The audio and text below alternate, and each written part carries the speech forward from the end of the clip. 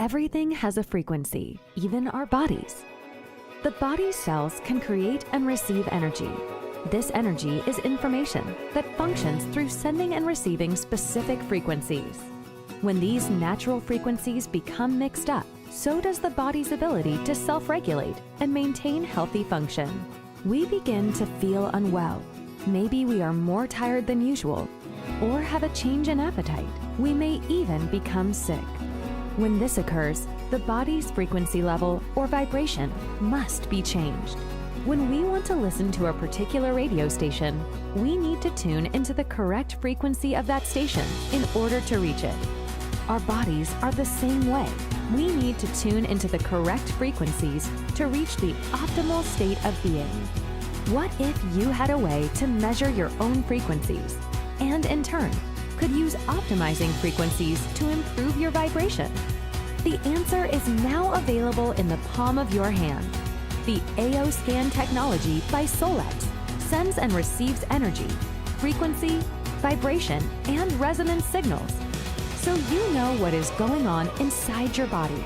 Designed to scan and measure frequencies, then compare them with their established blueprint, AO Scan is able to show variances. Using noise-canceling technology, AO Scan emits opposing frequencies that disable frequencies in chaos, so your body can rest. The result is a movement toward a balanced body and mind. So what exactly are we talking about? Let's get started. Think you can beat a lie detector test? Think again. Your voice will always tell the truth, whether you want it to or not. Did you know that your thoughts and emotions are carried in your vocal cords? No amount of masking your voice can change that fact. Our inner voice scan is derived from the same technology as a lie detector test. The Inner Voice program helps harmonize your emotional state, including concentration, creativity, and emotional intelligence. This program records a 10-second sample of your voice to isolate and analyze imbalances in your emotional state that present themselves through your vocal cords. The Inner Voice report will display 3 notes or octaves that are out of balance, as well as the main octave that is being suppressed, and 4 MP3 files are generated. These therapeutic songs, called balancing harmonics, will then play. These tones are unique to your energetic needs. The music files incorporate radionics, binaural beats, and other frequencies to support the balance of your emotional and mental well-being. It is best to listen to these tones first thing in the morning, right before you go to bed, and throughout the day whenever it crosses your mind. The Vital Scan reads the energetic state of your blood biology to identify which areas are out of balance, and then sends optimizing frequencies to teach the body how to come back into balance. The information obtained from the scan includes reports of before and after the optimization. Have you ever worn a pair of noise-canceling headphones? Think of all the noise around you. When you put on the headphones, the outside noise disappears, and you are able to concentrate without all the distractions. This is likened to optimizing frequencies. You are getting rid of the chaos or the noise in your body. When a frequency is out of range, an offsetting optimizing frequency can bring your body's frequencies into range. Essentially, you're cutting the noise of the non-optimal frequencies. The comprehensive scan is, well, comprehensive. It reads and displays information of frequencies from over 130 organs, arteries, veins, glands, nerves, vertebrae, as well as the spine, digestive system, eyes, and lymphatic system, to identify their unique vibrational frequencies that are not in an optimal state. Just as with other scans in our program, optimization offers frequencies to teach the body to move towards balance. This mode of technology offers a comprehensive library of information that is constantly being upgraded on a regular basis. Let's talk about Cephi, a shining star in the AO Scan technology. Cephi is an acronym for Subtle Energy Frequency Imprinter. This technology presents a personal menu of thousands of frequencies that address various imbalances in the body. Cephi is designed to capture, amplify, and imprint subtle energy frequencies that can be broadcast to an individual or imprinted into an object. Remember when we talked about trying to listen to a particular radio station, but needing to tune in to the correct frequency of that station in order to reach it? Sephi is like the radio broadcaster, sending out the correct frequencies to help us reach the optimal state of being. The future in wellness is here and now readily available to all. Albert Einstein was right when he said, "Everything is vibration. Future medicine will be the medicine of frequencies." Welcome to that future and the endless possibilities in front of you.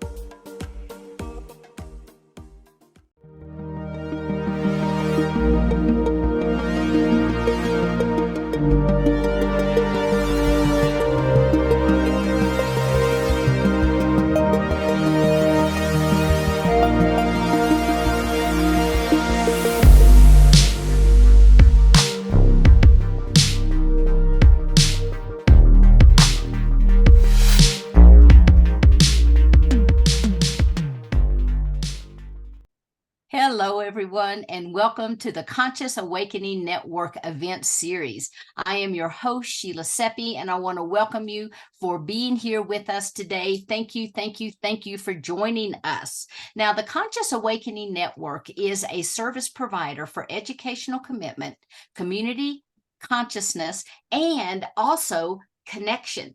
We are a multi-streaming platform, and we are committed to inspiring personal growth and transformation through our leading edge technologies for our global growing community. So if you've not already done so, please check us out at the Conscious Awakening Network to learn more about us. Now, our event for today is called Let's Get Mystical, and this is with leading mystics and authors from the Common Sentience Book Series.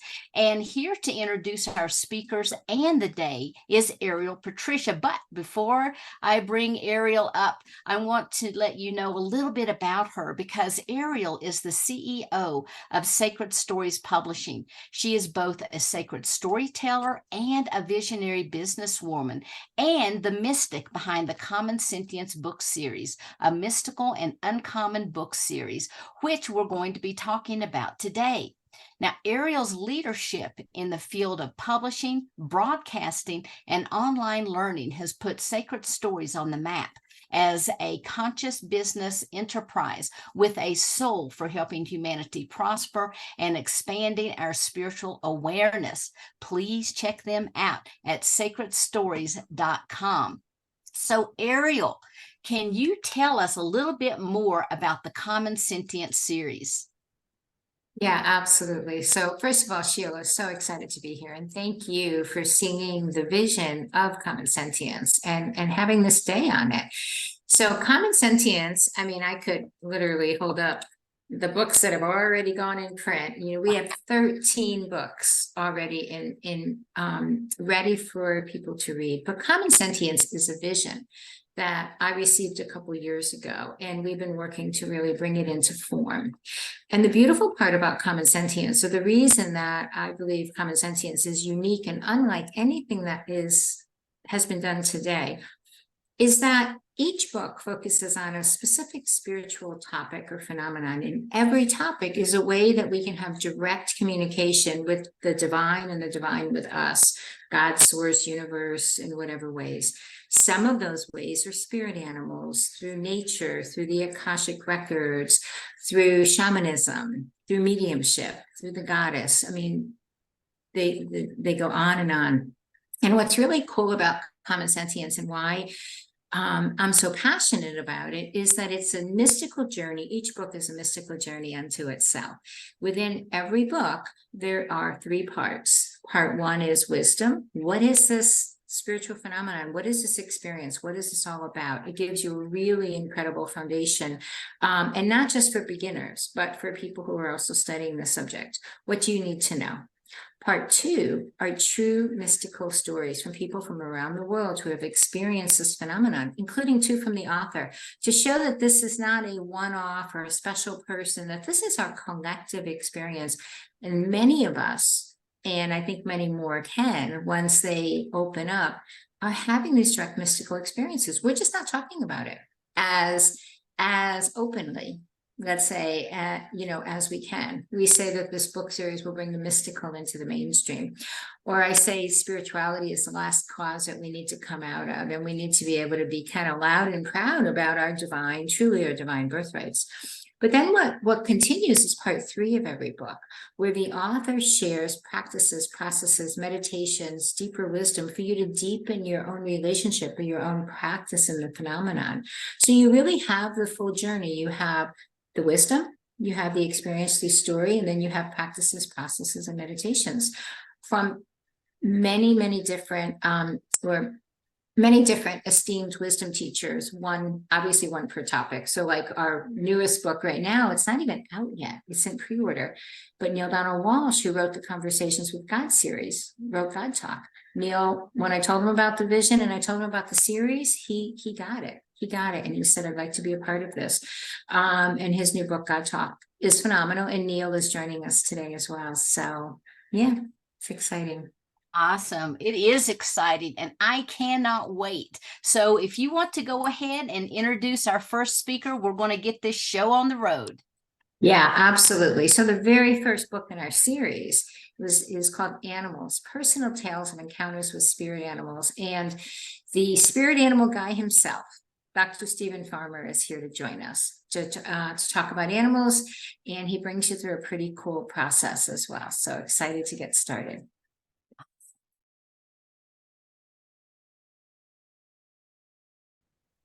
Hi, we're back. And now we have the pleasure of speaking with Dr. Stephen Farmer, who is the author of Animals, Personal Tales of Encounters with Spirit Animals. This is the first book in the Common Sentience series, and it's chock full of wisdom on the spirit animals, who they are, what they are, how you connect with them. And Stephen is going to be speaking with us about that today. So let me tell you a little bit about Dr. Stephen Farmer, though. He is a licensed psychotherapist, shamanic practitioner, trauma recovery specialist, and author of several best-selling books and oracle cards. Stephen serves on the board of the Society of Shamanic Practice, and his online course, The Path of the Shaman at Sacred You, and many other courses and workshops are available for all. And he's the author of Animals, Personal Tales of Encounters with Spirit Animals. So Stephen, welcome. Well, thank you, Ariel. It's my pleasure, believe me. I love talking about this and sharing the information. Animals was my introduction to my spirituality about 12 years ago. I think I shared that with you before, so they're very near and dear to my heart. And it purposefully was the first book in the series because I believe that it is really a beautiful entry point and a place for great deepening as well. It's not surface level, great deepening for people to really experience, the divine intelligence we are a part of. So please tell us, what are spirit animals? Well, first I want to comment on the book, and I think it is a treasure. I remember when the book came out, I sent it to my granddaughter, 11 years old, and her mother, and they would read some of the stories as bedtime stories that were submitted by other people. And I think that I would say I'm the author. Yeah, I've got the front and the back piece, the chapters, but the middle chapters are all personal stories that have been submitted. And there's just I think it's a really good introduction to the idea. But in answer to your question, what are spirit animals? My 25-word or less teaching about that is that when an animal shows up in an unusual way and or repeatedly, that means that there's a way that great spirit, you could say God if you prefer, or source, it doesn't matter, but great spirit, we'll use that term, that is in a sense sending that animal to you to give you some sort of a message. And my job has been to illuminate those kind of messages through books like Animals, through some of the other publications that I have, the Animal Spirit Guides, etc. And also encourage people to just pay closer attention to these kind of sightings. And the sightings could be, when I say sightings, I mean, it could be the physical animal, or it could be a symbolic a symbol of the animal. A good example might be buffalo comes up in a dream. You go, what the heck am I dreaming about buffalo for? Or you could actually see, let's say you see, like this happened to me one time in the neighborhood, it was about twilight. I was taking my dogs for a walk, and I look over at the street and I go, is that another dog? Oh no, it's a coyote, here. And that's not totally uncommon, but if I only see a coyote maybe every 4 years, I'd say that's unusual. Repetition is also any kind of signs or symbols from spirit that repeat are called synchronicities typically. You're walking through the grocery store and somebody is talking about elephants.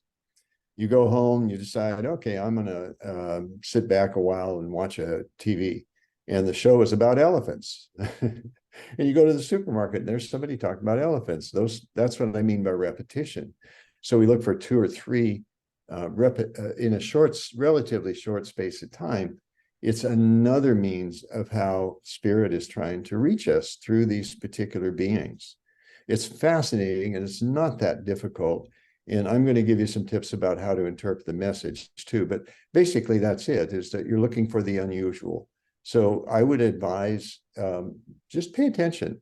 It brings us a little bit closer to the natural world, and we develop that relationship with the physical animal, but as the animal is representing spirit in the way that I've just described, that's when it gets kind of fun. And plus, it gives you some guidance. And these days, especially, I think the more guidance consistently that we can have, the better. And this is one avenue that you can teach your children how to do this. And it's just an incredibly valuable way of accessing spirit, but in a very specific way to present messages to you. And you do what you want with the message, but these are the messages that come to you. Yes, it's interesting. Thank you. The messages are guidance in some way, and they're specific to each person, but it's very layered, I think, as well, because just the act of receiving a message from Great Spirit, to me is supportive. It's reassuring, on many levels, regardless of even what the message is specifically for you. And it's always positive, or it's always guidance of some sort, right? For me, just when a message comes, I feel better knowing that, that someone, for lack of a better term, has my back, right? Like, we're not doing this alone. Yeah. We really are supported in our earth walk, our time here on the earth. And this is this way of operating, specifically with animals, but even with the larger field of all the beings on the earth, really, the land itself, and Mother Earth and the celestial beings, etc. I mean, we've got a lot of different possibilities for those that are ordinarily non-visible, as well as the visible beings, animals, for instance, trees, etc., that kind of thing. Yeah, I relate one experience that I think was just kind of fun. I'm an itinerary, I think that's the right word, musician. I don't consider myself a musician, but I have played guitar for a long time. I've sang for a long time. I do okay with it. And I've even written a few original songs to accompany the guitar. But there was a few years back, I was at that time living in Hawaii, and I thought, I'm going to go ahead and record some of my original songs. And so I set up a deal with a recording studio there in the Hawaii. Oh, God bless Hawaii. Anyway, I set up a recording studio there and set a date, everything. And then that morning, when I was getting prepared to go to the recording studio, I started having second thoughts, oh, come on, are the songs really that good? Just that critical voice in the head. And here's what happened. There was a sliding glass door to the left in my office, a very small Ohana type office. And in hops a grasshopper. Boom. I swear to God, right in front of my computer. Do you think that's unusual? Yeah, it is unusual, and it was at the time. And I think I remember even saying, sort of whispering out loud, okay, Mr. Animal Spirit Guides guy, what's this mean? And I confess, one of the ways I tell people is look it up. If you're not sure, you can look it up. There's resources available, the animals book, the internet, some of my publications, etc. But I went to look it up in another book called Animal Spirit Guides. It's got 211 spirit animals in it. And I didn't have grasshopper. So, oh no, what do I do? And I decided to go I won't say the direct route, but I decided to do a research on the computer. I looked it up: grasshopper spirit guide, grasshopper animal spirit guide, spirit animal grasshopper, to see what would come up. And the one that jumped out at me, no pun intended, the one that jumped out at me was this one line that said, "The male grasshopper sings to attract the female." Now, I wasn't singing or recording for that purpose, but sings jumped out at me, and it was reassurance that I'm on the right path and I went to the recording studio, and I think did a successful recording, and then later went on to record at home, etc. But it was the first foray into that kind of recording. And I thank Grasshopper for that message, and Grasshopper Spirit for that message specifically. When that animal appears, they're like a representing, I'm not to be glib, but I call them sales reps. They're trying to sell you on this guidance in a sense. So when an animal appears like that, you pay close attention. And there's several other instances. And again, some good, really amazing stories in the book Animals too, if you want to check that out. It's part of the Common Sentience series.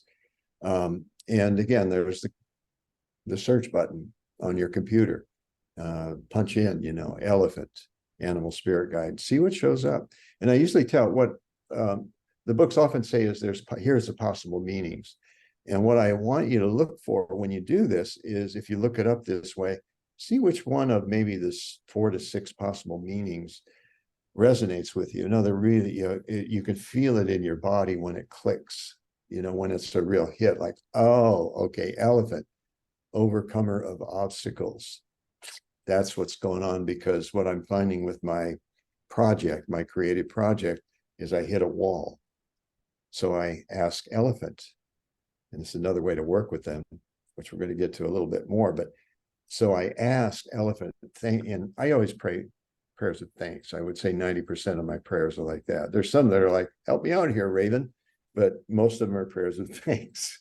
So I thank you, Elephant Spirit, for your help, your advice, your counsel, and anything else that can inspire me to continue to move forward and not pay attention to these things that are happening as obstacles to the successful completion of my creative project. Great prayer. Thank you, Elephant. Also notice I like to thank you because it's an expression of appreciation for how much they do help us. So that gives you some ideas about this. And there are other, you can actually call on certain spirit animals to help you with situations like that, like the example with elephant. Stephen, that's wonderful. And what's really beautiful about that is that, like we said, the animals come to us for guidance, and we're not expecting it, we may not even realize we need it until it comes, right? But in your book, you created an appendix, and I've never seen anything like this, that I think is such a beautiful way also to work with animal spirit guides. You created an appendix of spirit animals for specific purposes. And what you did is kind of turned this on its head. And in that way, I think expanded it quite a bit, where you will list something someone might be looking for or, working on, like, for example, abundance and prosperity. And then you listed a number of different animals under the topic that can help you with it. So I'd like to go through a few of these, because I think that's another really beautiful way to work with animal spirit guides, especially if you're not familiar with the different types, and you may not necessarily realize, or they might not be coming to you as strongly as you might want them to, you can kind of know what you might want help with and seek out specific animals, right, to help you. So I'm going to just ask a couple and have you kind of go through it, explain it, so we know how this works. And the first one I'm going to talk about or ask you about, you already mentioned, you mentioned buffalo spirit, and buffalo spirit is listed under abundance. So talk with us about that. How does this work for people? The association, thanks, Ariel. The association with the term abundance. Abundance has sometimes been characterized by having tons of money, but it isn't necessarily, it's not just about the money, that it really is about connecting with source or spirit in some fashion. And so here we go again with the spirit animals is what, and there are more than just one, but this particular one that comes to mind is buffalo. Why buffalo? Where does buffalo fit into this? Well, the way in the days gone by is buffalo were plentiful, and they were a source of sustenance for Native American tribes. So there was prayers of thank you to buffalo spirit for providing the physical buffaloes to help the tribe sustain themselves, during any periods, I was going to say periods of hardship, but not just that, but any periods that the buffalo were abundant in that way. So we take that as a metaphor and also as a spirit animal that can assist you with that particular principle of abundance. Yeah, it's nice to have enough money, it definitely is. But it's other things, you may be gifted things that you'd be surprised that you've been thinking about. I'd like to get this and that. That's the way it comes. And how you pray in your request would be something like this. Thank you, Buffalo Spirit. Thank you for your support in providing abundant means for me and my family to sustain ourselves throughout this time that we have on earth. And then, thank you. And then you could even somewhere come across like what I would call a physical representation of buffalo. You go to a metaphysical store and you see one at Target or something like that, but you find a little buffalo image of a buffalo, or a drawing or a painting of a buffalo. You could put it on your wall, something like that. That gives you a reminder and a visual impression of buffalo that then sort of seeps into your consciousness even more.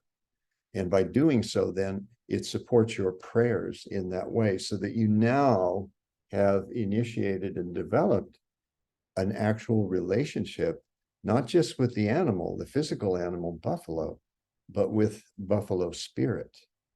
And it will support abundance. There's a good example right there. And I really love that, Stephen. I love that because it allows us to develop relationships with many different animal spirit allies that we resonate with, that we feel a kindred spirit with. Let's do another one to give people more examples. How about in your book you have adapting for survival and you list coyote? Talk to us about that. Well, again, it's a riff off of coyotes and how they manage to survive. I live in a neighborhood in Dana Point, California, and there has been sightings occasionally. We have this app, it's called Nextdoor, and people report about sightings of coyotes. They're very, very resourceful. And they are survivors, to say the least, and somebody once said, well, they came here first, no wonder they eat rabbits, that are roaming around, stuff like that. And sometimes little dogs and also cats, but from the neighborhood. Regardless of what you might think about that or how you feel about it, let's look at it from this: survival, adaptation. For instance, what I learned about coyotes in my research for this book and these books is that they have this clever way, let's say, and we got a lot of rabbits too in the neighborhood. And I often see rabbit fur in the park, and I was going, well, coyote got a rabbit, it's pretty easy to tell. But what they do is that one coyote will chase the rabbit while three others are waiting for the rabbit to come into, and then they've got a feast and they've got a meal. So there's an adaptation even in a fairly suburban neighborhood, relatively suburban neighborhood in this city called Dana Point, in Southern California, where they have made an adaptation and they're able to hunt in this neighborhood and successfully survive because they have been able to adapt. So your prayer to coyote in that kind of situation, when you're feeling, let's say, a little bit, you're feeling afraid, that, oh God, am I going to survive this ordeal that's going on? Or will I have enough sustenance, to survive? Can I adjust and make adaptations to this very challenging situation? So then you send your prayers to Coyote Spirit. Thank you, Coyote Spirit, for your guidance, your wisdom. And thank you also for teaching me and reminding me of how I can adapt to this circumstance that I'm dealing with now, and how I can also sustain myself and my family through this ordeal. Thank you. I love that. I love the connection. It's not random. This wisdom is certainly based on the behaviors and characteristics and of the animals, right? For a reason. It's let's do one more, and then I'd like to have you just walk us through a short process. You mentioned elephant, increasing self-confidence. You have the elephant. Talk to us about that. Yeah, elephants. Sometimes we speak of the spirit animals' gift is medicine. What's their medicine? Sometimes that term, I think, is a good one to use.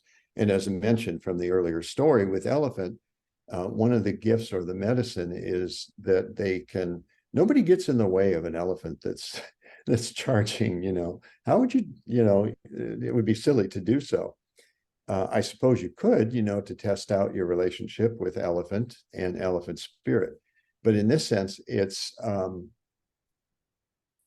really bolsters. See, my body even sits up, as I say this. It bolsters one's self-confidence by calling on elephant spirit as one possible resource, spiritual resource, to help you feel self-confident. Let's say that you've got a talk to give to a group of some sort, and you haven't done a lot of this, so you feel kind of shaky and nervous and fearful and hoping it's going right and all this, but you're also very well versed in whatever the topic is, but you're still nervous because they did a survey years ago I read about. It's so funny. The things that we fear, and a list of the things we fear, and which one got the most votes. The second most votes was the fear of death. That was number 2. Guess what number 1 was? Public speaking. So if you're doing public speaking or teaching of some sort, as somebody once put it, most of us would rather die than get up and talk in front of a group. That's not as threatening. Anyway, but let's suppose you are about to do so. And again, a prayer, you can offer prayer to elephant spirit. Elephant spirit, thank you for standing behind me, and my body sits up again as I pray this way. Thank you for standing behind me, helping me stand tall and straight, that I can overcome any of my fears simply by showing up, and with your support, being able to tone that nervousness down to the point where I'm relatively calm about doing this, given that a little nervousness is fine. That's very normal, but thank you for that. I appreciate 100% your support. So thank you.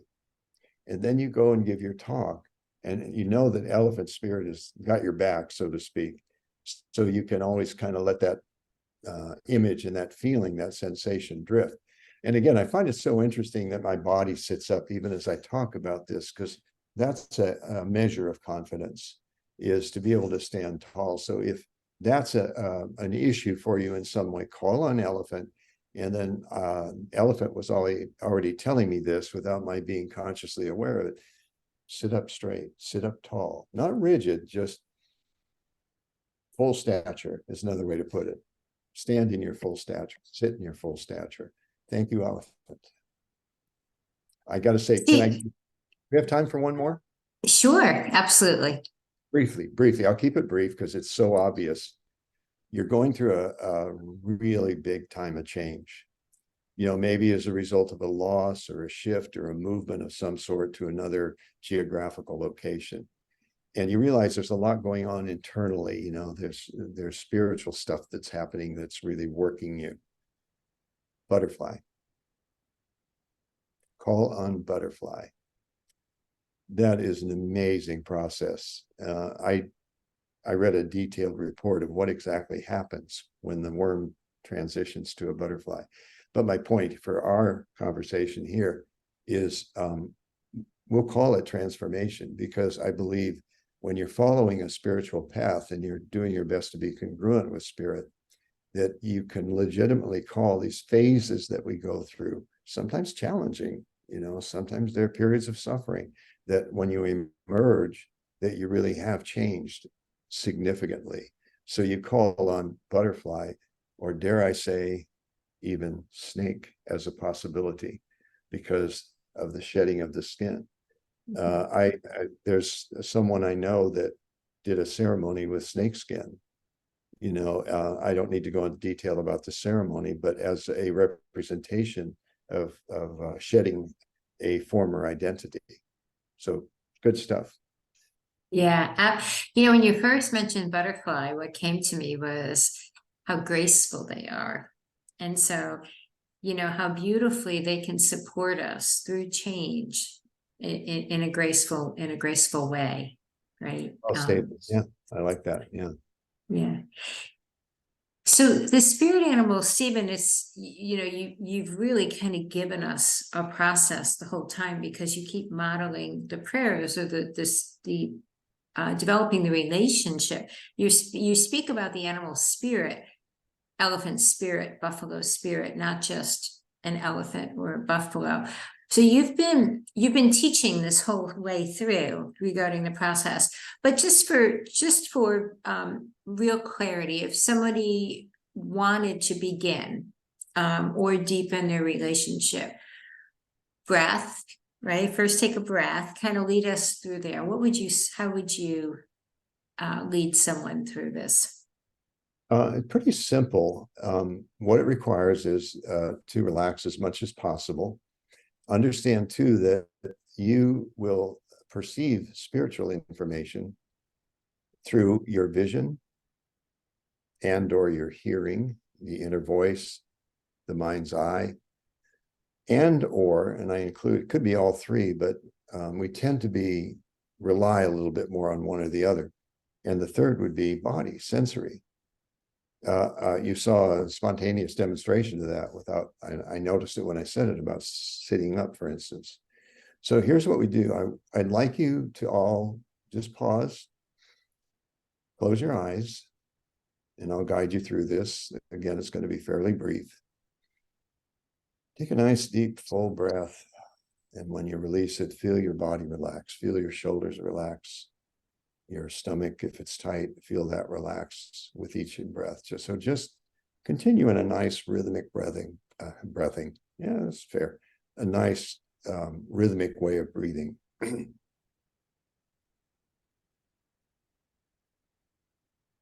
Now, you may have a particular question in mind about something. And if so, just focus on that question for now. If you don't have a question, then the question would be, I'd like a message, just a general message. If you do have a question, I'd like a message from a spirit animal about this particular question. Continue your breathing, breath. And now, we ask Great Spirit to provide that particular and specific spirit animal to come forth with each and every one involved in this particular communication to receive a spirit animal that will be helpful for their particular consideration, a spirit animal that will provide a simple message that will provide further guidance for their life path, take a deep breath. You can state or restate that prayer in some way. And I want you to notice who shows up amongst the animals. And again, you may see them, you might hear them. Example, raven, you might hear raven doing a call. You might feel elephant, you know, the boldness and the density of elephant. You might hear the message in your inner mind, that voice inside. So take just a few more moments. Good. Breathe and relax. And again, it's really not about trying, it's allowing spirit to provide that particular messenger. Okay, I got one. I'll share with you really briefly. Eagle came to me. And Eagle, I heard in my inner voice, fly above the fray. Fly above the fray. Now, there could be any number of messages that would come from Eagle. That particular one first, a sighting, so to speak. I could see an eagle, just a flash. And then, as commonly happens for me, is I hear something. And what I heard was that, fly above the fray. So now continue to breathe. Good. And I would invite, trust what you get. Even if it doesn't immediately make sense, trust what you get. Because beyond this, what we're doing here, beyond this talk, you can continue to search to see what this spirit animal has to say to you. So we're going to complete this guided meditation. I realize, like I said, it's very short. So don't be discouraged if nothing came to you right away. Keep asking,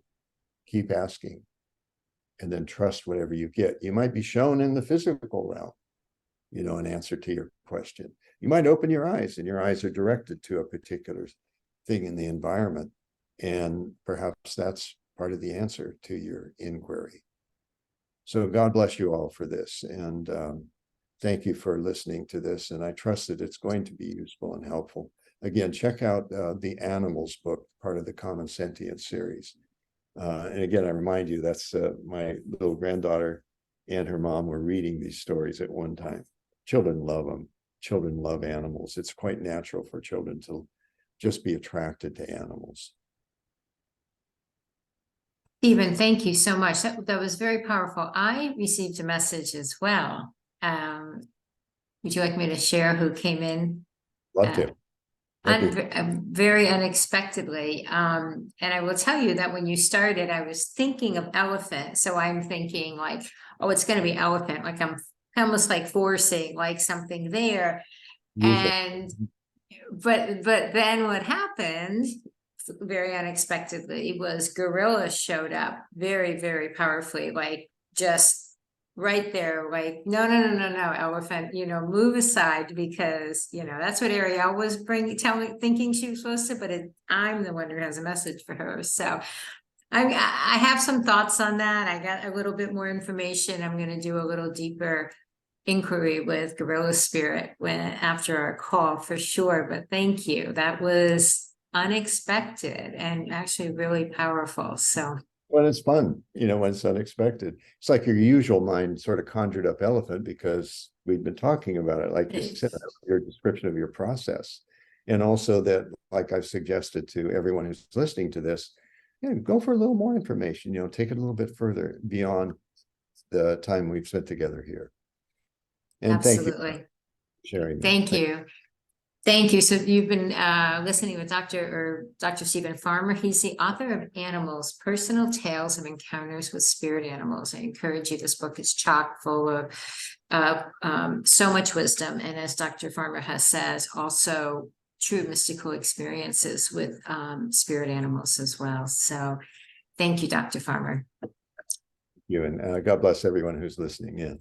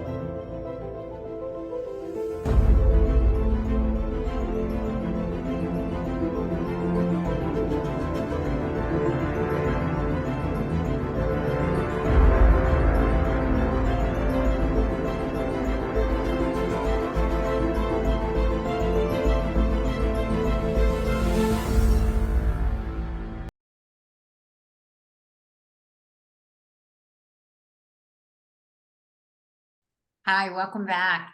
Well, now we're going to be talking about nature, and we're going to be speaking with the author of our book, Nature, Divine Experiences with Trees, Plants, Stones, and Landscapes, Ana Maria Vasquez. So let me tell you a little bit about Ana Maria before we bring her on. So Ana Maria is the author of Nature, as we said. She's also a well-known and respected multi-sensory nature and animal intuitive. And Ana Maria does, she does so many things. I connected with Ana Maria years ago because she had a course on trees. And I said, oh, thank goodness. Trees, those are my friends. And, you know, when we worked with a lot of people in nature, there weren't really those deep expressions or deep connections with the tree beings or the tree people.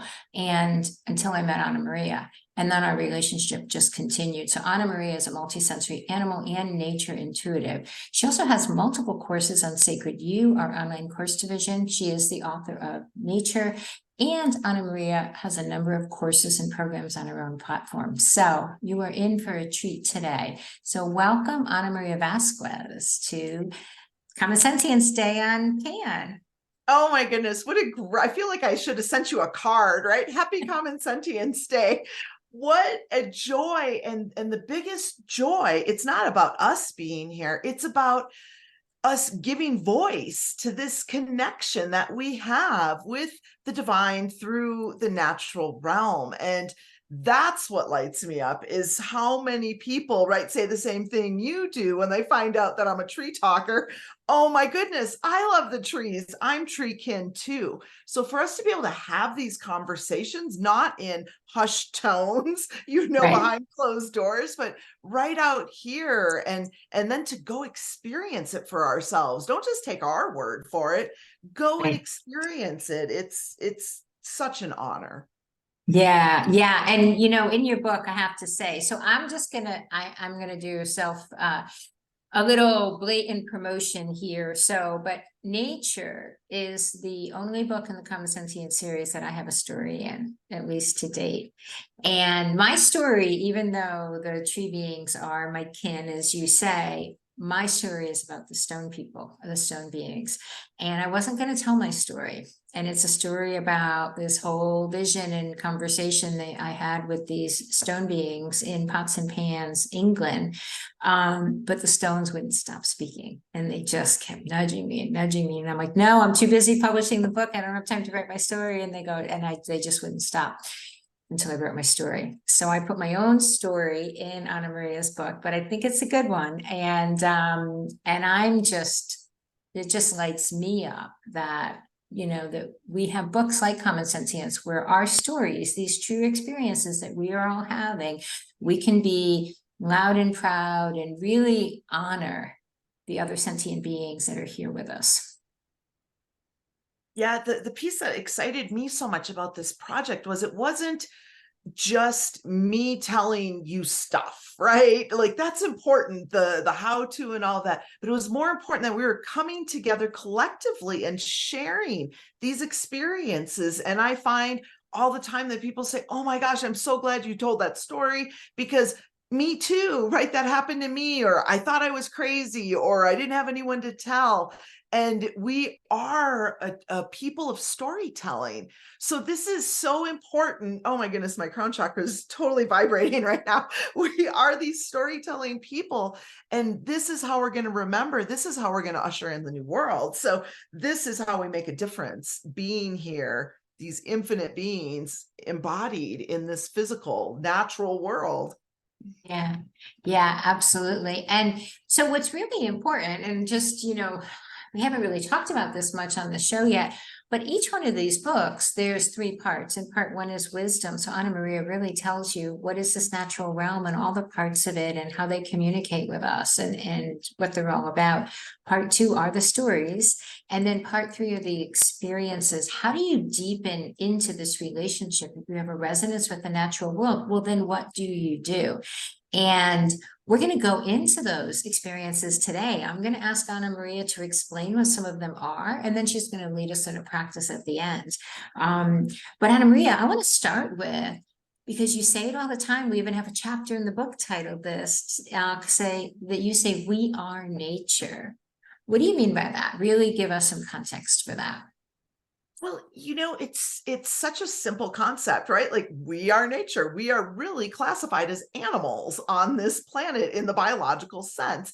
And yet we forget that at a very basic level. And we have this amnesia. It's almost like once we moved out of the woods or out of the farms or whatever, all of a sudden we're not nature anymore, but we are biological in that we are part of that circle of life.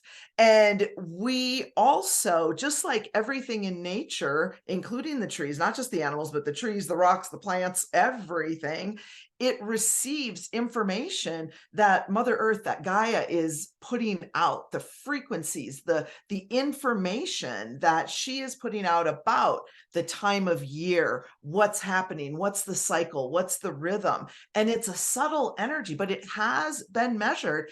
And us as humans, again, as soon as we moved out of the woods, we forgot and we forget, and we're in these synthetic environments, and they're wonderful, the ways that they're wonderful, but we are removed, and it creates that duality within us and around us, and it makes us think that we're not part of that greater whole of the natural world, but we are wired, not just biologically, but energetically, to make that connection and to have it be a two-way conversation, not just one way or us receiving good vibes. It goes so much deeper than that. So let's do that. Let's go a little bit deeper. So in part 3, the first chapter is practices to deepen your nature experiences. And Anna Maria explains what a number of them are. And the first one is, it's getting a lot of play today. It's getting a lot of press. It's kind of coming into the mainstream, this concept that you talk about in the book. But I don't know that everybody really understands it. So let's start with earthing. What does earthing mean? And how do you do it? Right. So people, when I say earthing, people say, oh, do you mean grounding? And I'm like, well, yes, but no. It's a whole different aspect. And it is actually based on science. So in our world, right, we've got all these free radicals that are damaging to our cells. They're actually breaking down our cells, causing problems, even giving misinformation. And when we are out in the natural world, because a lot of those free radicals are created in the synthetic environments. And imagine, right, we spend all our time in these synthetic environments. When we're out in the natural world, the earth herself is giving off these negative ions that actually help support the body in so many different ways at a cellular level, anti-inflammatory. And when you are, it's great to just be outside, but if you can be outside barefoot on either some moist grass or sand or rock, but on the earth, not on a piece of cement, on the earth, or even standing on your wooden deck, like be on the earth with those bare feet, or laying with your body against the earth or your hands on a tree. There's a way at the bottom of your feet, you have between 50,000 to 80,000 receptors that are able to take in these negative ions. And when they have found, again, study after study has found that when you're consistent and you are earthing on a regular basis for at least 5 minutes, if you have some really serious stuff going on, you might need to do it more. But the studies are showing that consistent 5-minute exposure to those negative ions is reducing inflammation. It's helping reverse different issues that people are having. And it reminds us at the base level that this connection to the earth, it's not just a nice thing to have, it's actually crucial to our well-being on this planet. I didn't realize we had that many receptors at the bottom of our feet. Like, that's just fascinating. And that's what I love about working with you as well, because not only do you have the full experience of it and you have the two-way communication with nature, but you have a really deep well of knowledge and wisdom around it and why. You have kind of like the why this all works as well. So thank you for that. I love that space where science meets spirituality, right? Yeah. That like gets me so excited. Yeah. Especially my mental mind is like, oh, look, proof. Right. And you go into some of that in the book, which is so perfect because it's like, for me, I don't need it because I just feel it. And I'm like, I'm not a science girl, but I know that it is important to help others kind of really fully embody what this is. And so I'm pro science for that reason. But when I hug a tree, which is the next thing we're going to talk about, that's all I need. I don't know I don't know why it's happening. I just know it's happening and I'm just in the experience of it. But tell us about tree hugging. That goes a lot further than that tree hugger kind of connotation you had of, like in the 70s, let's say, when people who were truly the pioneers, I would say, of today, were called tree huggers, and not the most positive way. So what's tree hugging in a positive way? Well, and tree hugging really is that natural extension, that next piece of the earthing, right? You're doing that earthing to bring in that good earth energy to help your body remember, right? So it's a physical piece, but there's the spiritual component and energetic as well. But when you move to tree hugging, it is literally about connecting with that tree at one being to another being. And whenever we're doing anything in connection with the earth or the natural realm in whatever form, it's about receiving the information through our clair senses, right? So it's not that the tree is going to open its mouth and start to talk, right? Because it's confusing. It's like, well, where would the mouth be, right? It's not like that. And that's when we have to start to bring it all together, that we might hear something in our mind's ear or in the physical. We might see something in our mind's eye or in the physical. We might just feel something, an emotion or a physical sensation, or you might just have a knowing drop in. And that's what you want to pay attention to when you're doing any of these exercises, is what are you perceiving? And I like to think of it as a container, right? Because maybe when I'm outside of that container, I got a little doubt. I'm not sure. Who knows? But when I'm there connecting with that tree, right? And you can either hug the tree or you can just put your hands on the tree. And the truth is, you can even just be under the tree, because the tree's auric field is essentially that drip line of the tree. So as soon as you're under that drip line, you're in connection. And intention is our superpower as humans. So when we couple that connection with our intention, we go places. And so when we connect with that tree, we want to pay attention to all the senses, right? If you're hugging the tree, you're going to start very mundane, right? Like, what does the bark feel like on me or under my hands? What am I smelling? What aroma am I smelling? Maybe I am tasting something in the air. And then you just want to be quiet, right? Take some deep breaths. When we hold our breath, we actually put a kink in that connection, in the hose of that connection. So we want to breathe, right? Because when we, again, use our intention, our superpower of intention, and couple it with conscious intent and breath, we activate that heart coherence. And that heart coherence, it's a thing, right? And it connects us to the to the quantum field. And from there, we can go wherever we want.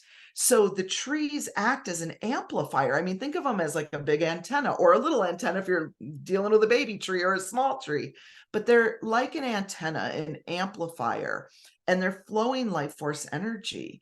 And so whether you're looking to have a conversation with that tree in particular, maybe about its own experience, or you're bringing your own things, right? Like, this is on my heart and mind today, or I'm really having a hard time dealing with this, that, or the other. I need some guidance.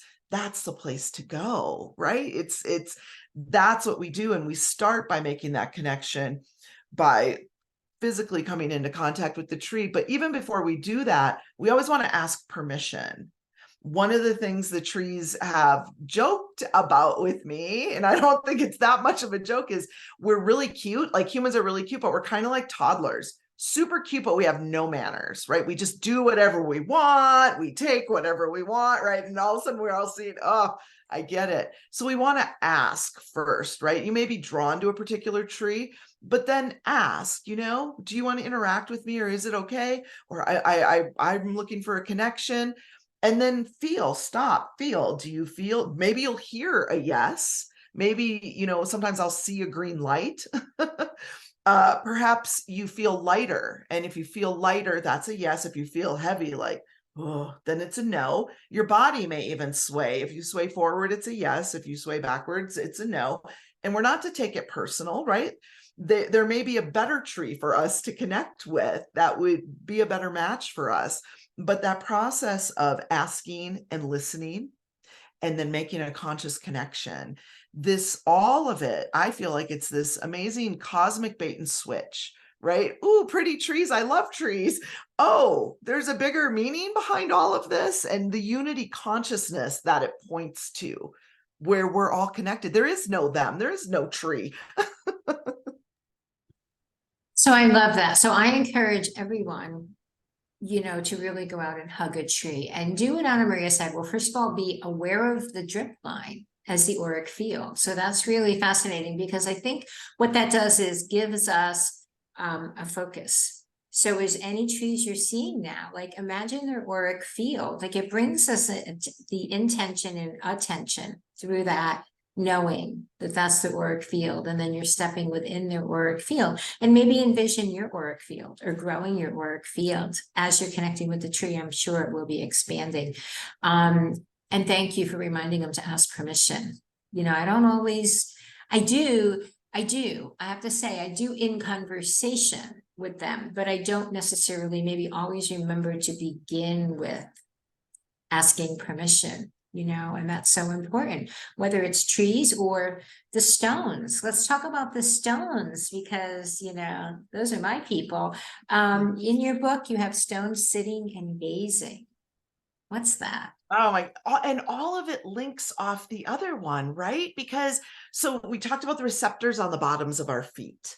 So at our tailbone, right? We've got the bottom of our spine, and that's a whole column of all of these, basically fiber optics in our body, right? That are giving information, sending information. And when we sit on a stone, it's like plugging in to this amazing energetic being. The rock beings and the stone beings are really about frequencies. I mean, everything is really about frequencies when we get down to it, but they really emanate that. And there are studies that have shown that the rocks, whether they're small, whether they're big, are actually putting out, right, transmitting energy frequencies at very specific intervals. And then they're also calling in, they're magnetic, they're electromagnetic, which means they do both. They put it out and they pull it in. So when we connect with a stone and we sit on that stone, we are plugging in and we are piggybacking onto those frequencies, either being transmitted or coming in. And it's not that you have to become this huge expert on, what does a granite stone put out? Because you can really use it as that amplifier. Now, if you're working, with sandstone, and that's a very feminine stone, right? You're sitting on a sandstone block, and you would do best to look at things that bring you into the flow, right? So when we look at how stones are formed, that can tell us about their energy that would be primary for them. So if we're looking at like a sandstone, a limestone, we're looking at, maybe putting out intentions about more flow, and not just our lives, but maybe even the flow of guidance coming in. So we can look at the type of rocks and we can work on our intentions based on that, or really just connect. People always ask me, well, what's the best? What's the best? The best is when you actually go outside and do it. No matter what rock, what tree, what mountain, what river, that you just go make the connection and not to worry about, did I get it right? If you've got that pure intent and you're asking permission, you're not going to do it wrong. You're not going to break something. It's about getting out there and having that experience. I agree completely. But if you're wondering and you're like, but I really like to know, who knew sandstone was a feminine stone? Like, to me, that's fascinating. In Anna Maria's book, Nature, she actually has an appendix in the back that has, thank you for showing it, tree, flower, and rock symbolism. And she goes into this in more detail. So if you, and then it's kind of fun, like to try to sit on different rocks and really tune into the energy and see what you feel or what you hear or what you sense, see how the energy may be different for you Yeah, as with well. all of these, right? With the tree hugging, hug different trees and see if you feel a difference, between an elm tree or an oak tree or, a granite stone or a piece of obsidian or something to that effect. But there's this piece where when we're again plugging our body in intentionally, right? When we were earthing, we're doing that with our feet. When we're connecting with the tree, we're doing it with our hands on the tree or around the tree, and then with our tailbone with the stone. But you can also do it just by looking at stones.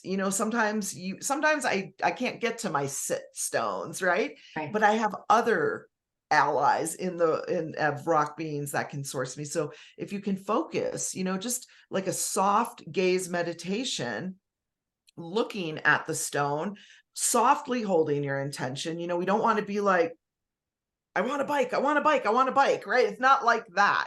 It's more about dropping into the space of gratitude and possibility and connection. And from there to allow that divine flow of guidance to come through.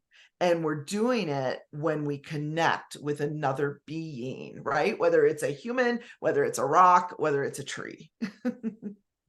Well, let's talk about the water beings. Let's talk about the element of water, because I just realized it's fascinating because I've read your book multiple times, but I haven't talked through it with you like this before. And to see it's kind of brilliant, honestly, Anna Maria. The next thing in your book is the sacred herbal stone bath and then natural hot springs. So now you're taking the stones and you're moving into the element of water, right? So talk about the stone baths, but then talk about natural hot springs, because when I was reading the draft of your book, I didn't know anything about the natural hot springs. And I just thought, wow, that is so incredibly fascinating and important information. So share that with us today, please. Thank you very much. And it does, again, right? One thing leads to another, and it's all this divine conspiracy to get us connected. And, again, some people will listen and they'll be like, meh, trees, they're nice, but rocks, right? Like they really light up, or, the earthing or the water, right? Some people are just water beings. And so that herbal bath really came to me through my love for natural hot springs, right? Like I have a rule in my life. I have to live within 30 minutes of a natural hot spring, because that is Mama Earth energy, like on 10, with the water's a natural conduit. And so when we pair water from deep inside the earth that is warmed by fire within the earth, it's all of the elements really conspiring to source us. And natural hot springs have been a part of indigenous ceremonies and traditions, and even spaces of peace for warring nations would come together, and that would be a treaty, a place where there was no fighting, because it was so sacred, the way the earth was supplying this, and the minerals that come up, that when we are in hot water, right, our pores open up, we're taking them in another way, and we're being bathed in those frequencies. So my love for those natural hot springs was like, how can I create that? And what I know about that for, our wellness in another way, like a little energetic spa treatment, right? A natural energetic spa treatment at home. And I got very clear, we'll just gather up pieces of Mama Earth, put them in a bandana, right? Ask some rocks and stones. You might want to do some of your favorite crystals. You may want to put some flower essences in there, some twigs, whatever it is that you're feeling. the energy, maybe a pine cone with the Fibonacci sequence going on there. I mean, there's so many layers and stacks. You put it in a bandana, and you want to be careful, right, not to get your drains all clogged up. And then, you know, put that in underneath the water where it's pouring in. And when you soak in it, it's important that you're in there for at least 20 minutes. And that is based on different science for therapeutic baths of different sorts. And so, of course, that would apply when we're working with that earth energy. And to really be open to receiving, what is it that nature, that my nature is looking to reveal to me? Or what is it that I need to know? You know, we don't always have to have very specific, like, oh, you know, which job should I take? Although that's absolutely fine. But when we open ourselves up and take our hands off the wheel a little bit, like, what do I need to know right now? What would source me? We can be in there in that 20-minute meditation and really begin to receive, again, with that water being such a conduit. There's so many times that we're like you know, really trying to figure it out. And whenever we're trying to figure it out, we're way off track. So when we're there, if we can shift, and then I always tell people, get into water, right? Take a bath, take a shower, do the dishes, do the laundry, because that water is going to amplify. When you change the direction of the mind, the answer can get in. It can get a foot in there. So do that. And then when you're done with the bath and you've got your little bundle and your bandana, maybe put it on your altar, or maybe put it in a sacred space under a tree outside, but a space that you can honor it and thank it for sourcing you. And sometimes the answer doesn't come right then, right? If it's really charged, maybe it's going to take a day, a week. But for you to keep coming back and I call it a touch point, have a touch point that reactivates that energy for you. Love that. I love that. And there's so much more in the book. There's so much more information. But I'd like to ask you now to take us through a short practice or meditation or something, so that even though we're all kind of sitting in front of our computers, and, you know, maybe some people are out in nature with their phones, which would be nice. But bring us where we can deepen our connection as well. Yeah, I'm going to take us through a meditation that layers some of the things that we talked about, and even some of the things we didn't get to, like sacred geometry. And so what we're going to do is, this is going to be a tree manifesting, and trees are getting the credit, but there's other things going on there with the nature. So if everyone can just close your eyes and imagine yourself walking into a forest, being beckoned into the forest, taking in the sights, the smells, the sounds as you move deeper into this forest. And ahead, you see 3 trees with large canopies overlapping each other. And you've been given divine permission to enter into the center of those 3 trees, where they have created this triangle, and where their canopies, their auric fields, are overlapping and creating that point of creation, that Vesica Pisces. And so situate yourself, whether you're standing or sitting, or maybe you're visualizing yourself laying down in the center of these trees, and just begin to drop into gratitude for the time and the space to have this soulful conversation with these beautiful tree beings, connecting with this sacred geometry that points you and connects you to your source as a creator, your ability to manifest on a very large scale. And as you're here in that gratitude, hear the trees asking you. They say they have 3 questions for you.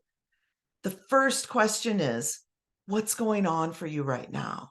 Around that one thing you're looking to manifest. What's going on?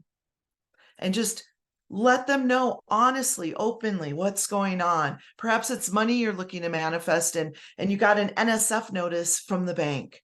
Perhaps it's a partner, but you had another bad date the other day. Perhaps it's a new job, and you just don't see the possibilities that they exist anywhere to do something that lights you up. Tell the trees what's going on for you around what it is you're looking to manifest, to call in your life. Now they're asking you the second question.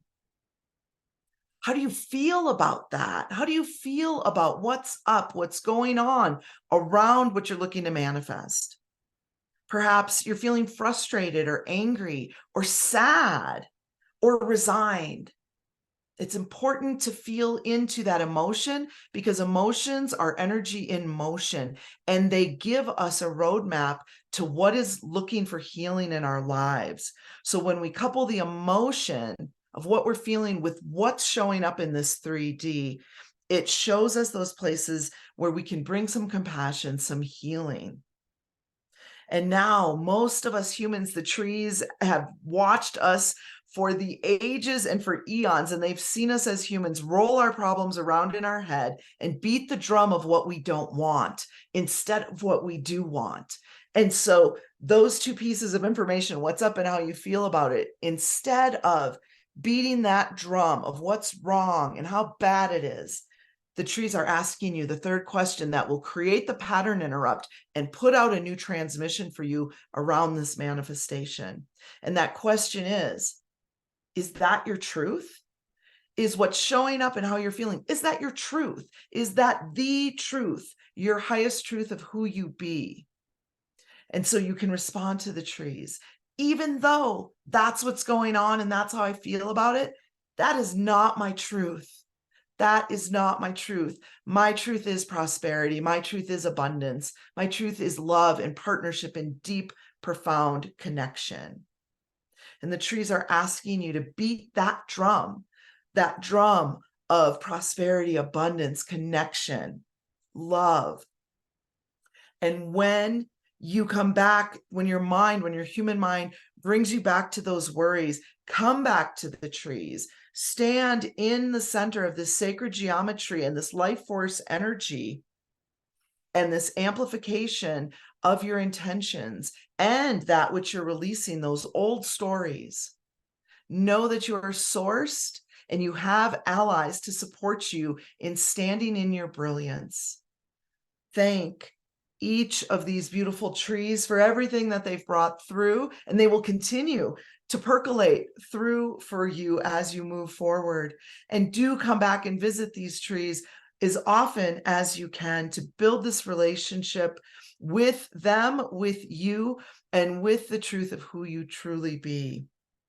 Landing in gratitude for that time, thanking the trees, knowing you'll be back, and coming back up that forest path, out of the forest, rejoining us here, staying connected at that heart space, but wiggling around in your seat so that we can be here together again, and opening your eyes whenever you're ready.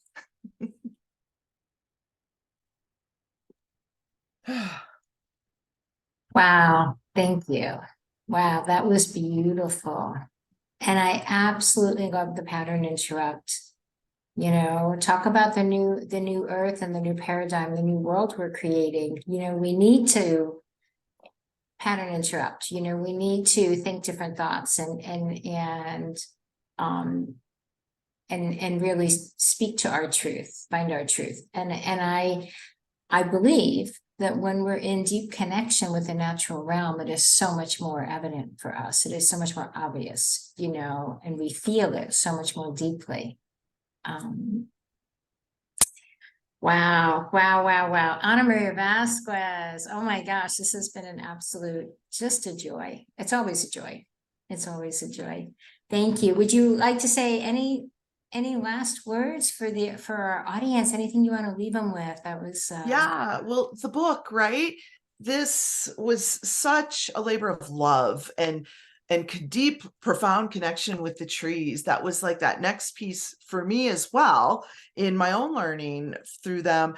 But what I love about the series, aside from being included in it, is whatever it is that is your portal into your connection with the divine, whether it's angels, whether it's sound, whether it's meditation. I mean, there's so many of them now. Whatever it is, lean in. These books are brilliant and resource books, really, that you will turn to time and time again to give you the background on the topic. and to give you inspiration of other people who've had those experiences, and then roadmaps to help you take it deeper for yourself. And so it's such an honor to be a part of something that's so beneficial and so sourcing. And I know my partner and I have enjoyed reading the other books as they've been coming out. And again, thinking of the people who, oh, this will be perfect for them. They have such a predisposition to the angels, or whatever it may be. So I'm honored. And if you resonated with anything that we talked about here, there's so much more in the book, right? We just had such a small sliver of time. And happy Common Sentience Day. I love that. Happy Common Sentience Day. Thank you. No, thank you. It is, I feel that it is just such important wisdom and experiences that we are bringing back to form. This has existed before and it was lost, and we're bringing it back now. So thank you for being a part of it. Thank you for being here today, and to be continued, right? Mm. Thank you. Ariel, I am blown away by that last activation. Wow, how powerful. Thank you again for bringing this talent to us. So before we go to our next speaker, guys, I want to share something with you real quick. I'm going to share my screen with you, and we're going to go straight in to our website. So if you have not checked us out already, I've invited you a couple times, but be sure to do so at consciousawakeningnetwork.org. Now here you'll see all of our streaming media platforms, and I want to just highlight our radio station for you because I have to say I am a little biased and I think it rocks. So you can hear it probably talking in the background. So let me turn that off. But here you can go and you're going to see when we have events coming up. If we have programs scheduled for the day, the information will be listed here. Here is 2 little videos, one to tell you about Facebook, which we'll talk about a little bit later. This has some of our top videos. Here's my book, but only because I don't have anyone else's books up. And I'm going to tell you about that in just a minute too. But we also carry some of the coolest news that we can find that is about spirituality and our cosmic world around us. So please check us out at theconsciousawakeningnetwork.org and visit our site. So thank you guys so much. And here we go again with our next speaker.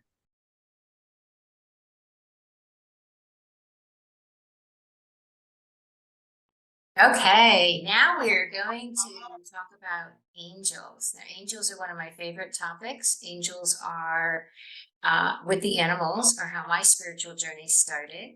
And the author of this book is Tricia McCannon, who is a beloved colleague and personal friend. And I reached out to Tricia personally to say, I really want to book on angels and common sentience, and I really want you to do it. So Tricia's book is called Angels: Personal Encounters with Divine Beings of Light, and you're in for a treat. Let me tell you a little bit about Tricia. Tricia is the author of Angels. She's an American mystic, mysteries expert, a popular instructor at Sacred U. She has 7 or 8 courses with us, which are all best-selling. And she's the best-selling author of 4 books, including 2 more on angels: The Angelic Origins of the Soul, Discovering Your Divine Purpose, and her book, Dialogues with the Angels. So, Tricia, I'm so happy you're here with us today. Ariel, thank you so much for having me. It's wonderful to be included in the Common Sentience series of amazing books, and to be one of your speakers or teachers today. Yeah, I couldn't be more delighted. So another reason that I asked you to be the author of Angels is because of your personal, not only your spiritual experience or mystical from a research perspective, because you're a phenomenal researcher, but from your personal experience with angels. So why don't we start with that? I'm going to say, tell everyone who the angels are, and then give us a little bit of your background with the angels.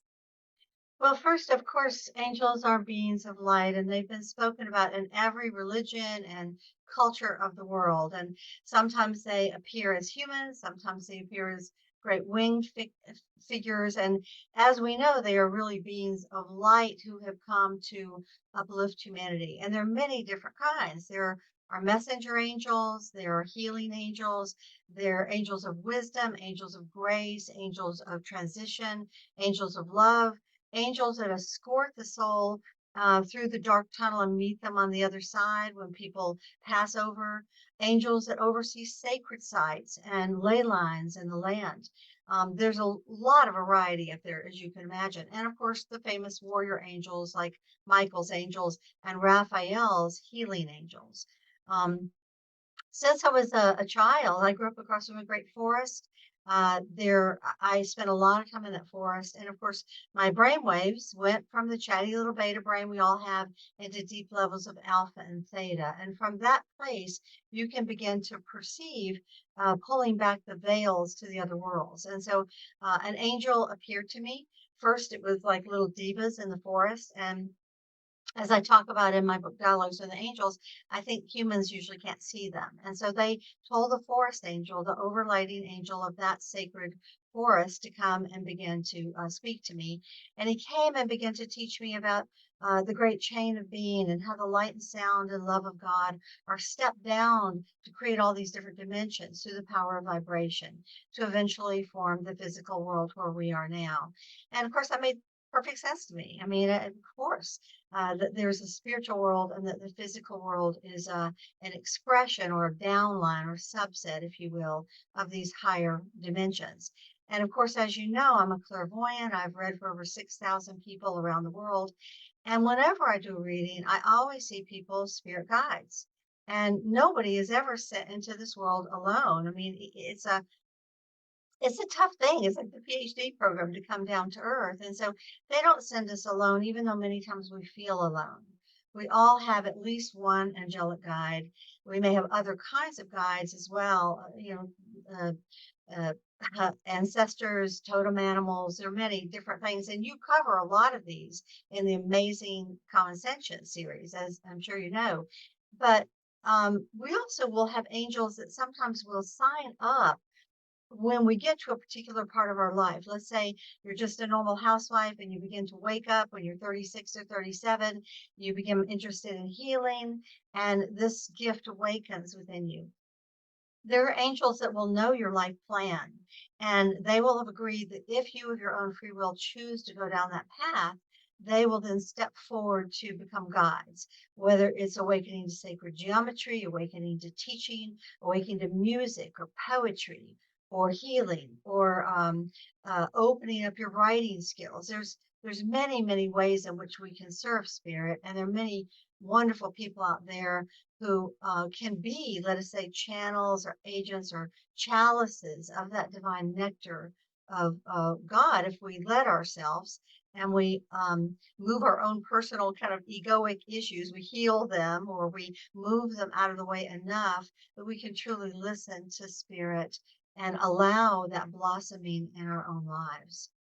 So I've gotten a chance to meet thousands of angels, and they're all different kinds. And usually the ones that hang out around us humans are in the ninth order. I talk about the 9 orders of the angels in the books. They're in the guardian angel department. And of course, there's a lot of variety in that. But sometimes I will see archangelic beings.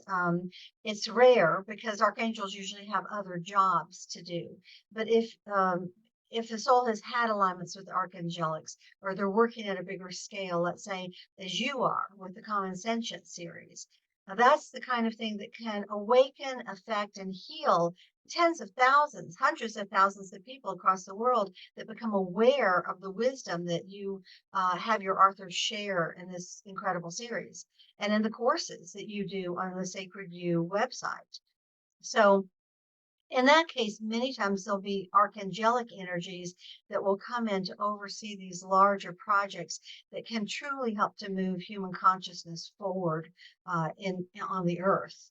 And of course, the more people awaken, the more people understand that these things that we think of as extraordinary are actually part of the physical and spiritual dimensions, whether it's a love of nature, it's paying attention to the voice of spirit, It's learning about shamanism. It's learning about the god or the goddess, or the fairies or the angelic beings.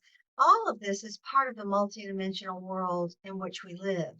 And, the more we can become aware of and honor and respect our connection with that world, the more we begin to open up our own spiritual gifts. We open our hearts and our spirits, the more we help to heal the earth and create societies that are more balanced than some of the societies we've been creating over the last 2,000 years. Tricia, I think it's so important that you've really expanded who the angels are or why the angels are here. Many people think of, well, we have guardian angels, and that's all they think about. Or they might have heard of the archangels through religious context, and some may have heard of the nine orders, and they may understand that there's a hierarchy of angels.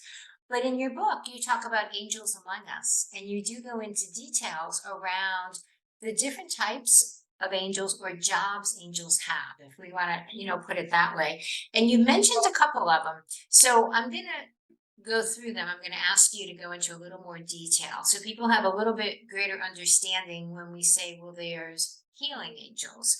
What does that mean? There's angels of healing that are here to support us. Well, first off, you should understand that at the higher levels, who we are, immortal beings dressed up in the bodies of mortals, and who the angels are, all of us are beings of light. And that if you're able to tune in with those inner senses, angels, whenever they appear, I hear music. And they're different sounds.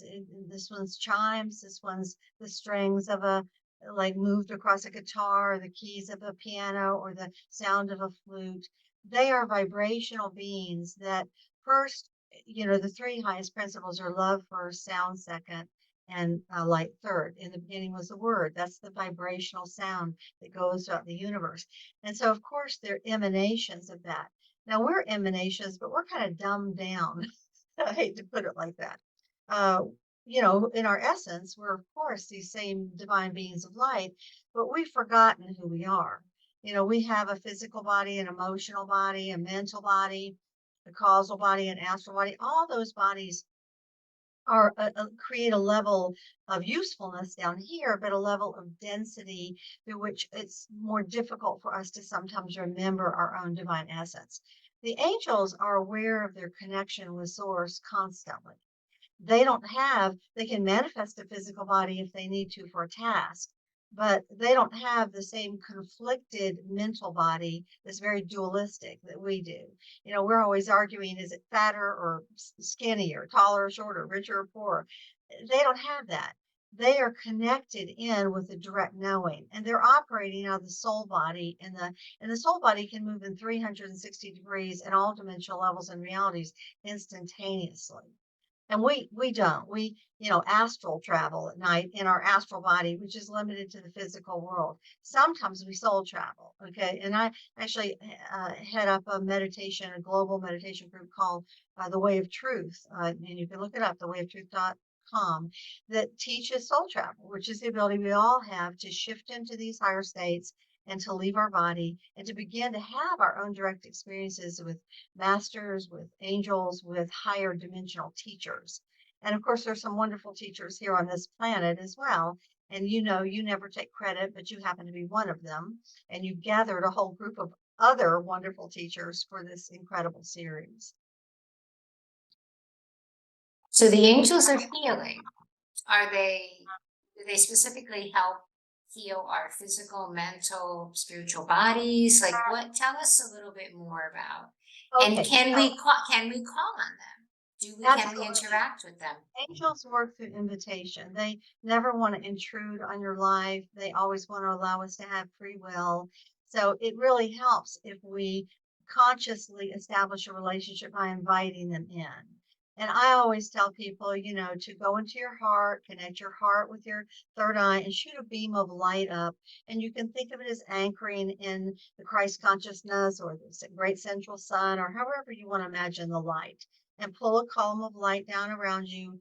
and say in 360 directions and all dimensional levels, I surround myself in this light and I call in my angelic spirit guides. I call in these angels to work with me. And the highest vibrational frequency I can work with at this time. Now, just like when we're in school, the teacher you have in first grade is different from the one you have in eighth grade. And so as you move through your own spiritual evolution, you may meet other teachers along the way. But, you always have one or two primary guides that oversee you. And angels show up when I talk about beings of light in different colors. The healing angels, whenever I see them, they're always in green or green and pale yellow. Now, sometimes it's forest green, sometimes it's light green, sometimes it's like spring green. I've never seen chartreuse. They're a little more subtle than that. Okay. The wisdom angels they're almost always blue or blues and blacks. Sometimes, believe it or not, I mean, black is not a bad color.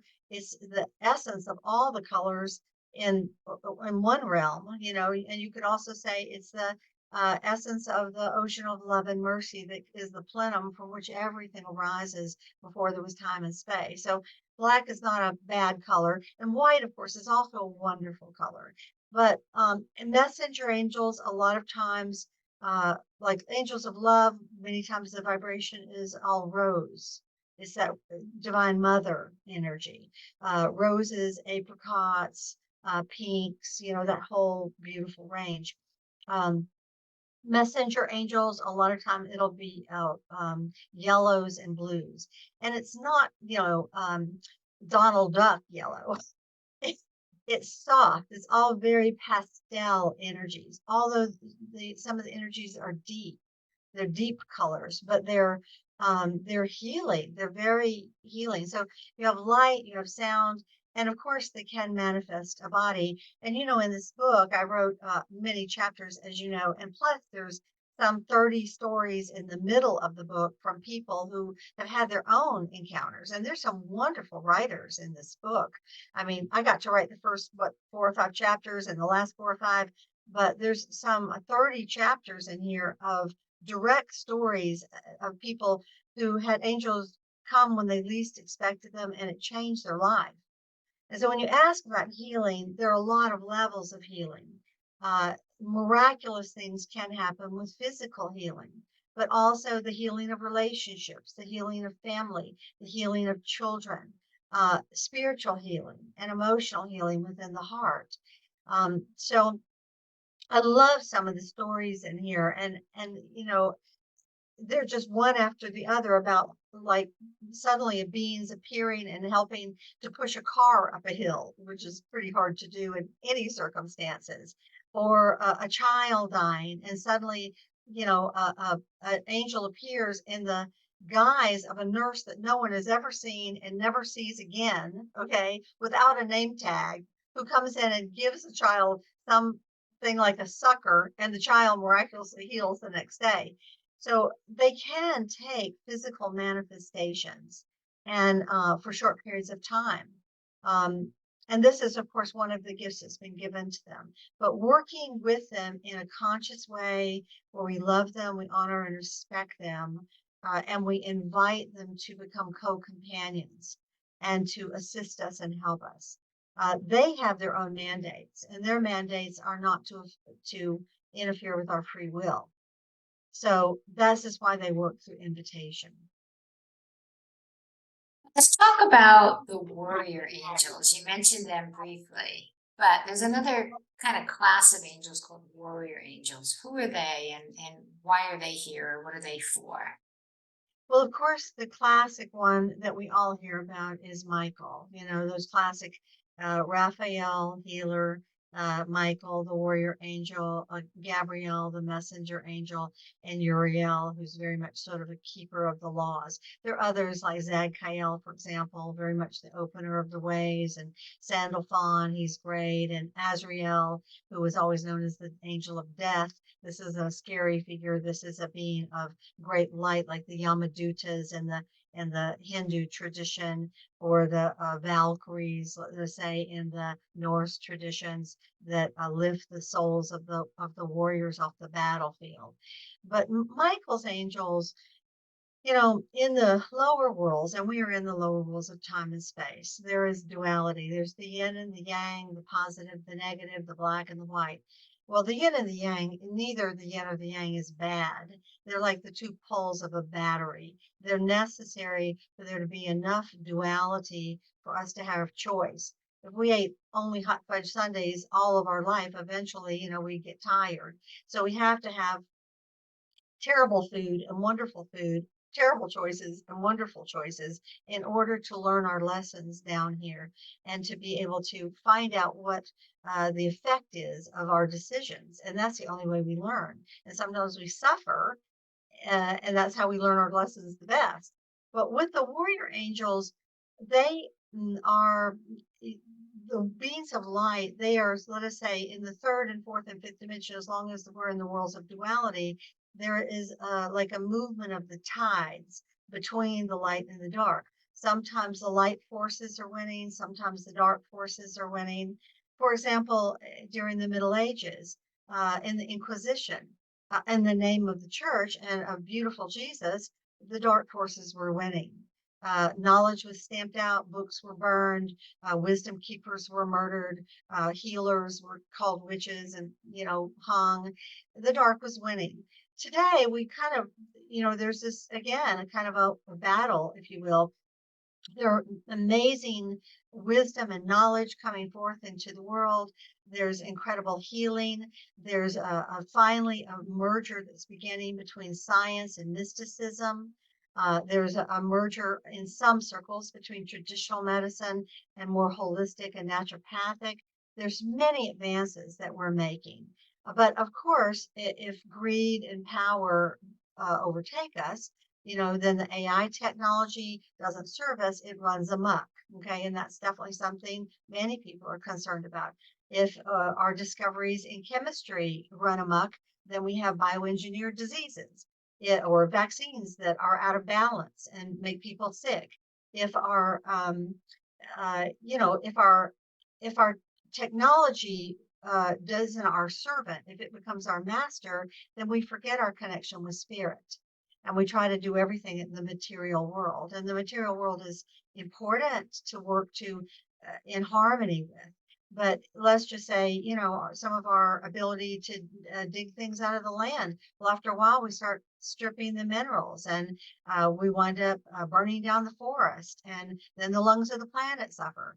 And so, it's this delicate balance between advancing. And if we forget the spiritual part of it, that we are connected to the earth, we're connected to the animals. It's not okay to torture the animals. It's not okay to torture one another. It's not okay for people who are black or white or polka dot to be persecuted. We're all immortal souls who have come into the physical world. And the more we can recognize the divine spark within ourselves and live into it, and within the plants, within the animals, the more we will live in harmony, and the more the light will increase on the planet. And of course, I know that's all the work that you're doing, and many of the teachers and speakers that you support, and the people who are listening to these programs. You guys are the armies of light in the physical world.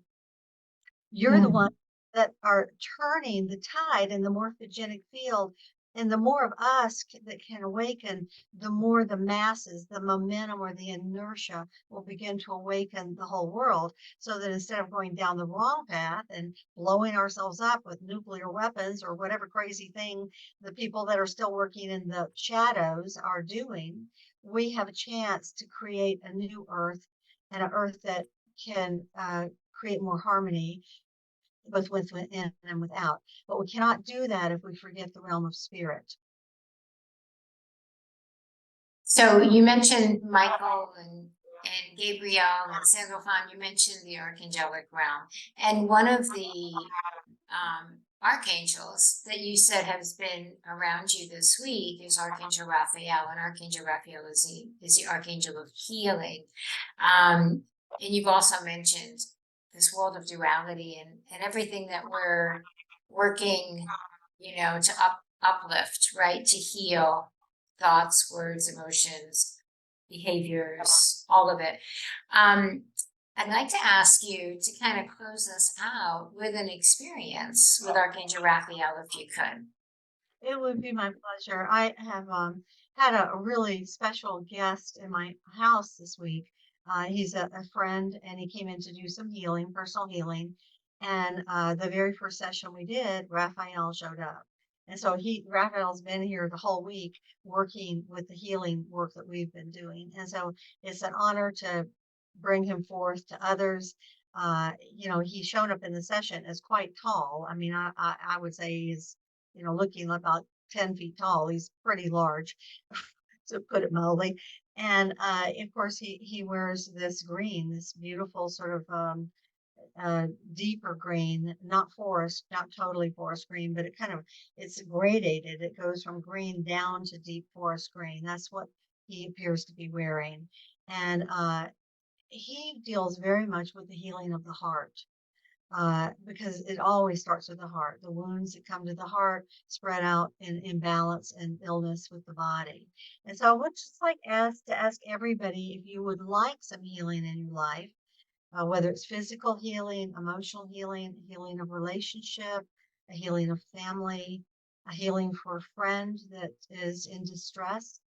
Just close your eyes for a minute. And we want to just put our hands on our heart and breathe in to our hearts. And as we breathe in that beautiful, rich, healing vibration of green. This is one of the dominant colors all over our planet, which is the plant kingdom, along with the blue oceans and the seas. But breathe in that green energy. And as you take 3 deep breaths, breathing it in each time, become aware inside of a pink heart inside your heart. This is almost like pink quartz, except it's, actually vibrant and it's pulsing. And this is the Divine Mother energy. And the Divine Mother, of course, this is Mary's energy or Kuan Yin's. She's really lives in the heart of each one of us as a homing beacon. So we want to just call that in and fill ourselves up with it. And the more we can expand that green energy with that pink energy of unconditional love into our chest and feel it go through our entire bodies, feel it go down into our hips and into our torsos and run down our legs and fill up our arms with it and fill up our hands with it. And any part of the body that's in pain or in discomfort, make a special point of sending that green energy and that pink energy to that organ. And if you can do this in a meditation and do it for like 20 minutes, it gives them a chance. You can call in Raphael's legions, and they will come in and do a healing on your body. Now, you may see them sending white energy in to clear out the shadows of whatever emotion is stored in that organ. You may see them sending gold energy. They work with many different vibrational palettes based on what you need. So even if you see them sending in gold energy, just allow whatever you intuitively pick up to happen. And once you found a way to just finish that, pull white energy in through your crown chakra and bring it all the way down through your body, just seeing it push out any shadows going right out the bottom of your feet. So you want to close with the white energy. And again, you want to take some time to do this. I'm doing a very condensed version here. But when you finish with that white energy, then whoever it is that you want to send healing energy to, just ask these healing angels. Go back into your heart, your third eye, and ask them to send this energy from your heart, but using the energy of spirit.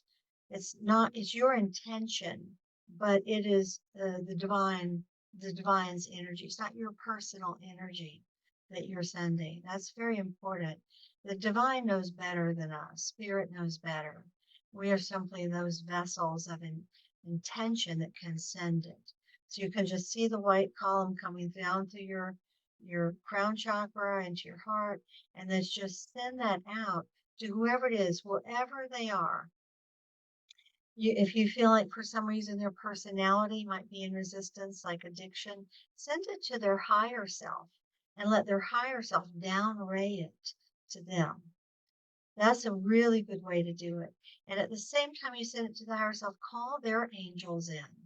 Ask their angels to assist in the healing, because their angels also know where they are in the pattern of their life and whether or not it's time for them to receive a healing, or what kind of healing, or to what degree that healing needs to happen. And of course, you can ask Raphael's angels, because he has legions, thousands of them, to assist in this process. And they can just send it. Space and time are not important in this kind of thing, because really everything is resonant fields. We are a field of energy, so are the angels. And in fields of energy, time and space is collapsed. So you can do distance healing this way very easily.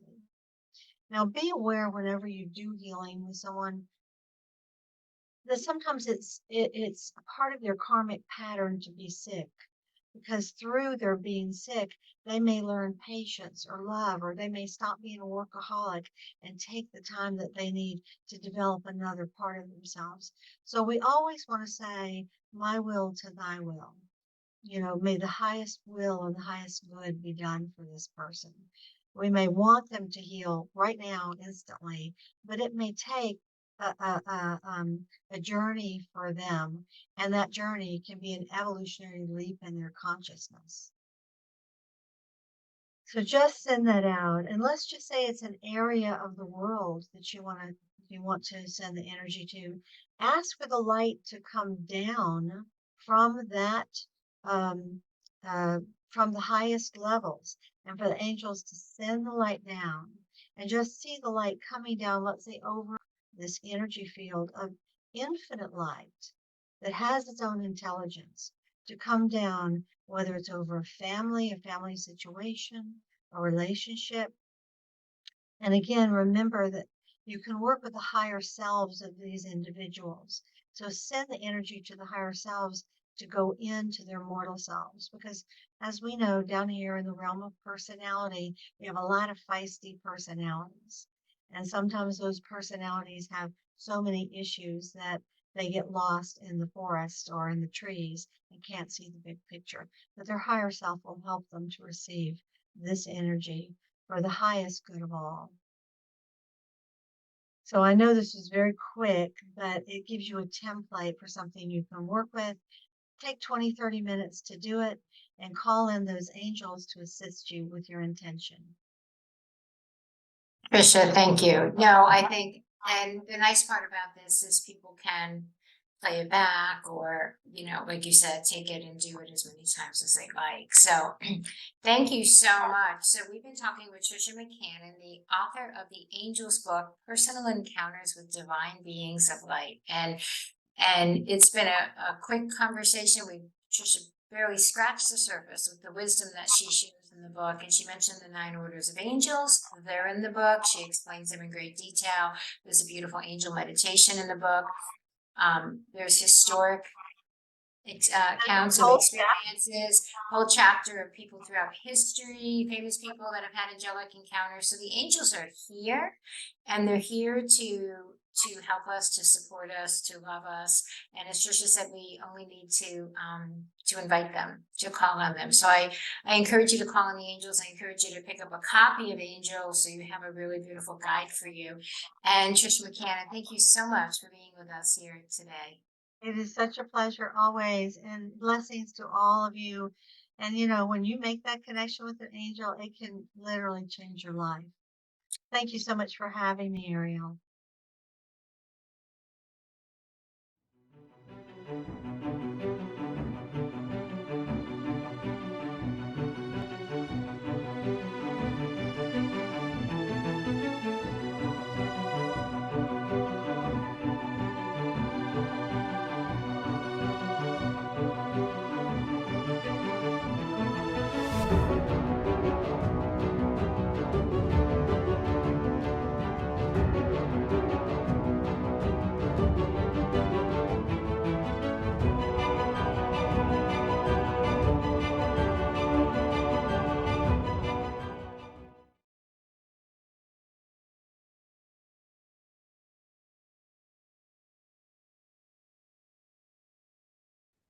Hi, welcome back.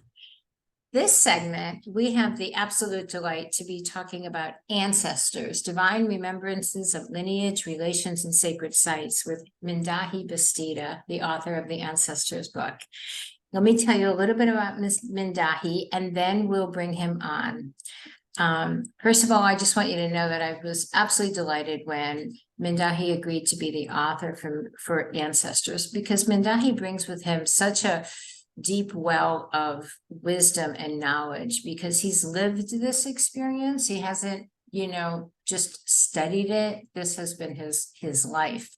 And so Mindahi Bastida is director of the Original Nations Program of the Fountain, a caretaker of the philosophy and traditions of the Atomi Toltec peoples, and Atomi Toltec ritual ceremony officer. He is a consultant with UNESCO on issues related to sacred sites and bioculture. Mindahi has also served as director of the Original Caretakers Program at the Center for Earth Ethics. And if you follow Mindahi on social media at all, you'll see that he is traveling the world, working on behalf of Indigenous peoples, sacred sites, and our Earth. And so, Mindahi, it is just such an absolute pleasure to welcome you to our Common Sentience Day. Thank you so much, Marielle. It's a great pleasure and honor to be with you and talk about ancestors. Well, it is one of my favorite topics, one of my absolute favorite books. Karenna Gore endorsed this book. And what I just think is so incredibly important to just say right from the very beginning is this book is steep in Indigenous wisdom. And you explain it so beautifully, and we're going to talk about it tonight as well. But so in this book, we're going to talk about beings of the water and beings of the caves, right? Which in translation are mermaids and dragons, and as real actual beings that are here. And Mindahi will tell you what they're doing. And we have Karenna Gore, who runs the Center for Earth Ethics.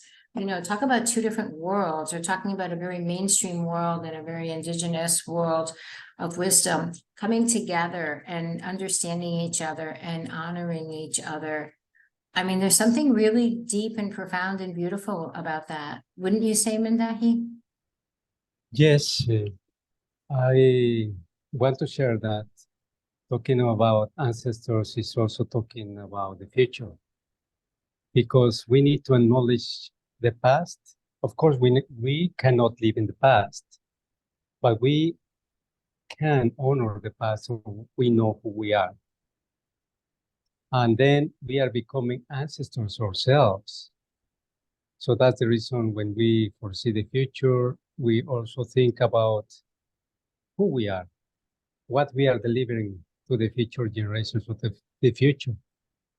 So that's why ancestry is so important. It's a fundamental topic, because in this world, it's not just material, what it runs into this planet, but it's also energy, it's spiritual. It's the spiritual world that is also giving us the energy, the support, the guidance, so we can live in peace and harmony with nature and the celestial bodies, with the universe. So when we talk about ancestors, we are talking about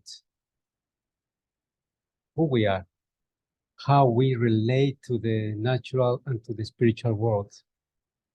And in doing that, we also are honoring our families or lineages, the place where we were born, and also the entities, the deities that dwells in those sacred sites, those sacred places.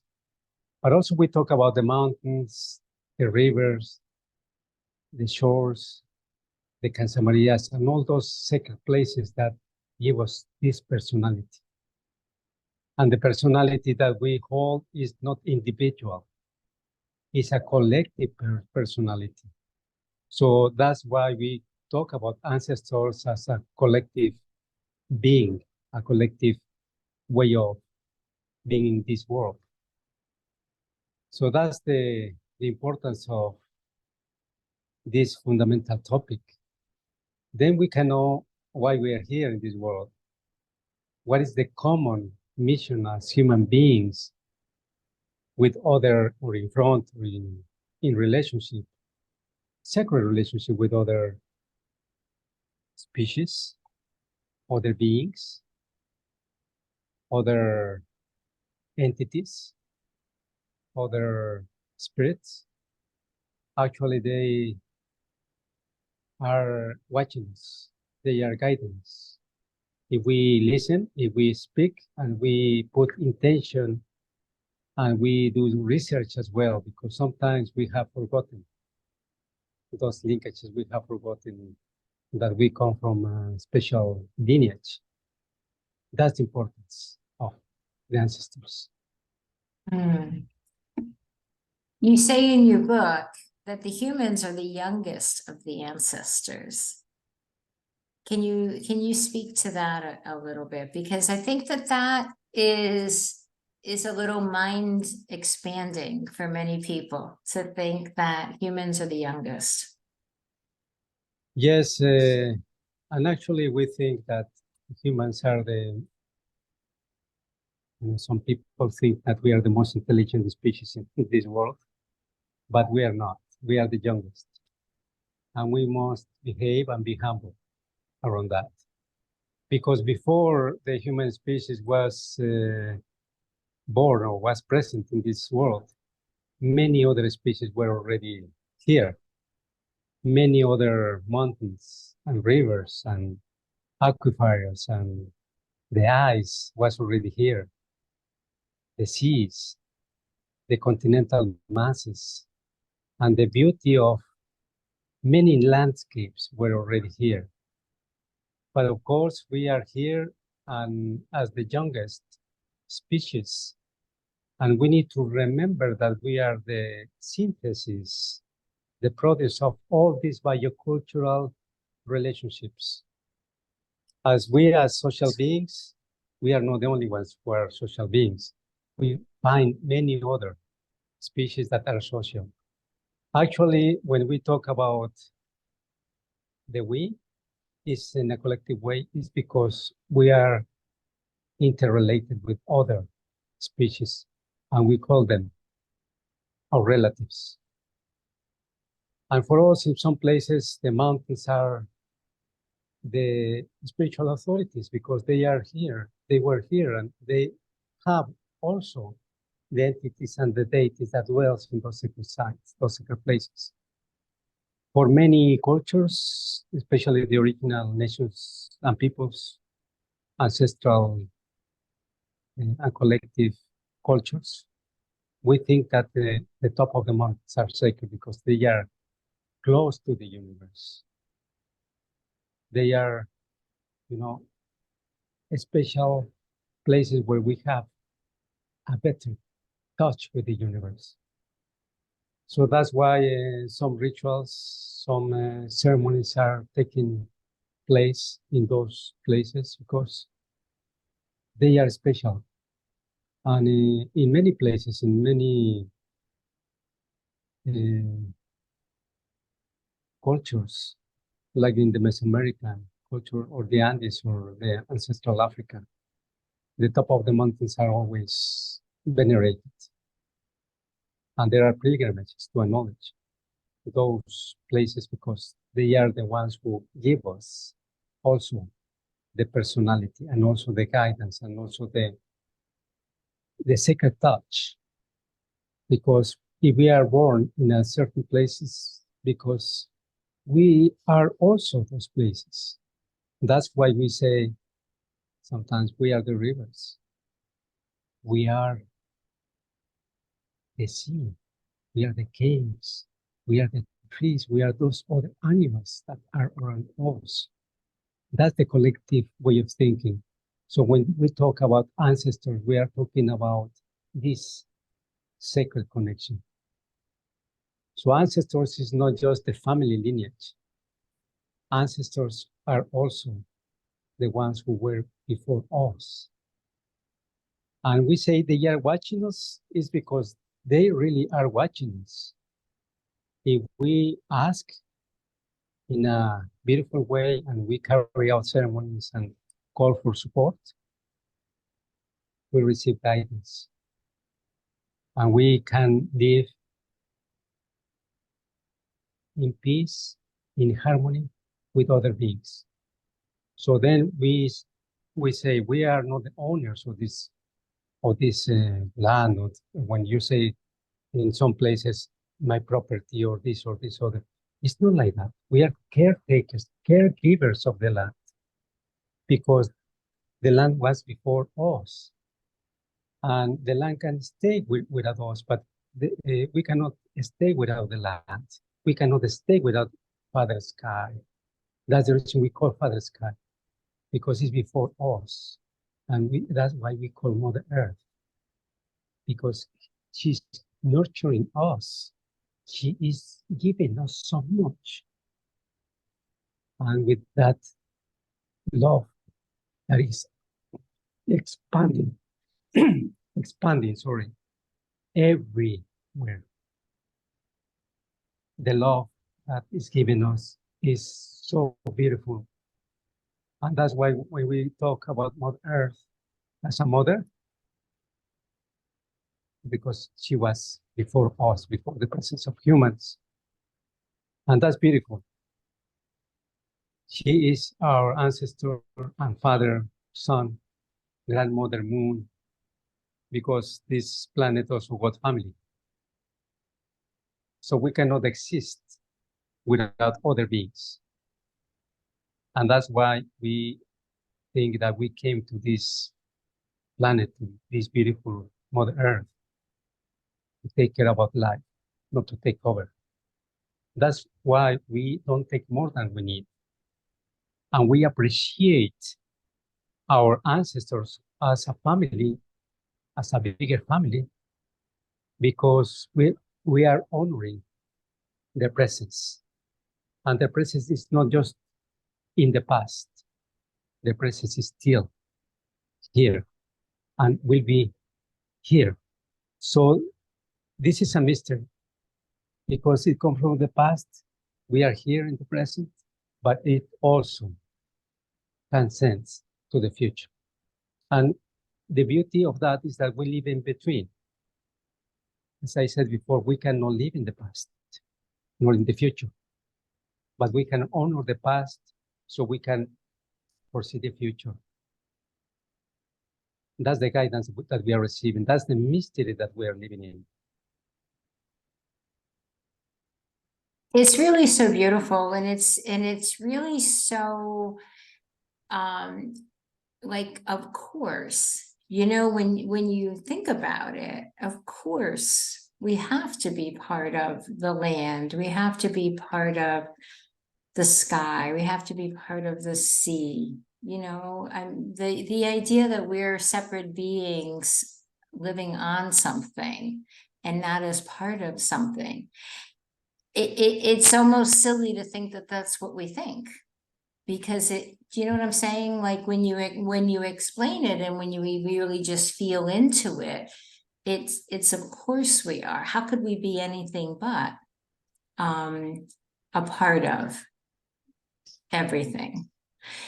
So when we talk about the ancestors, though, you also talk in the book about protector beings, or the ancestors that are here, and you've mentioned them. Your background is a beautiful cave. Talk to us a little bit about the cave beings that are here, that help us, that guide us, that protect.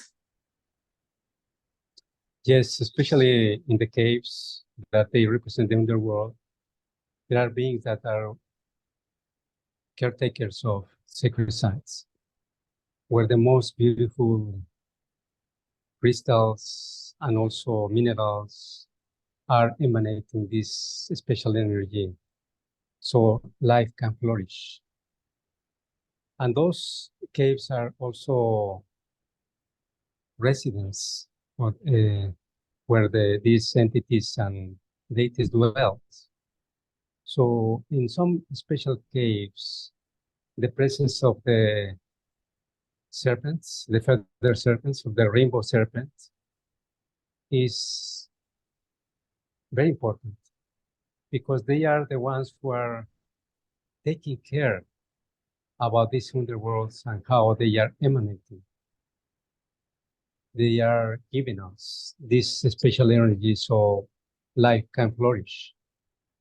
And these entities, when we were born as human beings, we began to live in the caves because it resembles how when we were in the wombs of our mothers in the primordial waters, it's also related to the caves as a place where the seeds can be put, can be kept. And that's why they can give us this beautiful way of evolution. And in the primordial caves, in the caves that you can see from ancestral times, there are these beautiful paintings. And those beautiful paintings, you can see some humans, but mostly you can see other animals. And those animals are the ones who are very important. They were before us. And those arts in the caves tell us that the people used to live in those caves. And there's still people who live in the caves. Because when we go back to the cave, there is a special mystery that happens. Because especially for those priests that they, or priestess, that they are kept in the cave, they receive a special spiritual messages and evolution. And that's why they receive the messages from the universe, because when the microcosmos becomes the macrocosmos, and the other way around, the macrocosmos becomes the micro, is when you can really understand the presence of these beings. And one of the most beautiful beings in this world is the Quetzalcoatl, the feather serpent presence, because it's the evolution of the origins as a serpent, but with feathers. And it represents the primordial waters, but also the wind. So it's intertwined. And when it becomes in the material presence as a human, then this wise being instructs us how to live in this life with principles, with values, how not to take more than we need, how respect the couple, how to respect the man and the woman in a very beautiful way. So we can come to an agreement as in a collective way, as a family, as a community, as a nation, then we can flourish in that way.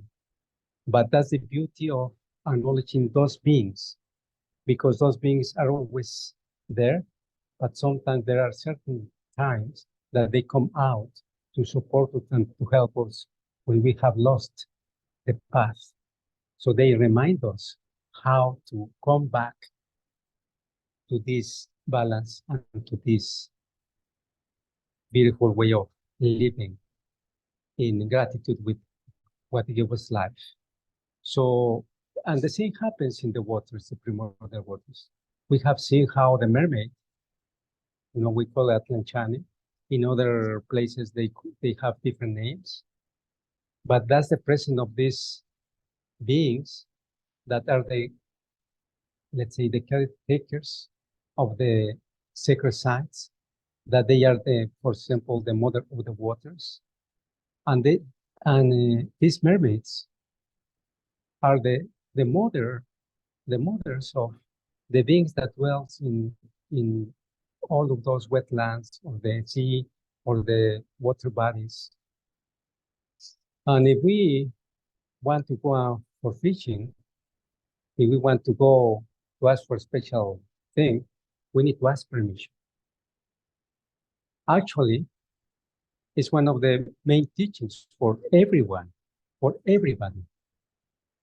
Because especially when you arrive to a sacred place, we have to ask permission to go in a sacred way. So the same happens when you visit other house or other city, or when you arrive to another place. Because there are entities, there are beings that dwells there, and we need to ask permission always. It's like when you go to visit a family, you ask permission to go in. It's the same. We have to ask always permission to get in a cave, to get in a lake. And for example, in the lake, if you don't ask permission, or in the sea, or in any water body, if you don't ask permission, things happen. And sometimes people don't know why is this is happening? Why this disgrace is happening? Well, it's because we don't acknowledge the presence of those spirits, the presence of those beings. And some people might think, oh, they don't exist. Well, if we are here, it's because of the spirit. If we are here because of those entities and deities that are supporting us in this life as well.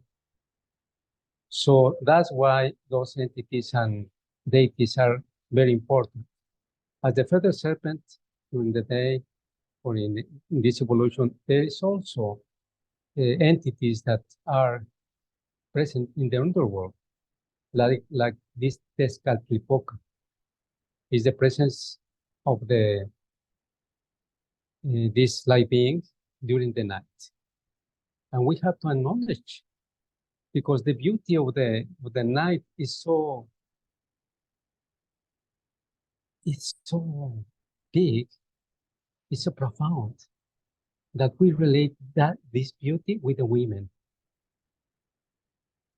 with the seeds, with the continuation of life. And that's why we honor so much also the night and the day. But in between, the most beautiful things happen. So when the sunset is about to occur, that's a beautiful, beautiful time. And you can feel it. You connect to this time, and just to acknowledge that time, the same happening at sunrise. If you get up and you really acknowledge that moment, you can feel it. You can receive what is meant for you to receive. So we need to reconnect, to be aware that we are not alone. We got our ancestors to guide us for the feeling, for the doing, for the acting in this life. And our ancestors are not just stories. They're not just mythologies that people made up. They're actual beings. And as you say, like that are here to guide us, to protect us. You know, that's really beautiful. Like, it's just so beautiful to know that, you know, I mean, and it's, you know, you have to kind of wonder sometimes, like, why we would ever lose that, why anybody would ever tell us that wasn't real, you know, or they weren't real. And, you know, Mindahi, when you're talking about even asking permission, I never thought about it in the way that you just explained it. Like, we wouldn't walk into another person's home and not ask permission. But the caves are homes to beings. The seas are homes to beings. The mountains are homes to beings. And even if we can't see them, right? If we believe that there is a consciousness that extends beyond the physical world, then we have to acknowledge that the beings are there, whether we can physically see them or not. I mean, I've never heard it explained that way. I've always, people talk about asking permission. And I understand that, but just to think about that you're entering the home or the dwelling place of another being, then it's not anything to remember. It's just something to do. Yes. And we have noticed several times when we go along with the law of the universe, with the natural law, is the law that allows to acknowledge not just the material, but the spiritual world. But it is unseen, but we can feel. And sometimes we have the grace to witness special events. And sometimes people who have let's say, the capacity or sometimes the luck to see these other manifestations.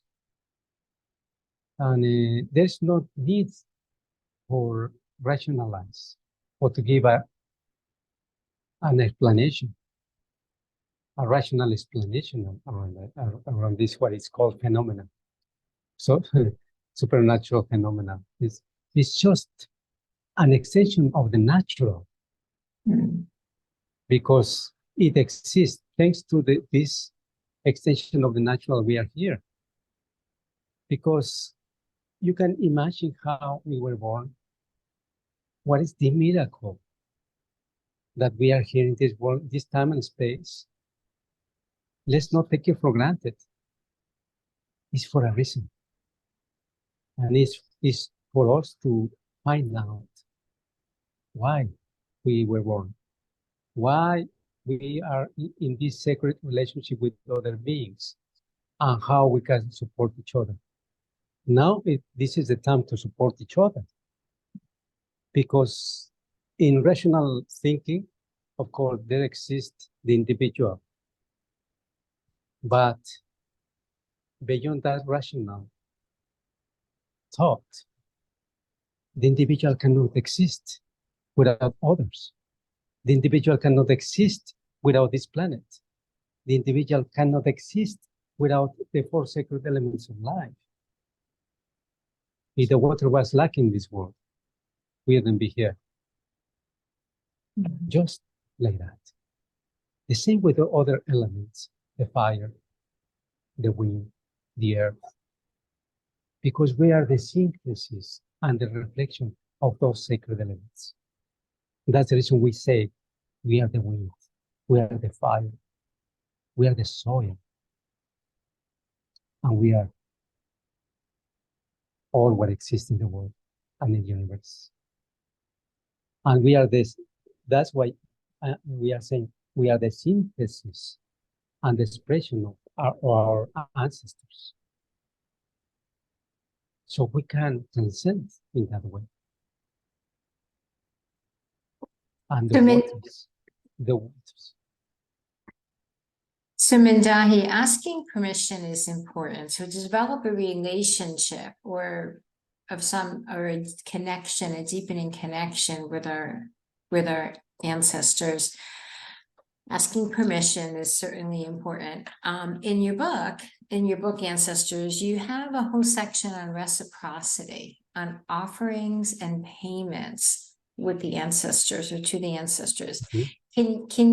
Can you explain that for our audience who would like to be in a place that's a more honoring place, develop a relationship with the ancestors with a deeper connection, which I'm sure all of our audience does want to do. How does reciprocity factor in? What would you share with them about that they can do or should do? Yes, whenever we carry out some initiative or something in life, let's say a marriage, or when we have a son or a child, or when we build a house, when we have something that we are doing, we have the chance to acknowledge life. And every day is also an opportunity to acknowledge. Because, there was a time when humans were living with Mother Earth, all humans. But there was a time when some humans began to take over instead of taking care. And taking over and extracting in the extraction way and domination way of being is what has caused this imbalance. And that's why this critical time we are living through, the so-called climate change or the climate crisis, or the erosion of biocultural diversity, the erosion of languages, the erosion of culture, the erosion of biodiversity, is because we have taken and not given back. Just taking and taking and taking, extraction and extraction and extraction.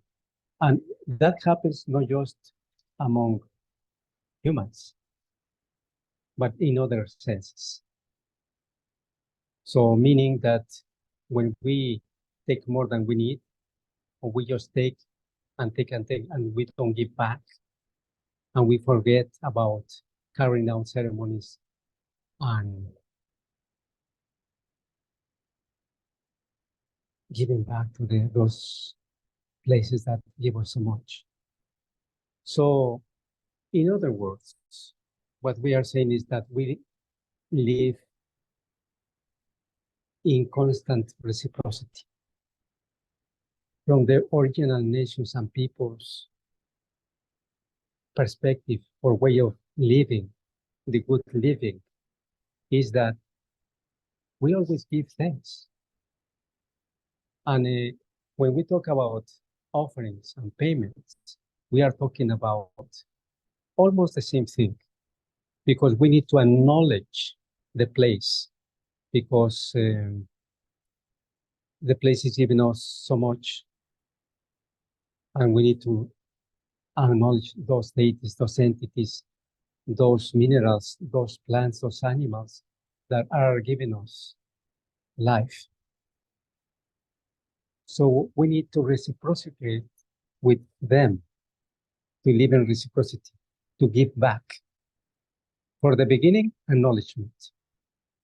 Sometimes we bring to these entities, to these deities, to these spirits, some of the offerings like flowers, in some places like tobacco, sage, sweet grass, incense, copal, and many other beautiful things like stones. But there's a difference between an offering and a payment, because when you are offering, you can get those offerings, let's say, even if you pay for them, in cash or with credit, there's not so much effort implied in getting those offerings.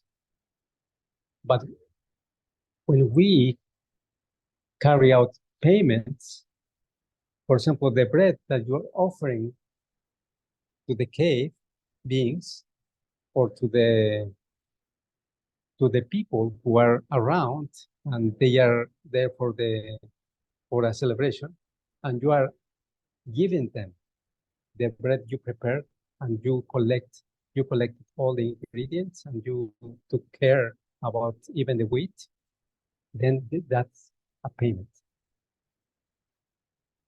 Just say like the tobacco. If you planted the tobacco and you were playing with tobacco and you cultivated the tobacco and you dried the tobacco and you put it in such a beautiful way in bundles, and then you offer that tobacco to the beings or to the compadres or to the godfathers, you know, that's a payment.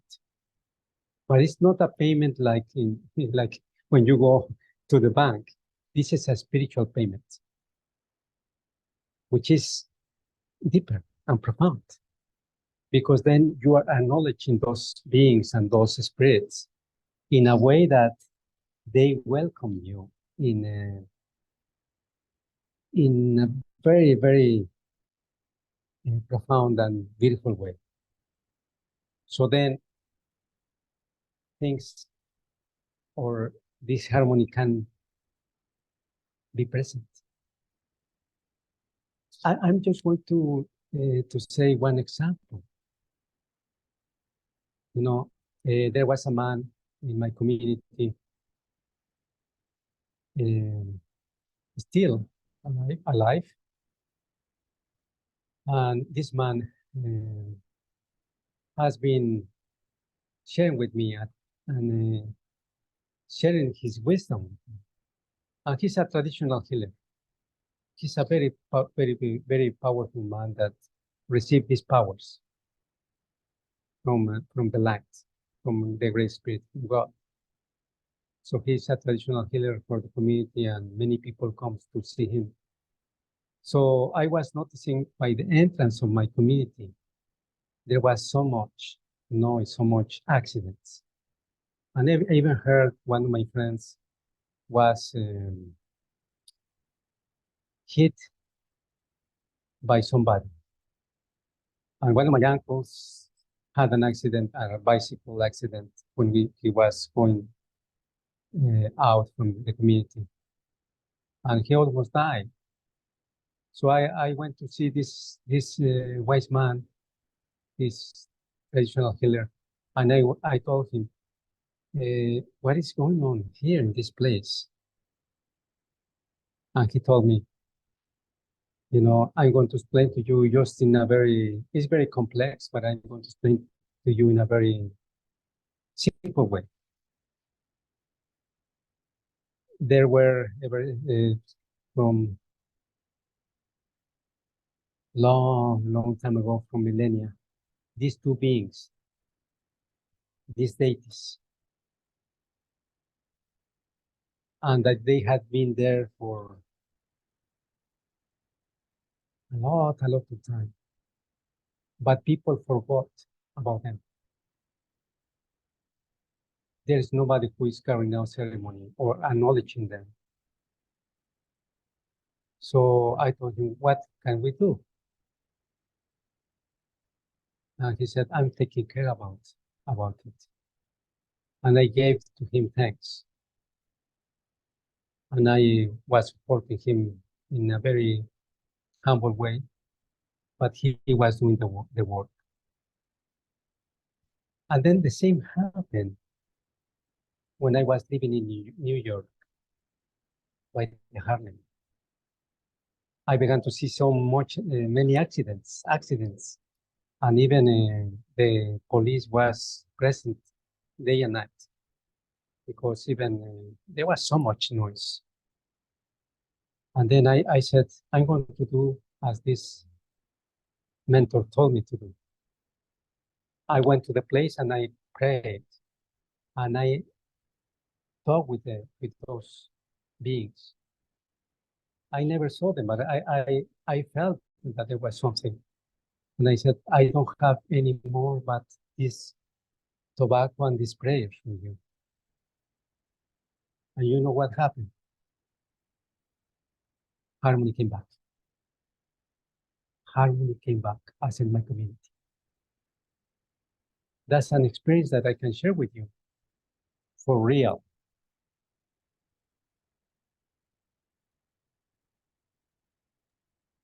You know, it's so powerful and it's just so profound. And imagine, Mindahi, I mean, with the work that you do, bringing this wisdom, but imagine if everybody listening, everybody watching today, you know, remembered that or thought about that, or looked at the world in a way to say, you know, what else is happening here, or who else is here that maybe we're not acknowledging or we're not aware of, and how can we show respect? How can we show acknowledgement, right?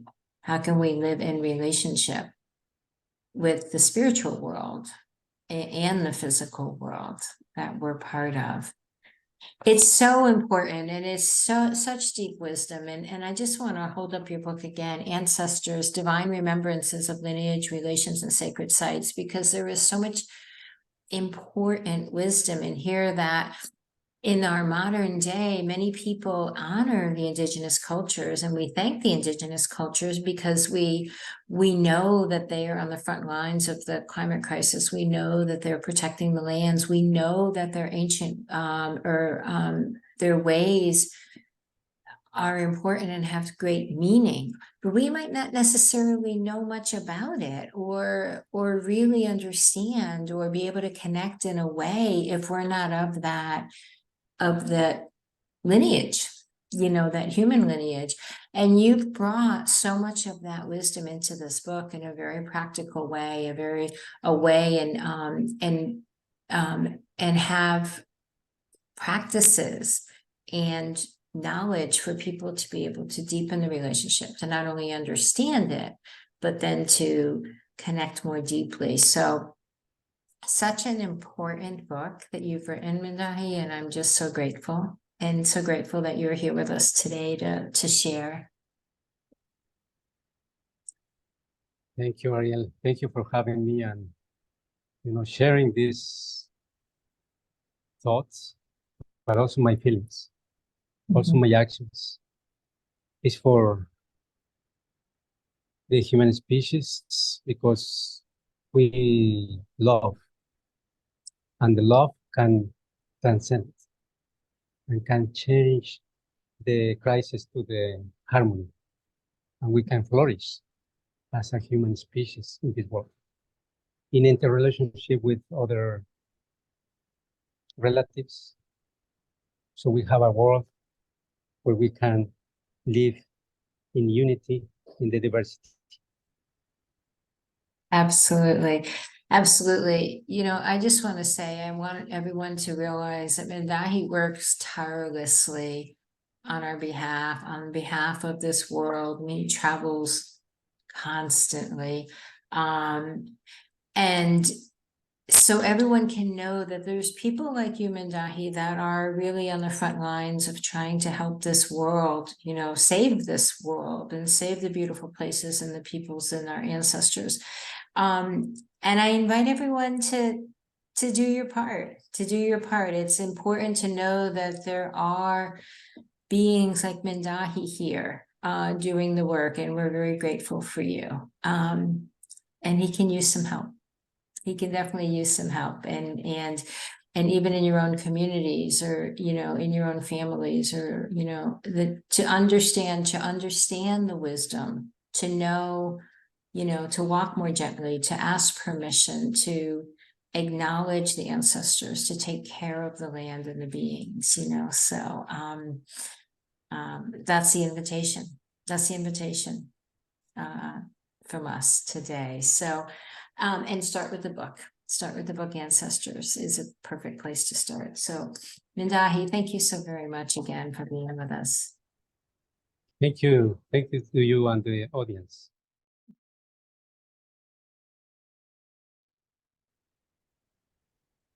Ariel, just when I think I've been blown away by one speaker, I get blown away by another. So, what a day, folks. Thanks so much for joining, and pat yourselves on the back for being here, because there is so much information, so many activations, so many meditations. You're surely to find something that you absolutely love. And speaking of things you're going to love, I'm going to go right now. We're going to share screen one more time. I want to take you back to our website because, I've talked about our radio station, but I want to show you, if all you want to do is listen to music, you can go to the streaming media, click music, and you can choose the artist that you want to hear. That's right, Willow, you can. And so you'll be able to see all of the musicians that we do have on our 24/7 radio station. So check out our music, visit us, and we're going to get right back into these phenomenal presentations.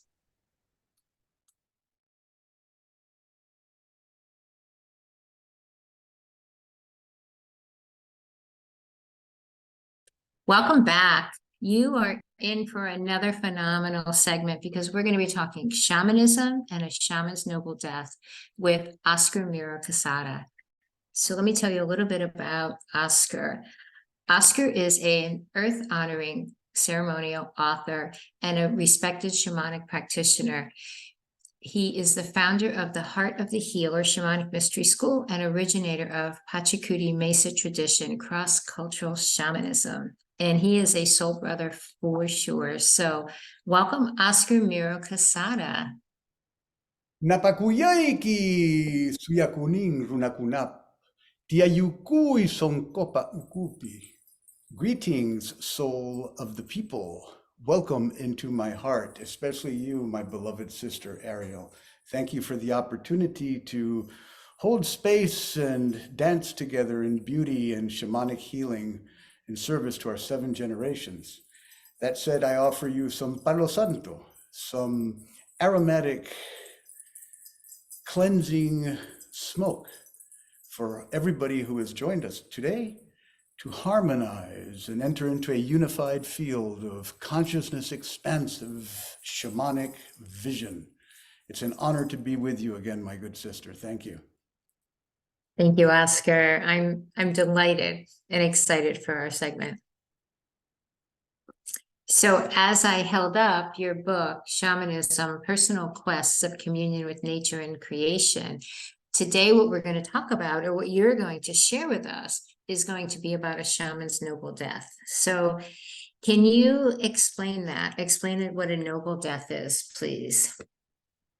Well, certainly. And I invite everybody who is joining us to open up their consciousness, expand their mind, feel into their heart space, and access a memory of the most loving experience, most loving recent experience that they have been blessed with in their lives.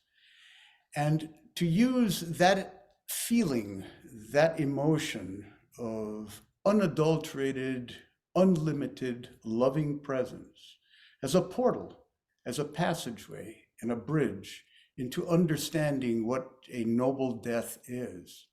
For in shamanism, we understand that a prerequisite to the awakening of one's dormant potentials, either as a healer, as a seer, as a guide, or as basically an ally of the great work, requires a letting go, a releasing of one's ego mind, of one's narcissistic tendencies that, of course, have a very important purpose when we are adolescent in terms of defining our identity, but after a while get in the way, because when we enter into a life that is only concerned about self-gain and personal reward, it limits our ability to become part of a much larger field of evolutionary potential that humankind is in desperate need of now.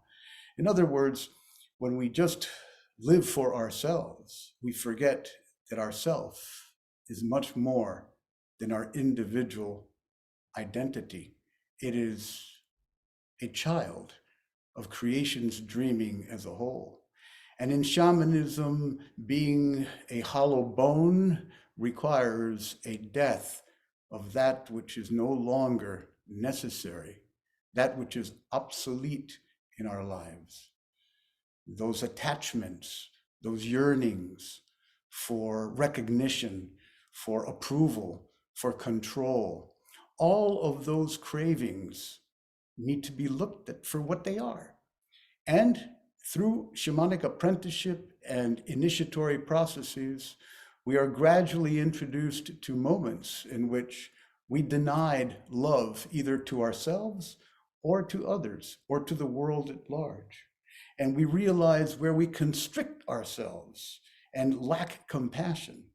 And these moments of waking up to the fact that, oh yes, I could have approached this relationship a little differently if I would have only been more tolerant, more accepting, and more graceful in my ability to understand where this person that seemingly was insulting or seemingly was denigrating of who I am must have been going through their own rite of passage, their own initiation, their own dismemberment. They must have been suffering deeply to act in that manner. And as such, I must open my heart to receiving wherever they're at and not take anything personally. So at a psychological level, especially in reference to who we are in this postmodern, Western, industrialized world we live, it's important to remember the shamanic principle of the following. We teach love by the way we are, and we surrender all craving for approval and control to a wisdom far greater than ourselves. In doing so, we enter into a sacred relationship with creation as a whole, with our cosmic mother's blessings. And that, my dear sister, and all of you, means the following. Gratitude emerges from the deepest part of one's soul body. And gratitude fuels generosity, generosity of self. And that generosity of self opens to grace, capital G. Gratitude fuels generosity, which opens to grace. And that is the process of a noble death. And in the classic shamanic traditions, of course, there are various steps or phases to that process of initiation. And if necessary, to become a hollow bone, we must surrender that experience of control and open to the divine. For it is much like the heroine or hero's quest that is so popular in fables and legends and great spiritual epics.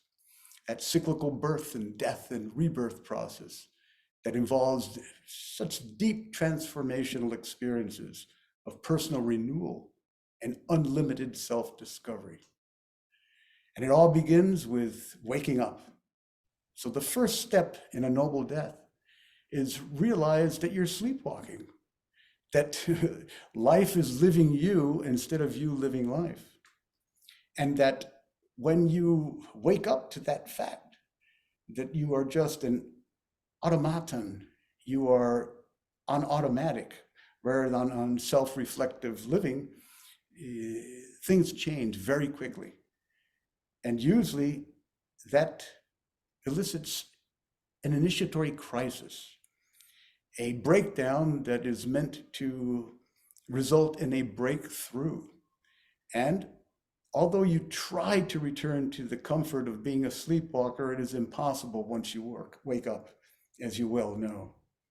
And from a Western perspective, of course, because not many of us have the opportunity to truly be apprenticed in a traditional tribal indigenous context, such as the honor that I had in my experience as a youth and young adult, we need to find groups and nurturing environments, communities dedicated to earth honoring practices and ritual healing artistry and the service to our 7 generations.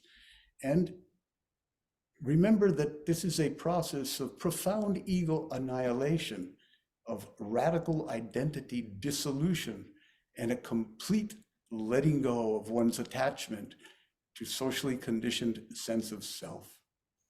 During that moment in the Western world, we can notice very clearly that people who have experienced PTSD from war or personal trauma related to childhood abuse, identity crises, and psychological depersonalization, self-doubt and inner confusion, environmental and family chaos, life-threatening illnesses or severe health problems, periods of isolation or incarceration, physical or sensory deprivation, near-death experiences, anomalous phenomena, encounters with supernatural phenomena in a way that elicits us to die to be reborn, and many other types of encounters that require a radical change of who we are not seen as something to be feared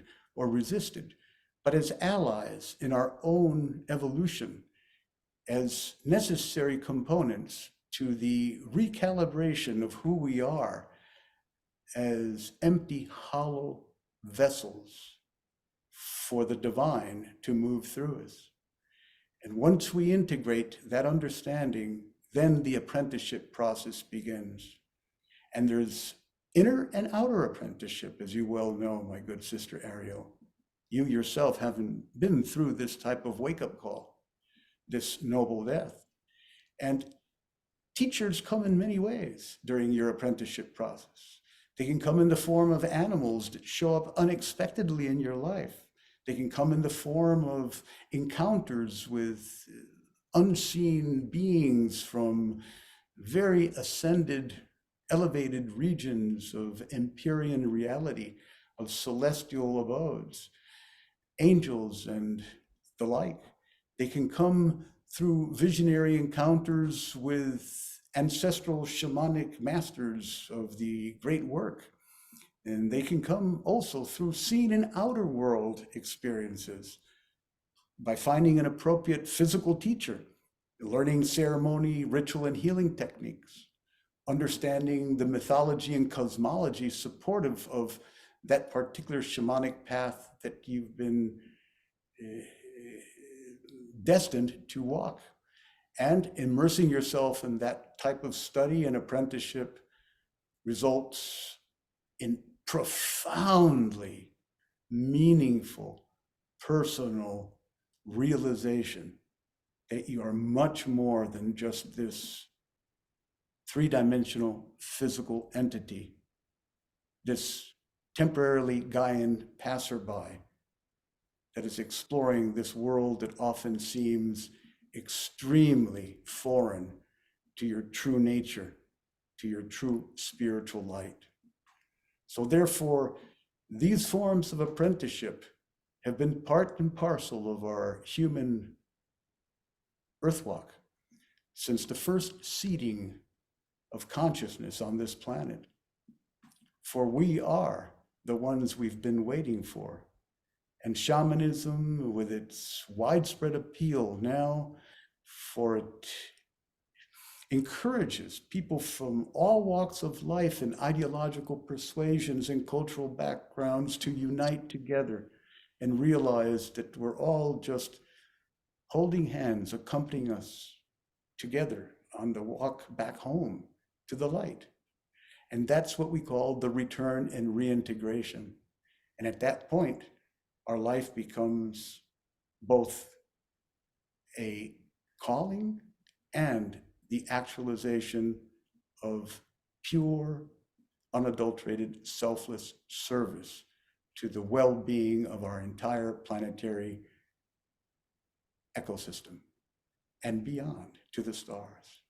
So I invite you with an open heart and loving presence to heed the call to a shamanic life.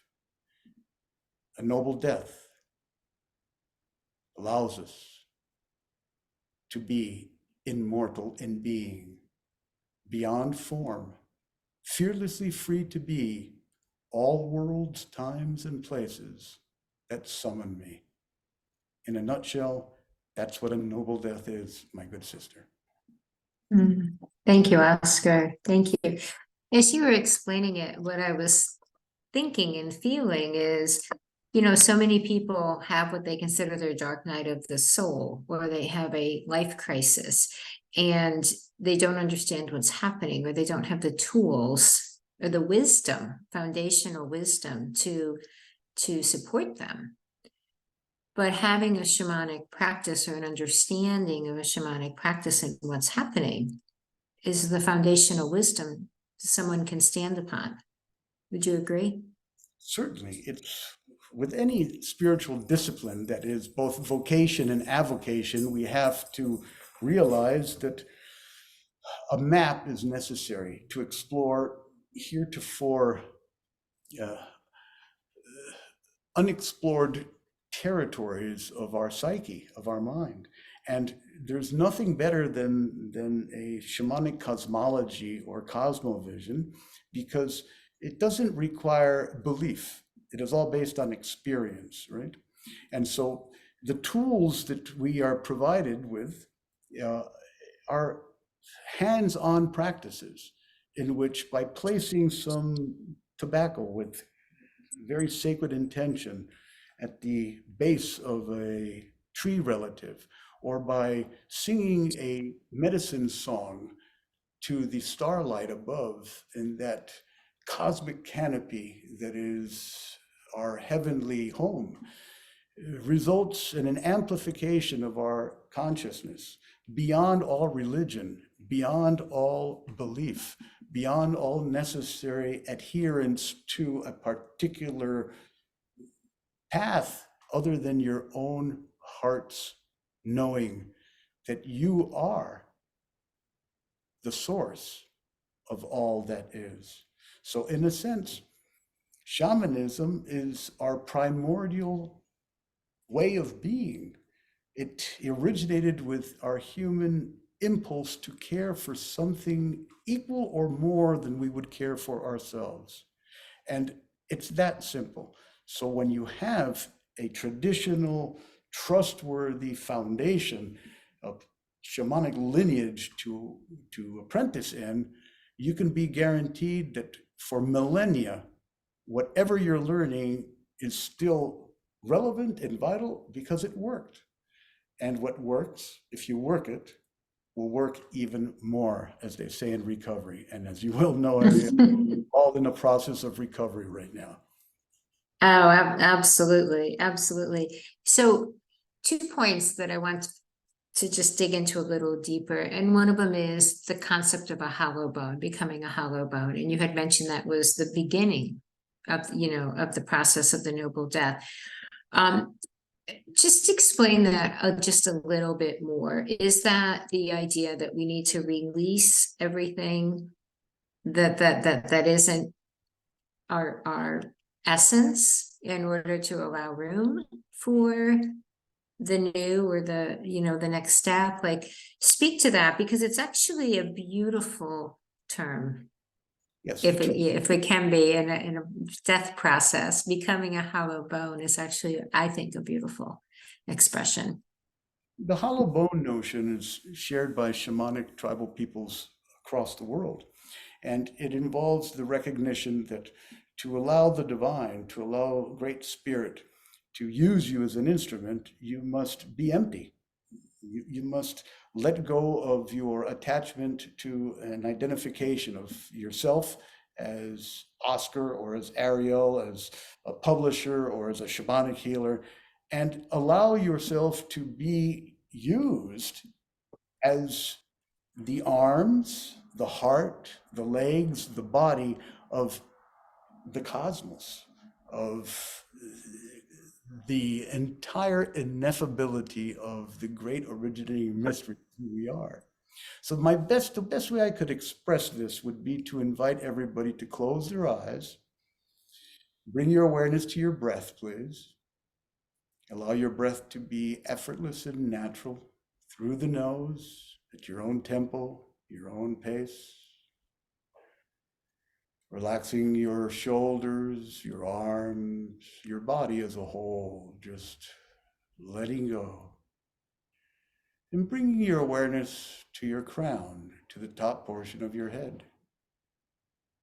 And as you do so, imagine the inside of your head as an empty, hollow void. As if you were looking inside of the cranium of a skull and a skeleton. No physical brain, just empty, hollow void.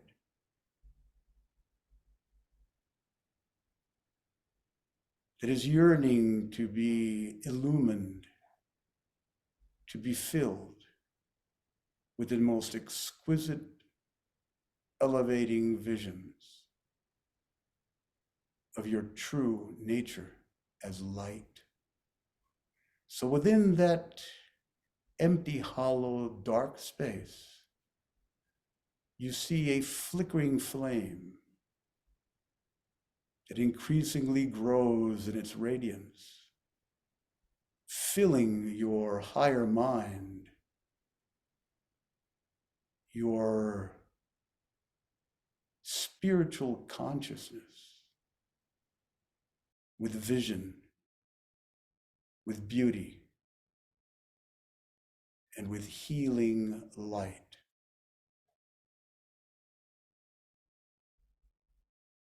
Now see yourself moving through the world in a constant state of realization that you are, in truth and essence, a being of light, and that has a vessel of that light. When you meet eyes with another, when you extend a smile to another, when you meet the world with all its pain and sorrow and dissonance from a place of luminous, loving presence, you are being a hollow bone for your true essence as divinity to fulfill its destiny of being one with the all. That is, my beloveds, what it means to be a hollow bone in shamanic practice and living. Exhale all the air from your lungs. Hold on the exhalation. Slowly take a deep breath through the nose, bringing your left palm over to your right shoulder, your right palm over to your left shoulder.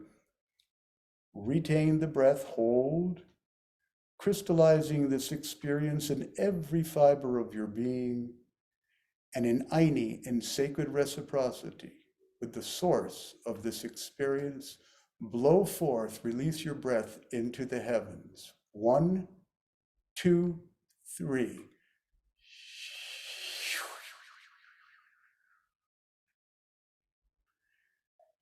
Beautiful. Gently open your eyes, returning to a state of peaceful, balanced, perfect, optimum health and equilibrium. That is being a hollow bone.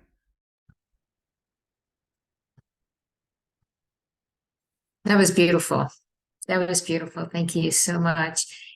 And if I can we just take one more minute, because I want to wrap this whole conversation and contextualize it with the concept of Dharma. You mentioned Dharma very briefly in the beginning, but what is Dharma, someone's Dharma, and how does that fit into this larger shamanic practice we've been discussing? Well, Dharma and sadhana, Dharma is one's soul's purpose, the way I understand it. And sadhana is one's spiritual practice. And shamanism is both Dharma, fulfilling one's soul's purpose. When you wake up to the shamanic call, when you heed the shamanic call, you're fulfilling your Dharma, your soul's purpose, because it just feels like it's your higher self, capital S, doing what it's meant to do as a two-legged earthling at this time. That's fulfilling your Dharma. Then you have the actual crystallizing of that Dharma in some way that it beautifies and sanctifies the world. And that's your practice, that's your sadhana. So they are inextricably linked. Your spiritual practice and your soul's purpose are one and the same. Your spiritual practice is meant to, as I said, beautify and sanctify the earth.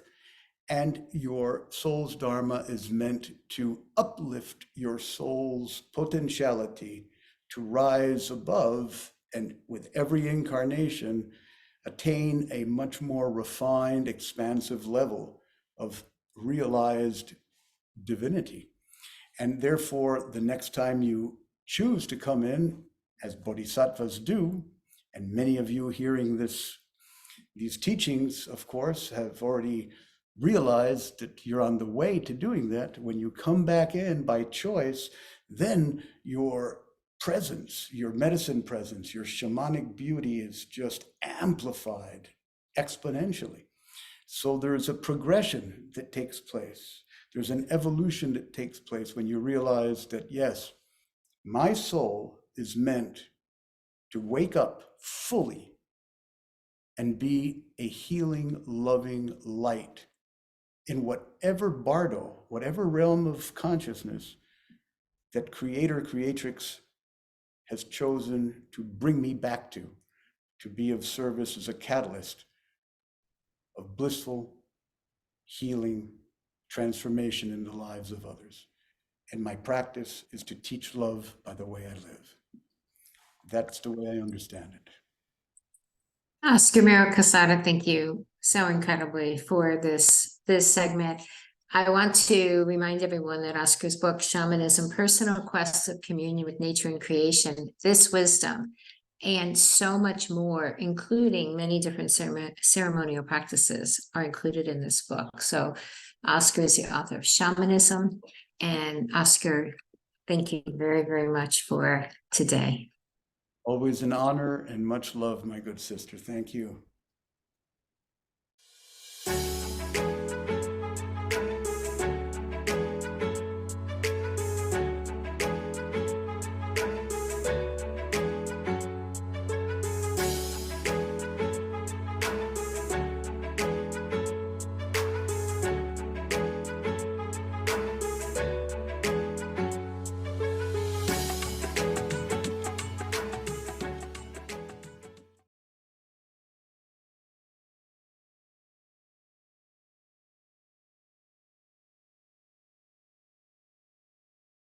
Okay, welcome back. Well, guys, you are in for a treat this time because we have William Henry, who is the author of Ascension, Divine Stories of Awakening the Whole and Holy Being Within. And I'm sure you all know who William Henry is, but in case you don't, I'll give you a little bit of information about William. So William Henry is the author of Ascension. He's also an Ascension scholar. He's an author of many best-selling books. He's an investigative mythologist, art historian. He's actually a sacred gear instructor, and he's a TV presenter. He's an internationally recognized authority also on human spiritual potential, transformation, and ascension. And William's work has propelled him into the role of a human rights activist and advisor on the biopolitics of human enhancement as he informs audiences of the unparalleled perils and potentials of artificial intelligence and transhumanism. And I just want to say that in this book, actually, William does write a chapter on the perils of transhumanism and the importance of us ascending through our own divine nature. And William, I know I've said this before, but I just want to say publicly, thank you. Thank you so much for writing that chapter. Thank you so much for being an advocate for our ascension through our divine means and not through technological means. Well, thank you, Ariel, very much. Yeah, we're in such an amazing moment in human history right now. It's maybe the most critical moment, maybe in all of human history that we're participating in right now. And some worry that there's a bifurcation coming, that some of us are going to go down a digital path and merge with AI and leave our physical bodies behind to live in a simulated reality. And others say, no, that's not what we were created to do. It's all about organic ascension and awakening the divine within. And of course, I'm in that camp for certain. Absolutely. Well, I'm in the camp with you. And that's why I think this is such an important conversation. And I'm so glad we're having it today. So let's give a little bit of context. So tell everybody your definition or what ascension really is. What are we talking about?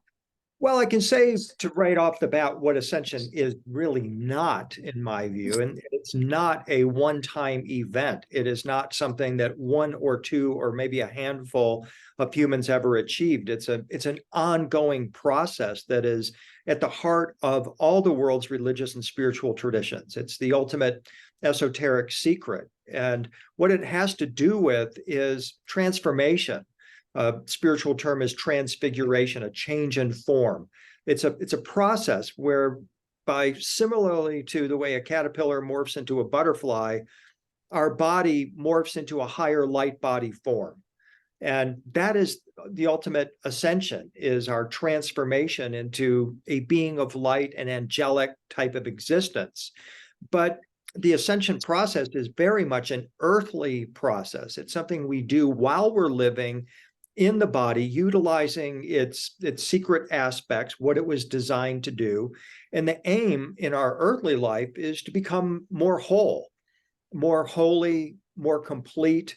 The Tibetans define this perfection that they describe as becoming more compassionate. So these are all terms that are synonymous with the process of ascension: wholeness, holiness, perfection, compassion.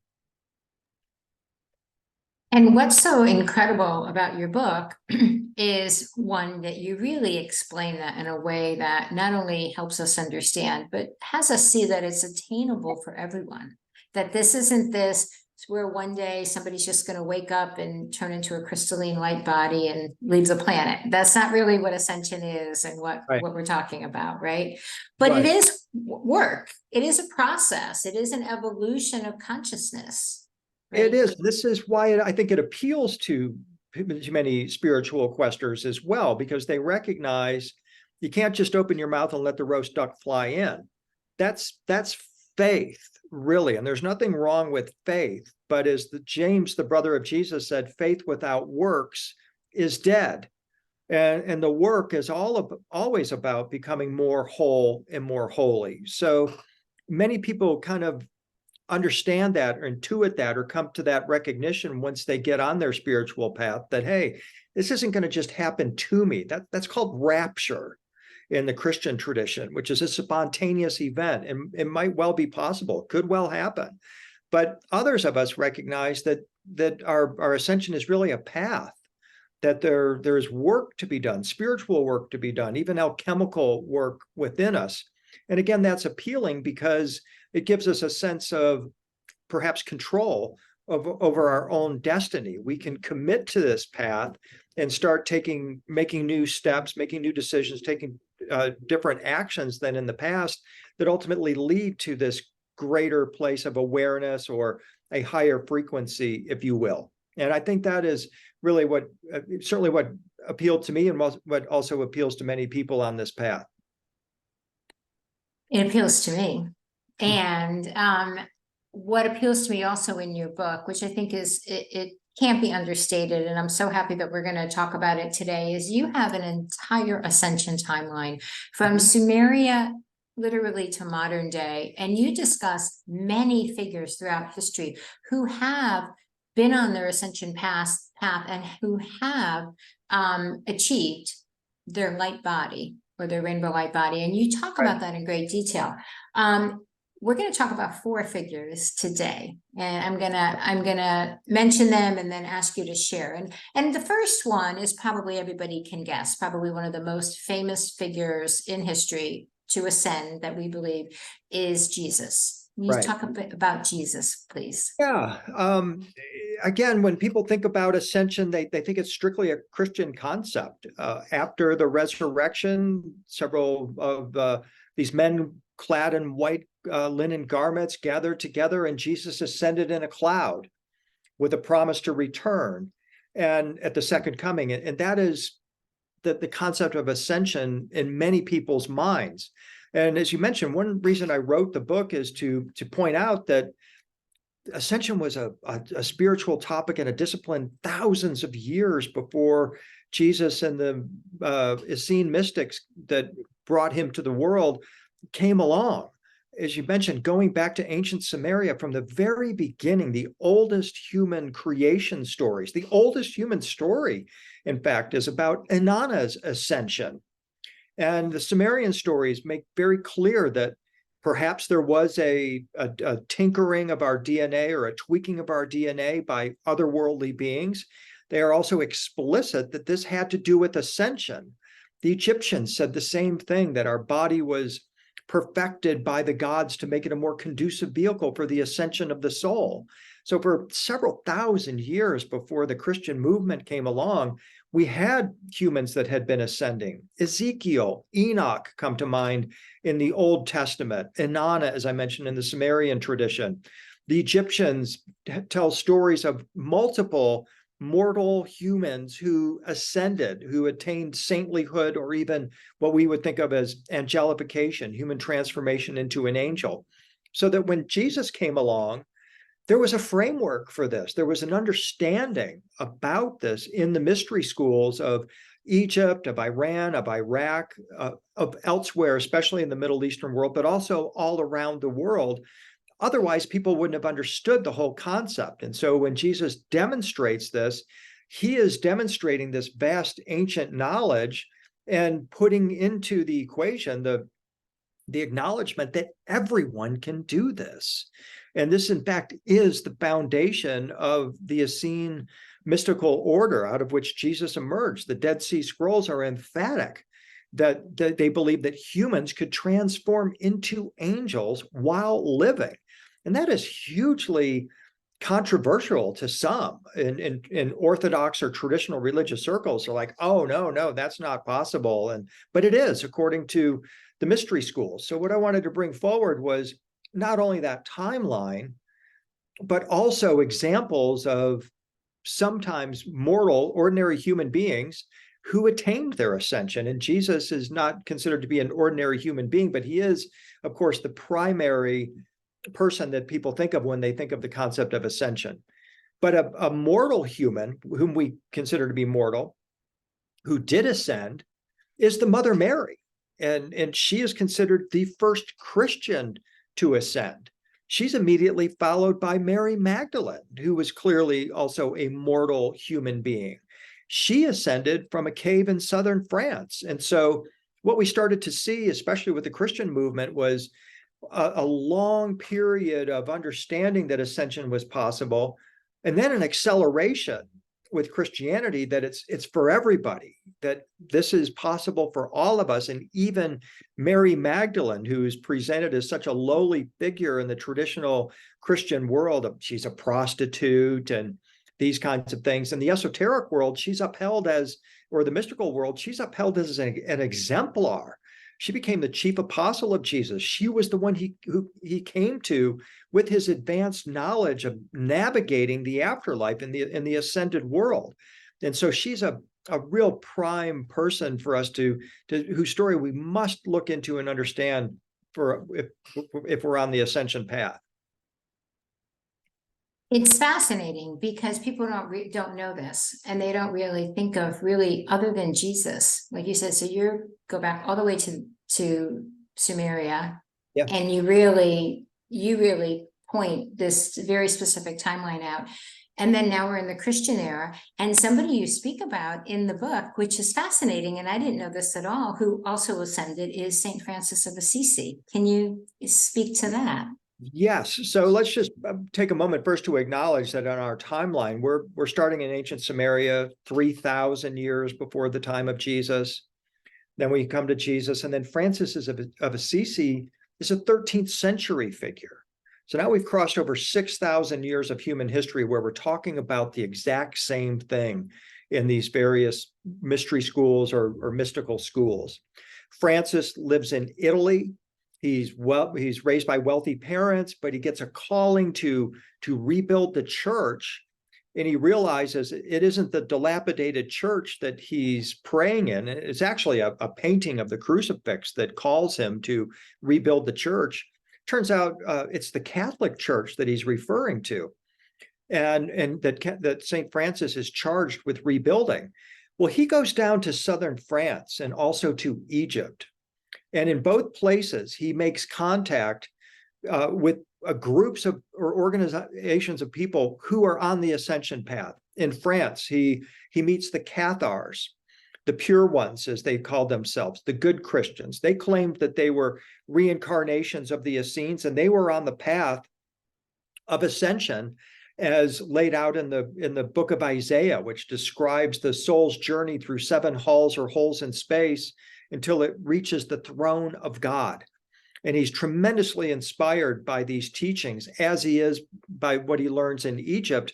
And when he comes back to Italy, he's now prepared to have an extraordinary encounter with Christ as a seraphim angel. And after this experience, Francis of Assisi becomes known as the second Christ, and his followers began creating images of him ascending in a chariot of the gods, very much like Ezekiel ascended upon, very much like Enoch ascended upon. It's called the Merkabah throne by the Jewish mystics. And they're absolutely certain that this is how Francis of Assisi ascended, that he in fact did rise from mortal humanhood, flesh and blood human, into an angelic state of mind.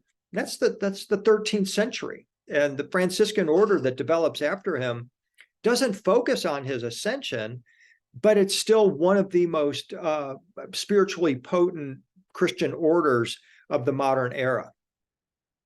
It's absolutely fascinating. And in your book, I mean, we won't have time to go into it today, but you also speak about Buddha, you speak about Muhammad. I mean, you cross all religious traditions, faiths. It's not just ancient history and the Christians. So it's a phenomenally fascinating timeline. And I'll just say, like, I remember when we were doing this and I said, William, that's, not that it's too long to read, needs to be this long, but I said, William, like, that's a lot of information, it was more than you were required, right? We had even talked about you'd write for the book, and you were like, no, it needs to be complete, it needs to be complete. I still believe that it was so needed because so many people I would talk with at conferences or other places seem to have the impression that ascension was a new idea, like it's something that we just came up with, the crystalline light body and some of these ideas. And people were surprised to find out that we are part of an ancient timeline. We're part of a lineage, if you will. We may even be the fulfillment of 5,000 or 6,000 years of spiritual questing. And I thought it was very important to establish that timeline. One had never been created before, so that people can see that they are part of something much bigger than themselves, one, but two, that these are stories mostly of ordinary people who committed to something extraordinary and were able to fulfill it. My other hope was that, as a believer in reincarnation, very much as the Dalai Lama would say to you right now, if he were sitting here, you've been practicing ascension in lifetime after lifetime. And perhaps this is the lifetime where it comes to fruition, because the belief is it can happen in one lifetime. And it's my hope that while reading the book, that it might be like a smell from childhood. You're going to remember something that you perhaps learned in an ancient past life or a more near-term past life. And you're going to recall, oh yeah, this really is ultimately what it's all about for me. And you can see how getting on this path to wholeness transforms not only your next life journey, but even more importantly, this life journey as well. It's interesting because in the book, you talk about different tools or techniques or things we can do in order to help ourselves on this ascension journey. So it's not just the history of it or what it is. There's some practical information. And it's fascinating that when you mentioned St. Francis of Assisi and him seeing the crucifix, so to me, that's sacred art. Right. And in the book, you talk about sacred art, using sacred art and the way transmissions can come through sacred art. Right. And I'm gonna ask you to explain that. But when you were talking, I realized, I believe you can, hopefully validate this, but that was a transmission through the sacred art of the crucifix to St. Francis. Totally. Yeah. Right? Yeah. Right. Running parallel with the ascension tradition, is a tradition of sacred art that portrays humans ascending, bodily ascending into the heavens, but also special art that is created with the intention that you can connect with the ascended ones, avatars or ascended masters, if you will, through images. The Gnostics, for example, would use a phrase, the image will show you the way, because they believed that by contemplating, meditating, and reflecting on an image of, for example, Jesus transfiguring into light, that our neurosecretory system and our neocortex is set up such that we begin to mirror what we see. And we can then make that our experience. Our body already knows how to transfigure into light, just like Jesus did. My body, your body, Jesus's body, physiologically is the same. Maybe there's a gender difference, but physiologically, the same parts are there, okay? He had a consciousness that could activate the latent capabilities within us. And a consistent message running parallel to the ascension theme is this idea in culture after culture, again, beginning with the Sumerians, the Egyptians, the early Christians, and so forth, all the way up to St. Francis of Assisi, is a belief in a sacred science of the use of art, especially images of humans in their light body form or angelic form as conduits to the divine realm. Today, we explain that through quantum physics, a phenomena they call quantum entanglement, where two particles, if they were ever connected, can remain in contact with one another, even across thousands or even millions of light years of space-time, or even other dimensions. And this is how a guru like Jesus or Padmasambhava or any of the other ascension masters can transmit the codes or vibrations of the ascension through the image. It's profound in its simplicity, but also in its power, because so much of what we need in the ascension process is a vision, an image of our life in that ascended form. Because we tend to connect with our physical flesh and blood body, flesh and blood form and its limitations. We don't think so much about the invisible realm out of which we emerged and which we will return to, and the potential power that we can access from those realms through images. It really is profound, and it really is in its simplicity, like you said. It's not like we have to learn some formulas or calculations or, like it's so innately part of us. It's this intuitive. ability. Yeah, chanting, meditation, diet. These are all very important aspects of the ascension process. Oils. I've been doing a lot of research on ascension oils that the ancients would use. So there are these kind of external tools, but ultimately it's all about activating latent capabilities within our neurosecretory system, within our mystic anatomy, and connecting with our future selves.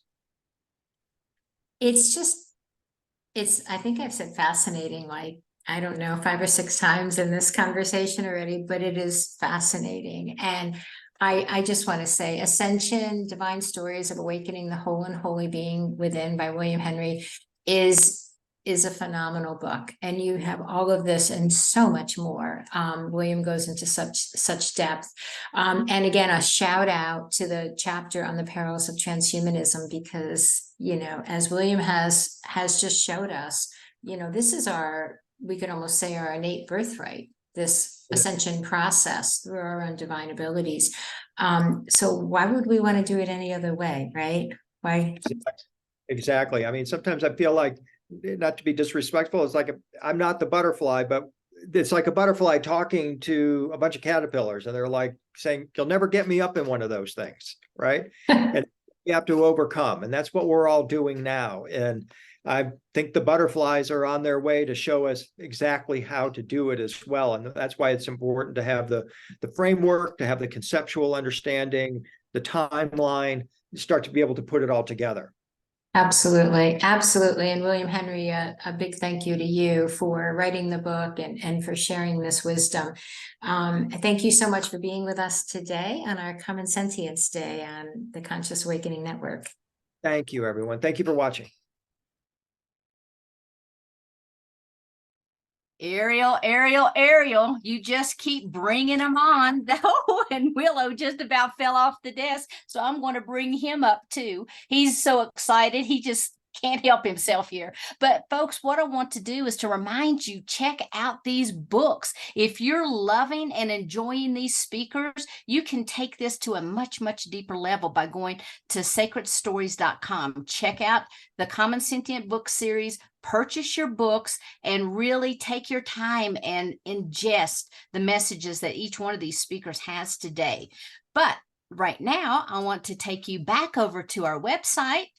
And I want to share just a little bit more because we have another exciting offering that we have just brought online, and this is our Can Marketplace. Now, this is just brand spanking new, so we don't have a lot of merchandise up, but this is our multimedia marketplace. So if you are looking for something special for people, you can check out the books, the products. If you have services, tours, healing, or wellness services that you want to offer, all you have to do is go here and click apply here. And remember though, applying doesn't necessarily mean that it's accepted, but it means we'll get back with you and talk to you about what your vision is for your product. And if we're all in alignment, we will get that up for you. So we are excited to offer this to the general public. And another general public item that we have is our Can Learn. And this has recently just gone up. I encourage you to read all about this, but this is where you can go to find a variety of courses to help you along your spiritual path. So whether you are looking for a course, or if you are someone who has a course and you're looking for home placement, go ahead and get a hold of us, and we'll be happy to talk with you about how we can help you make that possible. So thanks again for checking out our website. And Ariel, let's take it away to another speaker. Absolutely.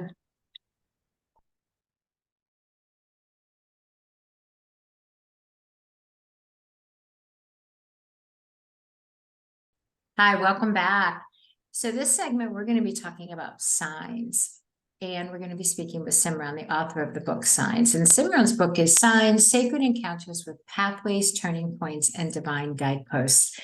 Let me first introduce Simran, and then give her an opportunity to really kind of dig in with you on this topic. So Simran is the author of Signs, as we said. She's also a love catalyst, rebel humanitarian, and sacred soul activist. Simran is the #1 rated host of 1111 Talk Radio and publisher of the Nautilus Award-winning 1111 magazine. Simran creates art, online courses, has, I believe, 6 other books published, and other media to bridge humanity's experience and expression. So Simran, welcome to Common Sentience Day on Can. What an exciting day today to celebrate all of common sentience, both as the books that have been created, but also the common sentience that is rising on the planet. Oh, I like that. I like that. Yeah, there's a really great energy around it. And I feel that people are really starting to, to kind of vibe up into the energy, and they get it. So let's talk about signs though, because I feel like these, just like your subtitle says, divine guideposts, right? I feel like signs are one of the main entry points for people to start paying attention, as they start looking and seeing the connectedness with the universe. But I remember when we first started talking about your book, because signs are seen by so many people, or people have so much of a relationship already, we were like, well, but how do we bring it deeper? How do we bring it more expansive? How do we really bring the topic of signs to people? So it's not just kind of your grandmother's signs book, if you'd say. So, and you really did when you brought this book. So we'll talk about that, but we'll start with, what are signs? What are the way you explain signs?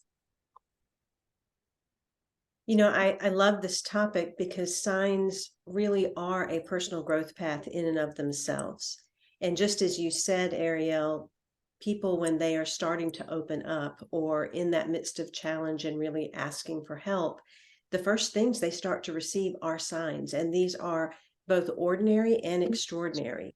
They are these moments that arise where all of a sudden the things that we've asked for kind of intersect with the outside world, whether it is through people, through places, experiences, or particular things.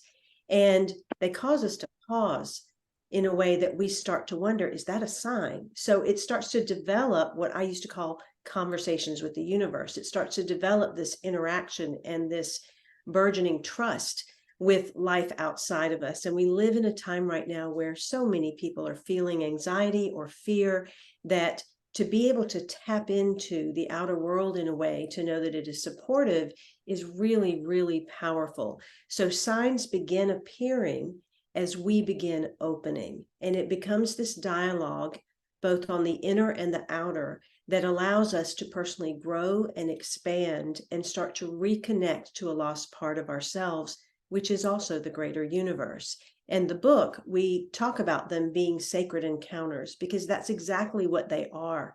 Signs, in essence, are mirrors of you. They are the way the world is speaking to you about you, mirroring exactly where you are, whether it is on the conscious level or on the subconscious level. But they're arising to help you know yourself better. And as you do, they become this barometer that help you to see how you're personally growing, or the direction in which you need to grow, whether it's physical, mental, emotional, spiritual, or all of the above. I love the idea that you talk that they're mirrors for us, because I don't think that many people think of it that way. You know, if they see the butterfly or they see the rainbow, or they, you know, talk about numbers, or they hear a song and that's a sign for them. You know, we think of them as pointers or something to pay attention, or a message for us, not necessarily about us. Does that make sense? Yes, and that's why I think that my perspective and in wanting to bring this work out into the world from when I first started is so important, because we live in a world where we think we are seemingly separate. And we all want to talk about oneness. We all want to talk about love and coming together and bridging the gaps that exist. But until we're willing to recognize this entire world as a holographic representation of ourselves, and each and every moment that causes us to pause as a wink and a nod from the deepest soul essence that we have, we can't really bridge into that oneness. And so signs as mirrors all of a sudden creates not only that psychological shift, but that emotional shift that is required for us to deepen more into our hearts. And initially, that becomes a way that people can start to connect the inner and the outer. It will be a little bit more linear as they start, but the more they discover the signs, particularly the ordinary ones that are in their midst, they'll start to see how related their inner world is to their outer world.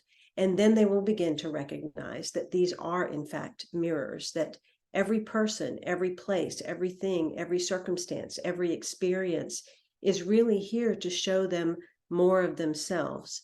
I constantly say to individuals, you are not on the journey, you are the journey. You are not in the world, you are every piece and part of the world speaking back to you about you.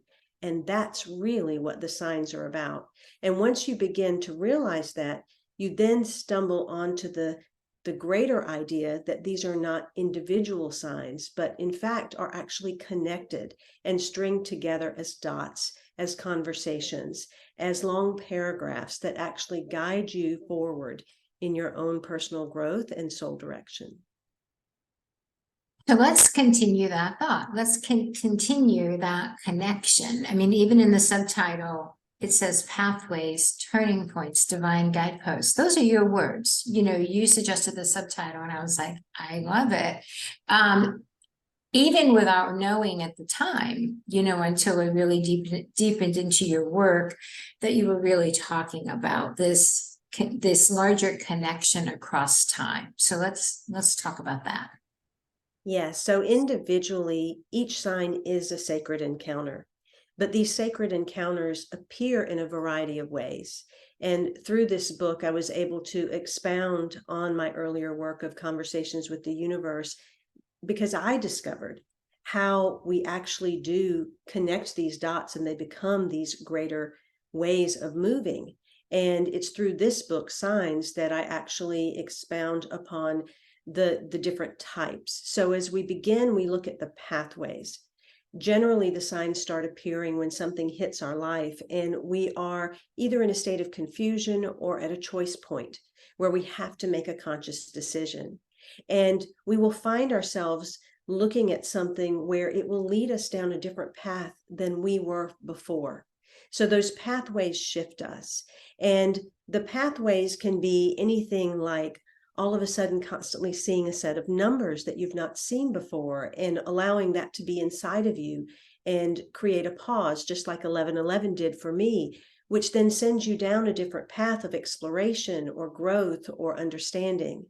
These pathways will often redirect you toward your soul path instead of where you got misdirected on the ego path or the conditioned path of life. And then there's a second type, which is the turning points. Now, we all have those moments in our lives that kind of tap us on the shoulder in a very firm way. Some of us hit us on the bottom, and some of them knock us down off of our feet. But it's those moments, such as a divorce or the loss of a job or the death of someone or a major illness, that become those turning points in our lives that are also signs as to what needs to shift. What are the beliefs that we're carrying inside? What are the feelings and the emotions that are the residual energies that are actually creating our life?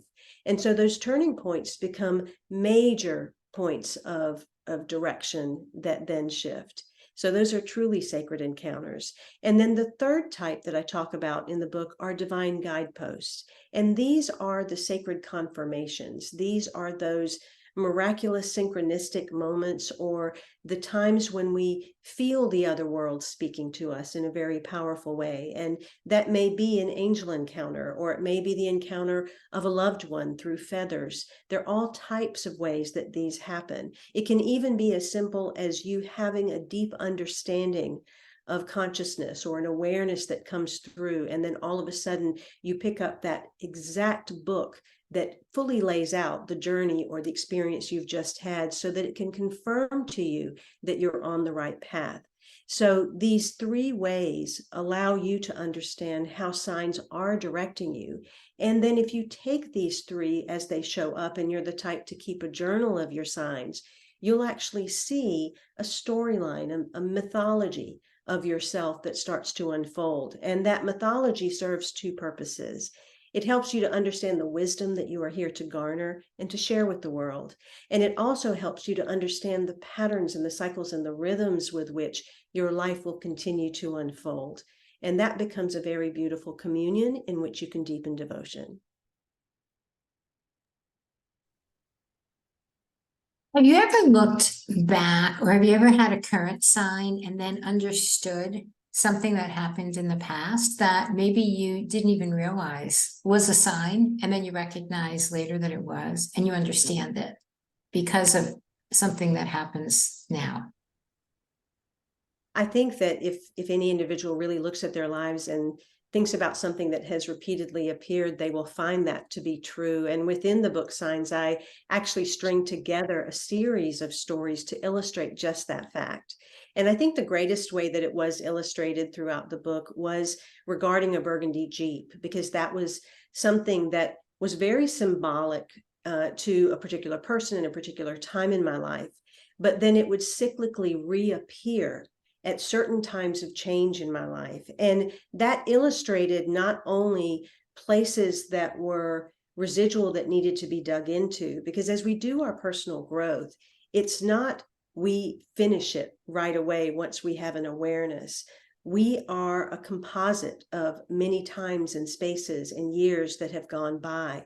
And so our journey is spiral.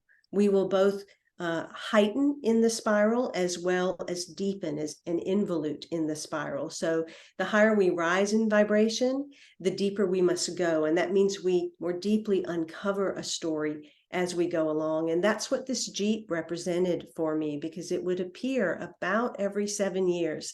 And I would always know on that 7th year that there was a deep introspection and an expansion that was going to take place. So it became a fascinating look at signs for me, and one of the reasons why it was so important to write this follow-up book. Your story of the burgundy jeep in the book is fascinating. I remember the first time reading it, and maybe the second and third time reading it, because I've read it multiple times. I'm always just like, no way, like that, you know what I mean? Like, don't you feel like we have those, or that's the most creative you've been so far, universe? Like, you know what I mean? Where you're just, I'm always almost in awe of how events or how the universe, just for a generic term, almost how creative they are, or it is. Would you agree? I would agree. And I think that why this is so powerful, especially now, and particularly in the common sentience that is rising on our planet, is that I've never ever seen any other individual write about signs the way that I've experienced them. I've seen people write about signs and seeing a butterfly or having an incident happen, or having something that they really go, oh my goodness, I see a sign. But to take that deeper into a conversation that really allows you to know this interconnection with the universe across space and time, that is really a much larger mapping and grid of your soul in connection with the collective, is really, really powerful. And that's another area of the book that was really important to me. We're at a time right now where we must balance our masculine and our feminine, where we must understand that the individual is as much a part of the impact on the collective as we are on our own personal lives. And so once we get past the novelty of signs and we really deepen into the service of them, both to ourselves and to the world, that's when we really impact not only our own consciousness, but we become part of that common sentience field that is rippling out into the cosmos in a way that we are creating change on the planet. And it's time to deepen beyond the surface level of things and really have an understanding of the power and presence of ourselves as souls beyond just the ego and identity that we are here. And you really explain it beautifully in the book. I do. I really encourage everyone. I mean, even if you have been paying attention to signs for years, the way that Simran really goes deeper and as she's explained it, I think expands, it opens it up levels us to a whole other relationship with ourselves, right? And with the universe. For those though, before we get into the practice, for those that maybe aren't that familiar with signs, or really maybe all they've ever heard is, well, if you see a butterfly, it's supposed to mean this, or they might be familiar with maybe animal spirit symbolism or something. We had Dr. Stephen Farmer on earlier, but speak about what are maybe common signs, and then what really can be a sign. Let's just talk some specifics for people. Yes, the thing about signs is you can be a novice, you can be someone that is very new to personal and spiritual growth, or you can be the avid spiritual seeker. And there's an entry point here. Oftentimes numbers will be that initial tapping. We each have a number that will start to show up repeatedly in our lives, and it will mean something to us. For me, it was 1111, and that is a number that millions of people across the world are seeing because it is a cellularly encoded number, and it means the gateway to higher expansion. But if you're not seeing those numbers, you are seeing something. And initially, you don't even need to know what that means. You simply need to have the awareness of the repetition. That if something is repeating, that means there's something bigger going on here than my mind previously even considered. And even just that awareness is opening the door to personal growth. Once you have that recognition or that awareness, that in a sense is your part of the beginning of the conversation. And that acknowledgement invites other signs. And as we go into the practice that we're going to talk about today, you'll see that it's a very simple personal growth practice. I believe that we are in a time now where simplicity is key. And so to have a practice that doesn't require anyone or anything else, for you to begin to establish a conversation, to ground into deeper inner authority and trust with the world is critical, because then you don't have to rely on outside resources. You can get rid of the doubt, the confusion, and begin to thread together your experiences on your own. Not that there's anything wrong with going out and getting help from other resources, but to know that everything is within you and that life is supporting you in that way is a really, really powerful place to find yourself. And once you see numbers and things like that, you might start to see birds or other types of animals. You might start to receive books where the titles or the content means something, or hear a song as you're riding down the road and that song happens to answer that exact question that you were looking for. Or perhaps you bump into someone and they speak to you the prayer or the words that you really needed to hear. Sometimes these signs can even show up as what we would call mishaps, but they're actually these beautiful alternative blessings that we require in our lives. And that might mean a flat tire, or it might mean a pipe bursting. And once you can get beyond the ego's look at what these things are and center into why the soul would create this in your life, then all of a sudden you begin to achieve a level of neutrality and emotional intelligence that is part of spiritual maturity that strengthens you in moving forward in your life. This has been my personal growth path from the time I started my own spiritual seeking. I've not been one to go out and seek from other people. It's been more so, if everything is inside of me, then that's where I want to go. And so I invite you to really look inside yourself and play with life, play with the universe, because it is trying to play with you. So removing doubt, removing confusion. Before we go into the practice, let's remove the fear. In the book, you have a chapter, Common Misconceptions About Signs, because some people think that some signs are bad or some signs are scary. So let's just dispel those fears now, please. Yes, absolutely. I start off the book actually talking a bit about where signs come from and why, and how we are so conditioned in our world, or we take on levels of consciousness just simply because it's in the air and we soak it up. And so many of the fears come from that conditioning or that fear aura that exists in the world. And some of those things might be like the number 666 or a black cat crossing your path. But if we really look at life and we are looking at life from a place of goodness, would life really create anything bad? Would it create anything negative? And part of what I want individuals to do is to get away from this idea that there is anything to fear, that there is truth always being shared with you from the universe. The story about the 666 that's in the book happened to be around a woman that was really upset about 666 being attached to the church that she was a part of as a phone number or an address. And that fear inside of her was actually something that came through the movies. That's something that we bought into that was never really truth. Because if you actually knew what 666 meant angelically, it's a very positive number. And it's actually a number that represents the drawing in of people to the light, to places of spirituality. So what better place could it be than for a church? And so I want to dispel some of these things so that as individuals move towards their signs, or they have something appear, whether it's a black cat, 666, a flooding of their basement, that they start to realize that I'm on life support. Life is always supporting me. It is always here for me. And if this has happened, it is trying to get me toward a different direction, or give me an awareness that I'm not aware of at this time, so that I can rise into my highest self. And once we start looking at life in that way, instead of the doom, gloom, fear-mongering way, then all of a sudden life is able to bring us even more that we will see more powerfully and more positively, because we've started to understand that life is there for us.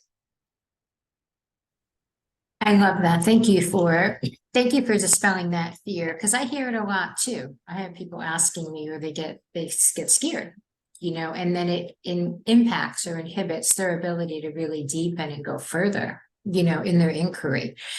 So in your book, as with all Common Sentience books, part 3 has practices, processes, deeper wisdom to help people engage personally or engage more deeply. And you have a number of practices in part 3.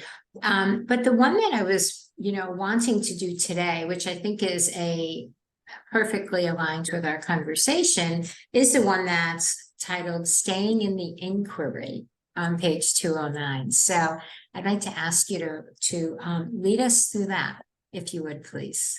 Absolutely. This is a foundational practice. This is actually what I began when I started encountering my own conversations with the universe. And when I saw that the 1111s were appearing so rapidly and repeatedly, then I started to wonder how many other ways is the universe actually speaking to me?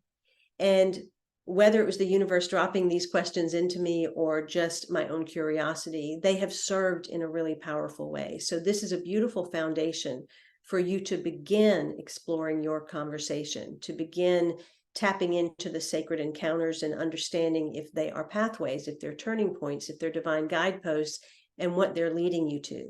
And so there's a set of 5 questions. And the very first one would be, where is that in me? So I want you to pause for a moment, close your eyes, kind of connect to something that has been repeatedly appearing for you. It may have repeated today or across the last week, or over time, it's something that you've always noticed has shown up. It might be a particular address number that you've always had, or a grocery store receipt number that appears, or a bird that always appears. Whatever that is, I want you to put that in your mind's eye, and I want you to put that in your heart.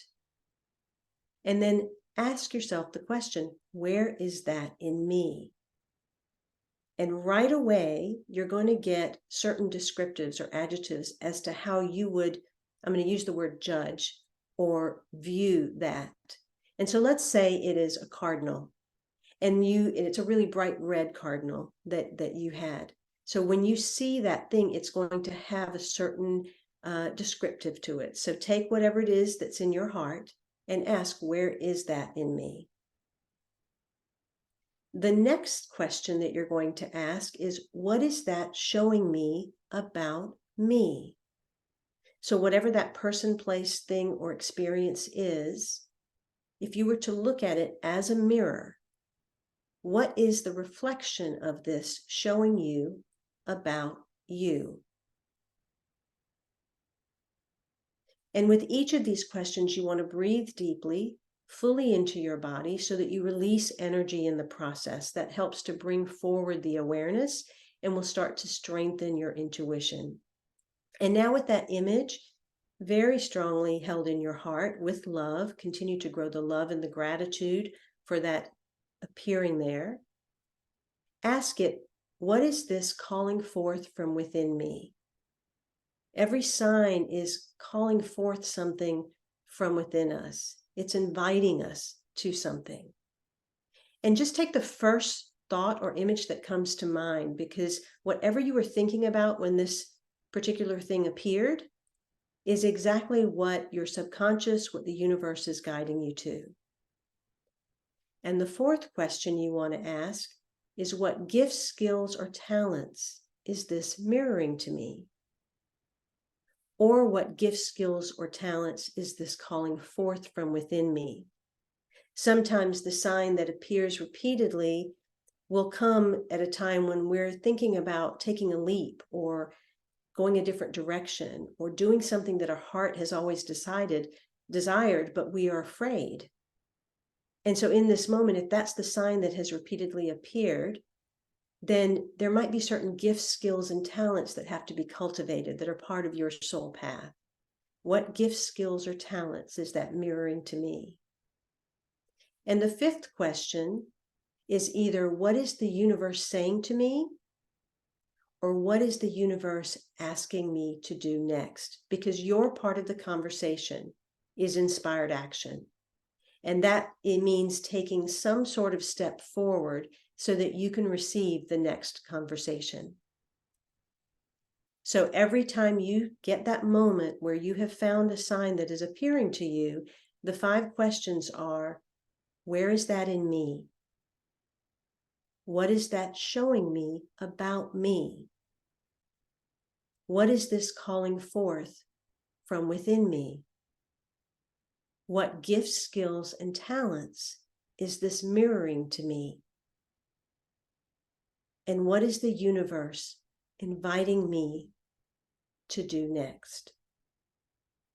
And so as you take a deep breath, have gratitude for the sign that you have seen, perhaps later today or tonight or after this segment. Sit down and journal those questions and the responses that came, and let that expand. And over time, these 5 questions will actually bring about very quick intuitive responses and much deeper responses than the things you will Google, because we can Google just about anything and find out the spiritual meaning. But what I want individuals to understand is you have your own personal dialect with the universe that goes well beyond the average general meanings of a lot of things. And as you strengthen your intuition, as you develop this dialect, this conversation with the universe, what a sign represents to you will be very different than what a sign represents to someone else. And that's when the conversation gets really exciting. That's when the signs have such a great expanse of meaning that you really do get to have an exciting adventure with the universe. I absolutely agree. It's an exciting adventure. I mean, in addition to feeling the support that we have that's all around us and feeling the connection with everything that's around us, it's creative and it's fun. Like I said, there's so many times I'll be like, wow, that was a good one. Like I'm really impressed with your creativity, and whether I'm talking to my angels or the animals or the universe or, whichever beings we connect with, or just the universe in general, it's fun. And I think that, honestly, the more that we show up and the more that we enjoy it, I think the universe responds in kind, and gives us more and more signs and creativity, and it just, fun. It just gets more and more fun, I think. I truly believe that the universe is leading us all back to the divine child that we are, that it's teaching us to remember the creative capacity and playful nature that is our true essence. And the more we can get out of the seriousness that we find ourselves in, the more that we will align to the natural level of the universe. And that's where freedom is. That's where an understanding of the bigger picture is. And so to play more and more and allow oneself to be the child in this experience is the gift you give yourself. Absolutely. Absolutely. Well, Simran, this has been a gift. This has been a gift having you here and having you write the book Signs. I think it is absolutely a needed piece of wisdom literature, within our larger sentient universe for sure. And what's beautiful about this, in addition to all of Simran's wisdom, is she so easily shares the practices. There's so many practices and deeper wisdom for you as a guide. And then part 2 of all of these books are the true mystical experiences of people around the world. And so it's just fun it's fun and it's eye-opening to see other people's or hear other people's. We're a storytelling species, right? Hear their experiences, because I think that expands us in a way that just even wisdom can't, because we're like, wow, I didn't realize that could be possible. And once you open up to the possibilities, then it's almost like game on, right? It's almost like, then the possibilities show themselves. So I'm really excited and grateful that the Signs book is part of Common Sentience. And I want to say thank you for being with us today. Well, it's been an honor. It's an honor to be part of the Common Sentience series. And I believe that by having those stories in the center of each of the Common Sentience books, we allow individuals to not have to hide in their spiritual closets anymore. They can start to see that we're all having these experiences. And now it's time to not only acknowledge that, but to come out and talk about them, to share our stories, to celebrate who we each are as these amazing God beings on the planet and allow that power and that common sentience to explode into a greater ripple across the world. And so I'm really grateful for the CAN network and for you, Ariel, and for Sacred Stories, and to be a part of these Common Sentience books, because we are definitely that drop in the pond that is rippling out.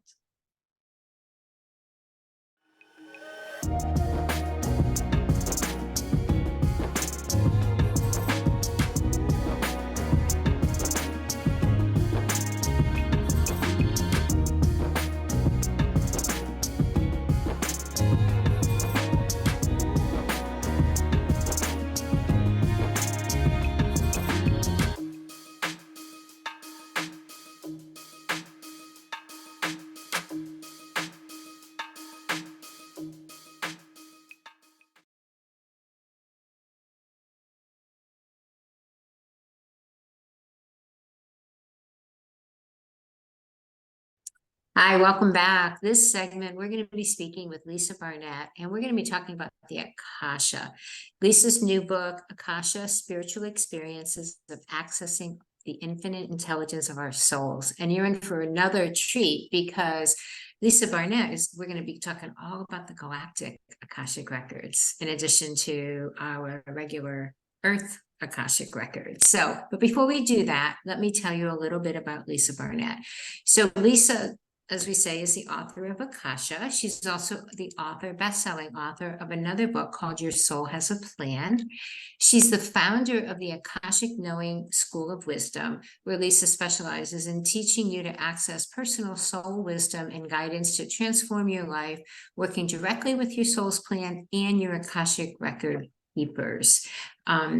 Lisa is the only one that I go to when I want to have my Akashic records accessed. And she's truly I would say an Akashic records teacher, master teacher. I almost called you an Akashic records master. That would be misspeaking. So let me say, welcome Lisa Barnett to our show. Thank you, Ariel. Actually, it wouldn't be misspeaking to call me an Akashic master, because I'll tell you my weird stories. When the record keepers actually first contacted me, and that was my experience, they started speaking very loudly to me and giving me all this expansive information. But when they said to me, will you help us anchor this energy back on the planet, they explained that they had pulled the vibration of the Akasha away from Earth because it was being misused during the Dark Ages. And so they said, please help us re-anchor it. It's time for humanity to access this wisdom, because it's really your birthright. As well as when they said, would you start a school? And I said to them, why me? Kind of in that very human, I think you have the wrong person, because I'm a mom in the suburbs. I've got these 3 toddlers, and why the heck would you ask me to start an Akashic Records school? And they said, because you were one of us. And I responded, like, what the heck does that mean? and they said, when you started your soul's journey, you came to work in the Akashic Library with us. You became an Akashic records keeper. You were a master of the Akashic records. So there are levels in the Akash. We have a group of Akashic librarians or record keepers. So there are beautiful beings of light. There are Akashic teachers who are helping us to learn and grow on our soul path. And there are Akashic masters as well as Akashic lords. So I made it to the Akashic masters level before I went on my soul's journey and became the galactic soul that I am. And I truly believe we all are. So you know what I love about working with you so much, Lisa, is even though you are a former Akashic Records teacher, master, and you are bringing in this truly infinite wisdom of our souls from across the universe, across the galaxy. And we're going to talk about the galactic records.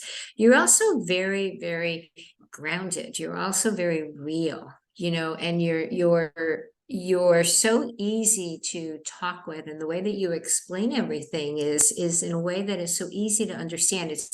It's attainable. I think that's what I love about you the most, because working with you, and it's not that there's something that's just so out there and so away from us that we could never do that, or that could never be us. I think that you, in your brilliance, are holding so much wisdom, and yet you're so grounded and attainable at the same time. Thank you. I have to say, I just feel that I have been blessed, and you know me, I could talk about the Akash and the Akashic records, you know, forever. But what really comes up to be said is that because before we come to Earth, we make a plan, and that plan is based on who we are coming to be, and often the gifts that we are sharing and the soul contracts that we're writing with other people. And so what I know is that in this lifetime, I was blessed to be able to have a beautiful human support team in my husband and my children, and to be able to be grounded. My husband is phenomenally grounding and earthy, and, you know, very connected to nature and backpacking and the outdoors. And that helps really me to stay much more grounded, as well as all my kids, right? Because I've had to learn to speak, you know, all kind of change some of the way I talk even about spirituality or the Akashic records, because I've, you know, shared that with my kids, my family, their friends, over time. And so it is interesting that each of us as souls kind of make some different types of choices in order to share our wisdom the way that we as that infinite soul have chosen to share the wisdom in this life. And so I've had plenty of those lives as the divine feminine, you know, mother, the goddess temples, the wise woman, wise man. And this time I chose more more human, to be the mother in the suburbs who, you know, was tapped to help, you know, share the Akashic wisdom. So I just feel very blessed by all of it. So tell us, to start, or, you know, really frame our conversation, tell us, what are the Akashic records? So the Akashic record is the recording of your soul's journey throughout all time-space continuum, or the non-time-space continuum also.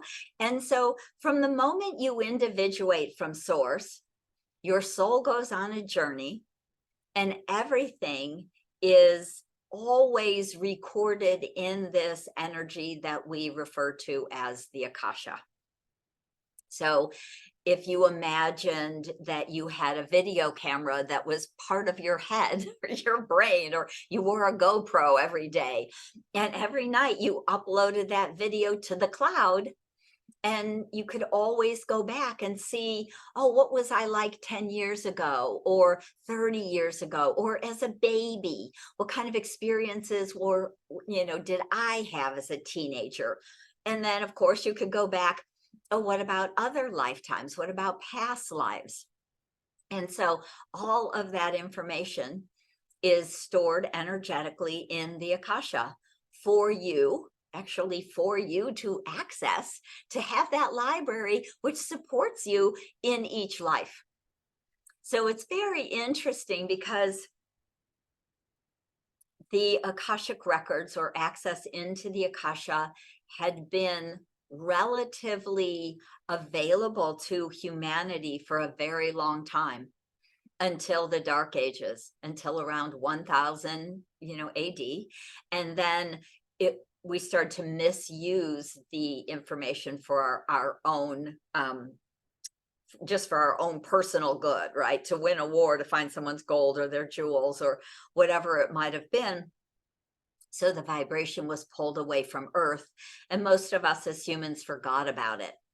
And that's why it seems to almost be a bit of a new information, things that, an idea or a concept, the Akashic Records, Akasha, is vague in a lot of people's minds. And that's even if you're on a spiritual path, because it has only been being regrounded back on Earth since around the 70s.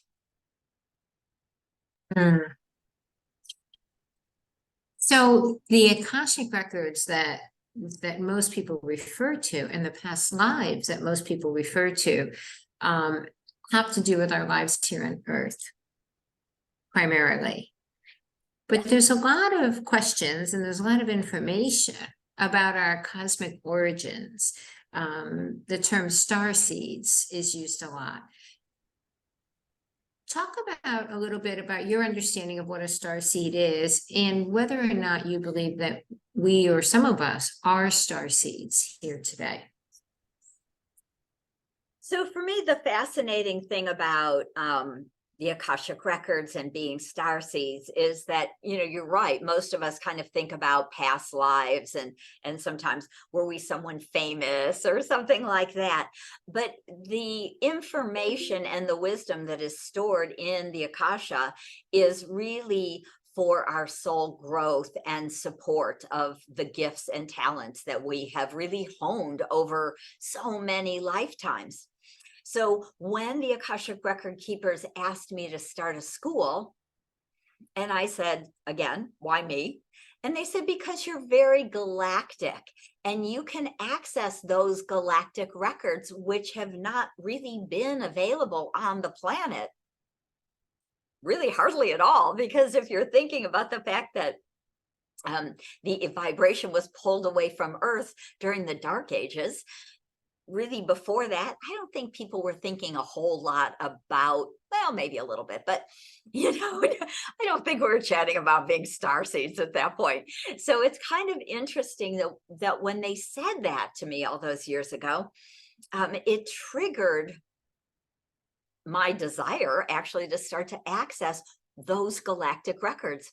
And so literally in downloading my 5-step wisdom prayer system, in downloading vibrational keys, they gave me keys to access the deeper, some of the deeper kind of records of Sirius, the Pleiades, Arcturus, so angelic realms, galactic traveler, which is one of my favorite prayers because so many of us really are galactic travelers. So what I really learned over all of these years is that even though those libraries have not been particularly open to humanity, we are all truly starseed.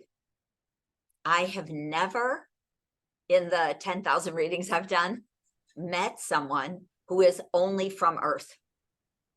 We literally spend most of our time in other realms and dimensions, other planets and planes. So whether we're Arcturians or from Sirius or a little bit of many different planets or angelic, I think many of us even come from a 12th dimensional angelic realm. So we're so much more than we think we are.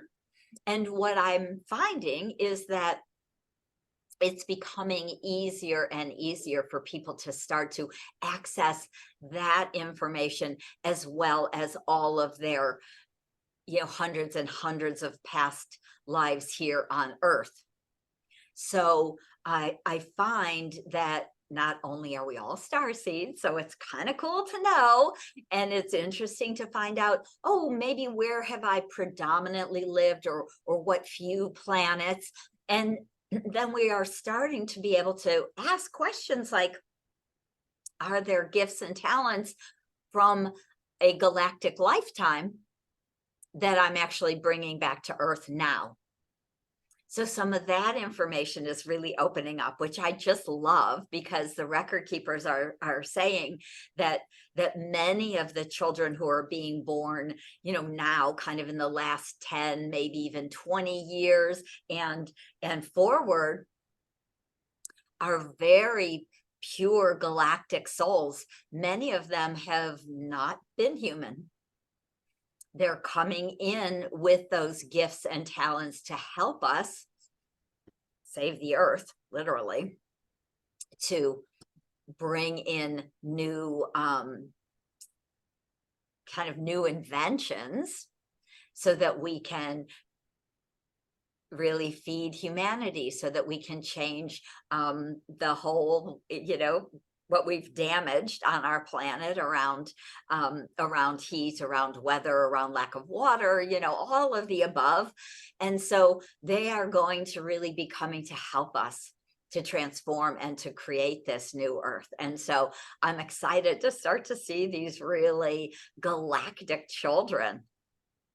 And one of the beautiful things that they tell me in these galactic Akash is that these children have no karmic patterns, because they have not gotten stuck in what we often would refer to as kind of this karmic wheel that we've been kind of playing in for the last 6, 7, 8,000 years. And so they're coming in karma free. They're coming in way more awake. They will often, I believe, be very, very conscious. And so they will be able to tap in really easily, much more quickly, into some of these memories of these gifts, these talents, these inventions, these things that we've created in other worlds, that we could really use, that would be so beneficial for us on Earth now. I really love that, because I think that understanding our Akashic records from a personal soul healing or growth perspective is certainly important. But the idea of accessing the records to see see the more collective vision, so that we can all step in and not only heal the self, but help heal the earth, help elevate the consciousness of our entire the collective consciousness. To me, that's really where the work is. That's really where the importance of why having this information is so critical. That people are aware of it, and that people tune in at the level that it resonates with them. Yes. Oh, absolutely. Because I've always felt that it's so important for people to realize that we did not come in as victims, that we are really not at kind of just, the will of the universe, or, to start to understand that we, as very ancient and very wise souls, made a complex plan. And often, as light workers, which I know you all are, that you are here to help to create this new earth, to heal the planet, to awaken humanity, to reactivate our grid systems and our ley lines on Earth, really to raise the vibration of everyone. And because, of course, Gaia herself is awakening, she's helping us to raise the vibration of everyone on Earth. And when we can do this consciously, when we can become very conscious beings, then it makes it so much easier for us to think out of the box, to, again, tap into some of our information from our galactic records, some of the beautiful gifts and talents that we have honed over our, last 8 or 10,000 years here on the planet. I mean, we've had amazing times. We have been so much more advanced, even on this planet, quite a few thousand years ago. And I believe we can really tap back into that. So, and a lot of this information is available and really becoming more accessible, more available to humanity as we start to deepen in.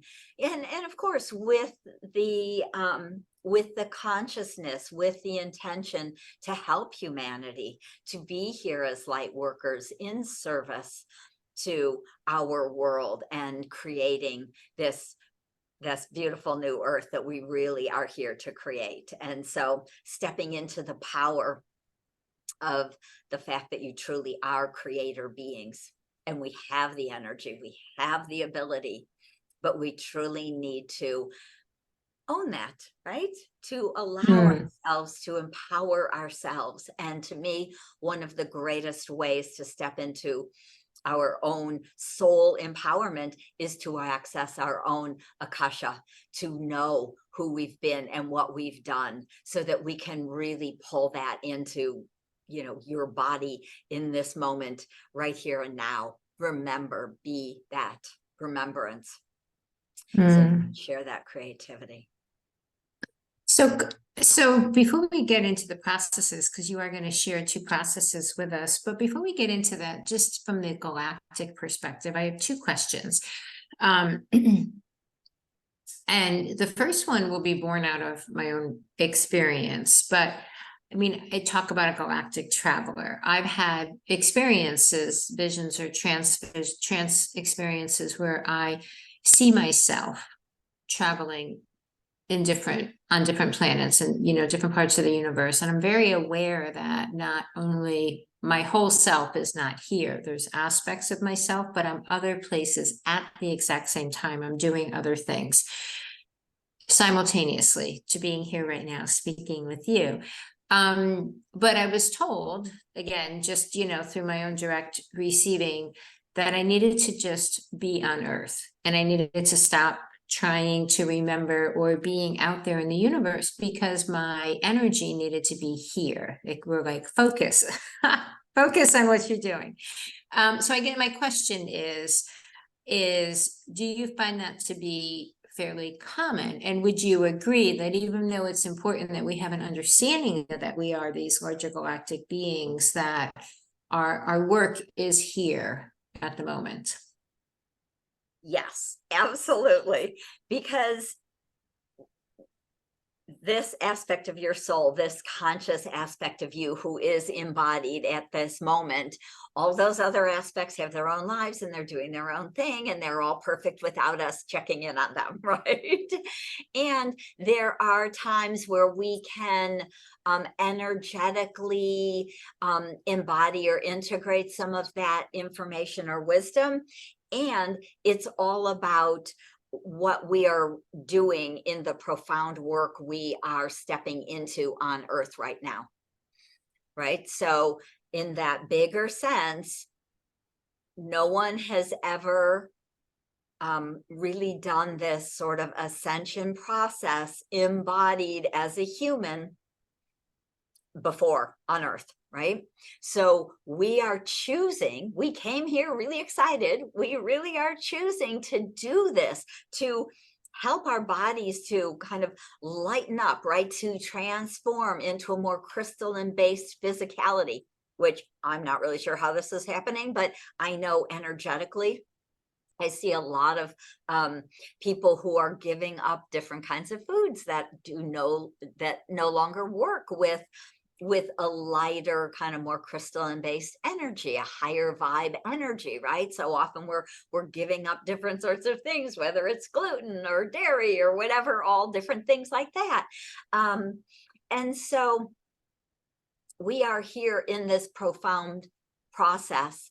And so again, focusing on this process, focusing on all the gifts and talents that you have already brought with you that are accessible to you, often through sometimes remembering and reactivating some of the other lifetimes here on Earth and or galactically. We can do this through our work in the Akasha, but to stay focused here so that we can create this and kind of stop, you know, dreaming about living in a different life or a different planet, because you know what, this is really a short life in these human bodies. And so, you know, we'll be on before we know it. So we'll be back surfing the stars, you know. Yes. Okay, so to help us do the work, to help us connect and ground and really tune in with our Akashic records here, or our greater selves here, you are going to share a tripod grounding system and a rainbow shield meditation. So Yes. please. Yeah, so I will do it kind of just as one meditation in flow. And then that's always nice because people can go back and redo that if they wish. And so what the record keepers start to say to me also, probably a lot of years ago, maybe almost 20 years ago, I was not the most embodied, grounded human on the planet, right? I was always trying to escape. You know, one of the first books I read when I was about 14 was Journeys Out of the Body, right? So it kind of was a long process. But what the record keepers started to say was that until we fully embody in these beautiful human vessels that we have chosen to create, we will not be able to go into the fourth and fifth dimension. We will not create a new earth because we are creating the new earth from this place, plane, dimension where we are human. Again, not from those galactic worlds. All of the beautiful, galactic starships that are out there helping, they can only help a little because they're not boots on ground, right? They are not in a physical body here on the earth. So we can get information, guidance, wisdom, energy, upgrades, all sorts of great things, but it's the people. It is you and me who are really here in this physical form. So embodying fully, which really means grounding all the way through the whole body, down all the way into your hips, down, filling, all of the chakras, doesn't always feel that fun for us because it's denser than we often like. But it's kind of like realizing when I can fully embody here, then I can actually strengthen, really activate my manifestation abilities, my creator being gifts, and start to create the world that I, as a human, a soul embodied and as a human, I can truly start to create in this world, in this plane, on this dimension. And that's the new earth we're creating. So getting down and grounded in your body, the record keepers gave me a guided visualization that I call Rainbow Shield, which is beautiful because, again, it's about being the sovereign of your physical body, your energy fields, your auric field, owning that so you're not being run around by your friends, your family, unembodied spirits who may or may not be welcome, right? So being the sovereign, so you are aligned to your higher self, to your soul's purposes, to your Akasha, right? So being grounded and being the sovereign by using this tripod grounding system, by using the Rainbow Shield visualization, really helps you to be the sovereign of your life. And then from there to really be the creator being that you truly are. So to me, it sounds a lot more sexy than just being grounded here on earth. I like being the creator being that I am, because I can remember being a galactic creator being and creating planets. And so it's like, okay, that aspect, have fun. I'll see you soon. And now I'm going to be that creator being embodied. So join me in this process. We will do a tripod grounding system. And I'll just do this all as a guided visualization. So if you can sit back and close your eyes, please do that. I like to have both of my feet flat on the floor. And so we just start by, I always like to start by taking a nice deep breath into my fourth chakra, heart, inviting it to open and expand a little bit further, letting it spin, and strengthen. To me, it looks like a beautiful golden ball of light spinning and filling the whole chest. And then I like to go up to the spiritual heart, which is a smaller chakra, doesn't have a number, but it's up by your thymus, up your high heart. And we invite it to open and expand and spin and merge with your fourth chakra heart, creating a beautiful, sacred heart. Fourth and high heart blending and spinning, shining out that sacred light of you.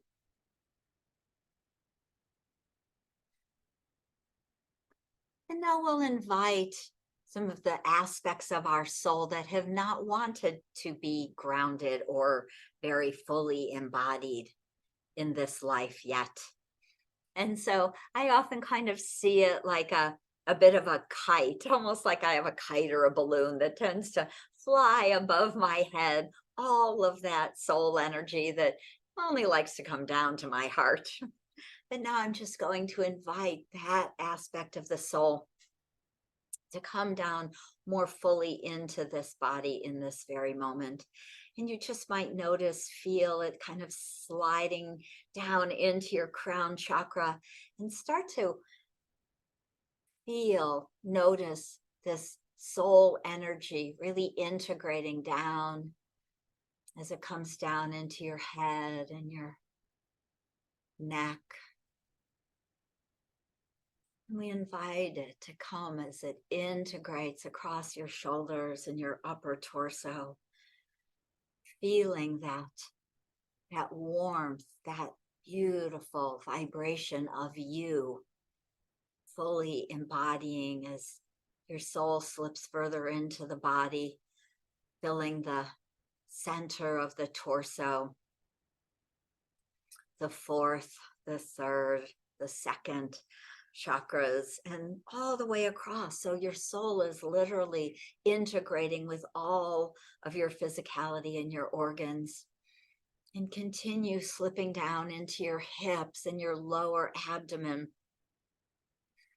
as your soul really embodies the second and the first chakras all across that lower abdomen, and then down into our legs, filling our legs, our thighs, our calves, our feet, as the soul becomes fully embodied in this sacred vessel that you as a soul have contracted with the physical body. And as the soul comes down into the feet, we're going to activate our tripod grounding system by imagining roots growing from the bottom of our feet, right out of our feet chakras, because we have little chakras in our arches of our feet also, and beautiful root system coming from our feet down deep into Gaia, deep down into Mother Earth, about 3 feet, 4 feet, 5 feet. Letting that root system spread out, creating a very strong root system from your feet. And then we activate the tripod, that third leg, which is a grounding cord from the base of your spine or the back of your first chakra, whichever way you can imagine that. Nice wide grounding cord tail all the way down to the core, that beautiful crystalline core of Gaia. As we wrap that tail or that grounding cord around the center, around the crystalline core, and we ask Gaia to help us to stay grounded and centered as we do our work on this beautiful planet today. So feeling really solid in your body, we are going to really activate our rainbow shield by first filling our physical body with the highest, brightest Akashic energy, light, and wisdom that we can hold. We want to own every square inch. And as we're filling ourselves with this golden light, this high Akashic energy of you. We are actually moving everyone else out of our physical body, out of our energy field. We want to send everyone back so that they can go home to their own physical body. So I like to imagine a beautiful pitcher filled with golden liquid light, just hovering above the top of our crown chakra. And we pour that golden Akashic liquid light, soul energy, high vibe right down into your body. And it pours all the way down into your feet, just like you were pouring golden liquid light into a glass. It goes to the bottom first, filling your feet and your legs, and continuing to fill your torso again on another level of physicality. Our bodies integrated into our soul is integrated into our body, and now we're literally raising the vibration with this golden liquid light from the Akasha, this beautiful wisdom of you. So the golden liquid light fills your whole torso, coming up to your shoulders, pouring down, filling your arms and your hands, and up into your neck, filling your whole physical head, your skull, your brain, all of that wonderful wisdom that is also in our head centers, our clairvoyance, claircognizance, telepathics, really activating all of that with your highest Akashic energy. And as that gold liquid light comes to the top of your head, it continues to pour down and fill your auric field around you. So it starts to fill from below your physical human feet, about a foot below your feet. Just imagine our aura kind of tied in around us. And that liquid light is filling the aura. Looks a little bit like an oval egg around your physical body. And that golden liquid light comes up around your body, all the way up over your head, filling your whole aura until you look like a beautiful golden egg. And we thank the Akashic light, energy, and wisdom for filling us up with our highest vibe. And the golden pitcher evaporates. And we're going to activate our rainbow shield, which is really strengthening the 7 layers of your aura. Many of us have had damage to our auric system. We don't particularly activate it. It's kind of weak and not very clear. And it's a profound boundary and useful tool. So we are going to consciously activate it now by adding the layer of red right on top of our golden egg, the first layer of the aura. And so I just see a golden layer, a red layer on top of the gold, and then an orange layer on top of the red, and a yellow layer on top of the orange. And we continue strengthening and activating our aura with the next green layer. And then there's the blue, beautiful, all around your whole golden egg. And the next layer is indigo. And our final 7th layer of violet. And just breathing and feeling the solidity of your body and your golden egg aura and your rainbow shield as it strengthens with awareness.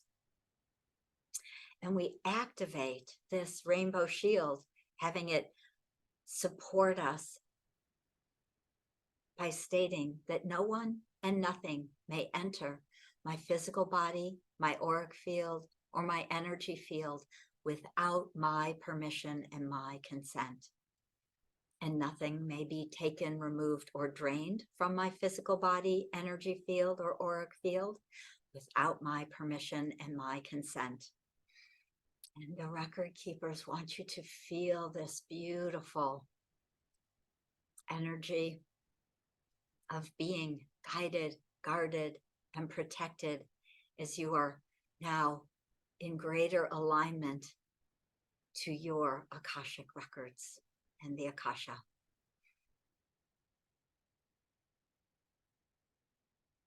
And just taking one more lovely, slow, deep breath. Coming back present as you open your eyes.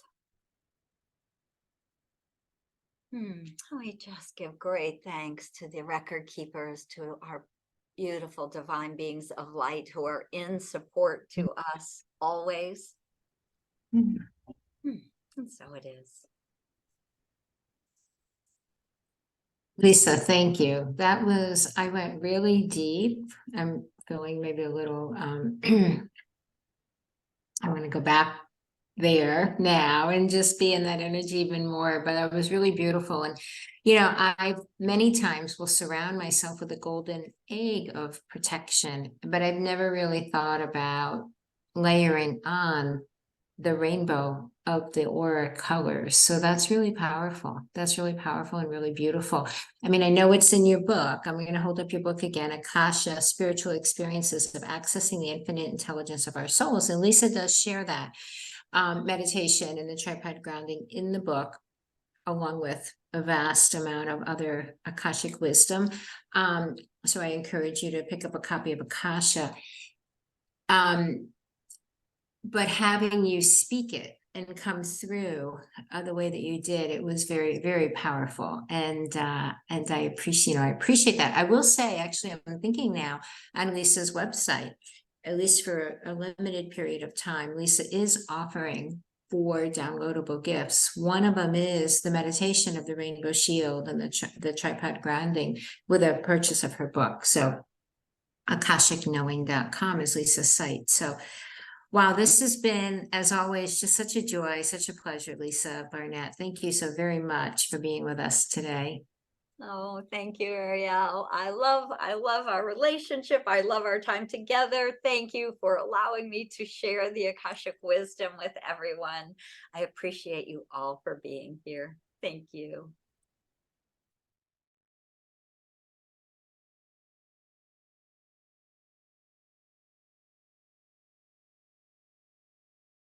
Hi, welcome back. This segment, we're going to talk about The Witch with author Valerie Love. And Valerie is the author of our new book, Witch, Divine Alignments with the Primordial Energies of Magic and Cycles of Nature. It's going to be such an incredible segment. And let me tell you a little bit more about Valerie. Rev Valerie Love, also known as Kaisi, is the author of 24 books, actually, on practical spirituality, magic, the occult, and Christian witchcraft. As an ordained minister of spiritual consciousness, practicing Christian witch, and global retreat leader, Valerie's soul mission is to inspire us to freedom. So, Valerie, welcome to Conscious Awakening Network. Oh, thank you so much, Ariel, for having me. It is always delicious being with you, always. You're like my sister.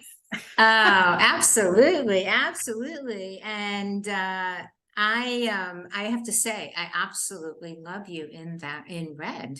I don't know that I've seen you in red before, but it's powerful. It's very powerful on you.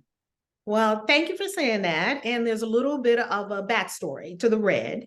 So in the African magics, yes, particularly Yoruba, there is a knowing that your head has a spirit.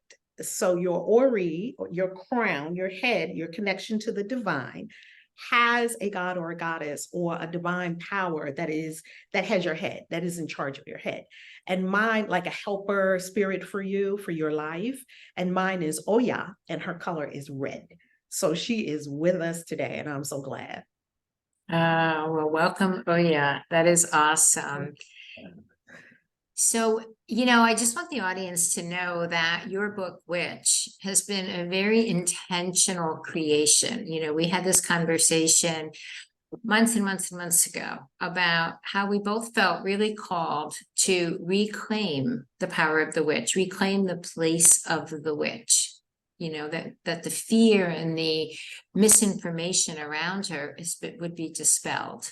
And I believe we've done that with your book. I know we've done it. And it was a together, this was really a beautiful collaborative experience, because my very first writing, because I love to write, I write every day, and I was born to write. I'm a keeper of the word, written and spoken. And my very first time working with a publisher was for my first 2 books, and it was a wonderful learning experience. And then over the years, I've done publishing with my own publishing company. So this is the first time that I have come to a publisher, that Spirit has brought a publisher to me that is aligned with me, that I feel like, yes, they will do it right.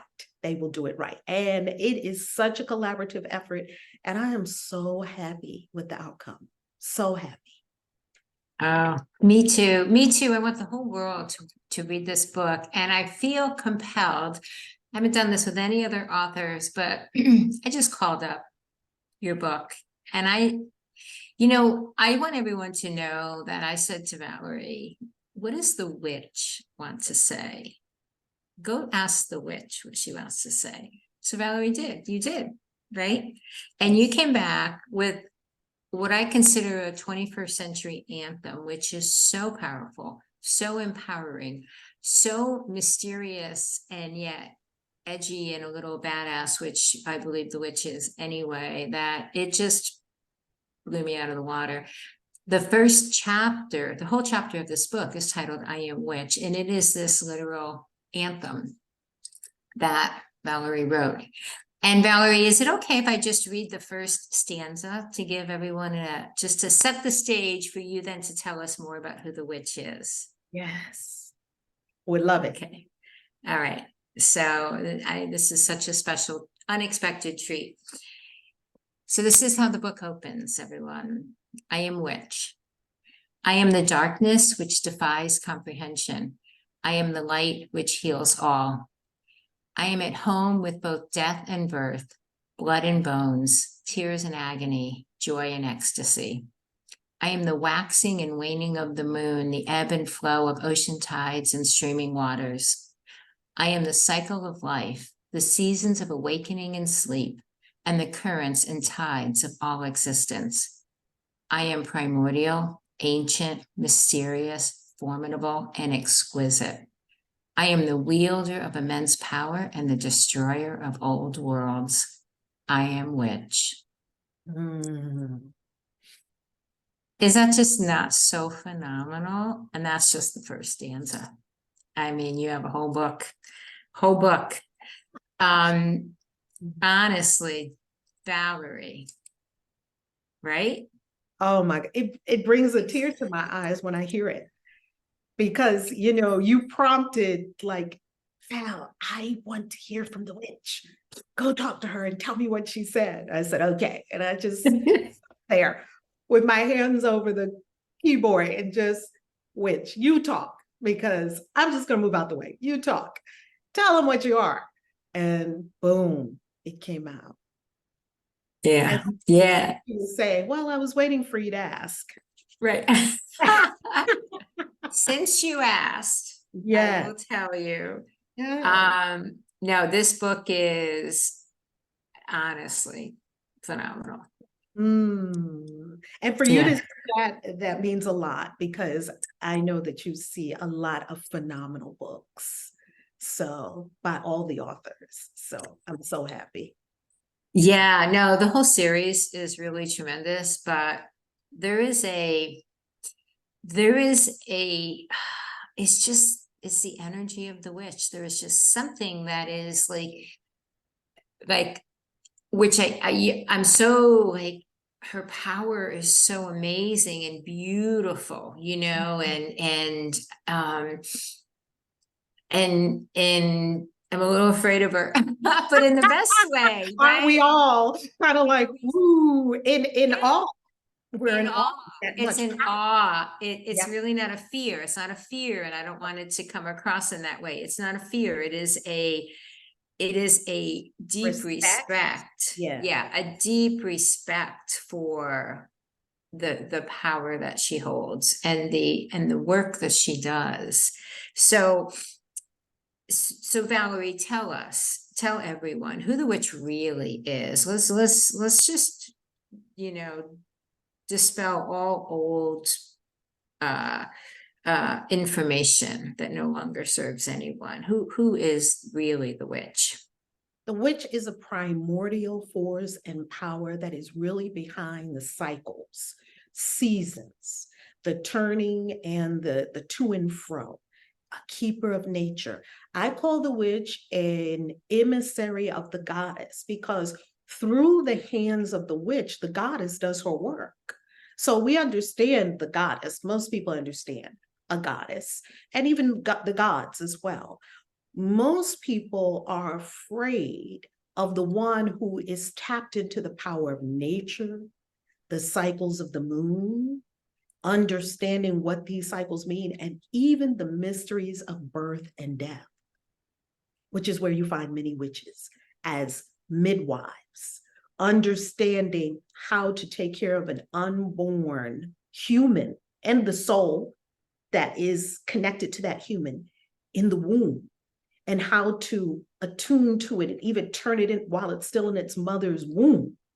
The witch had all of these, had the understanding and the wisdom of how to do this, and then how to birth this being onto this earth plane, and what essential oils to use, and what prayers and what chants to use, and how to look at the moon and know that a woman is not pregnant for 9 months, a woman is pregnant for 10 lunar moons, 10 moons, yes, 40 weeks, which is perfectly aligned time.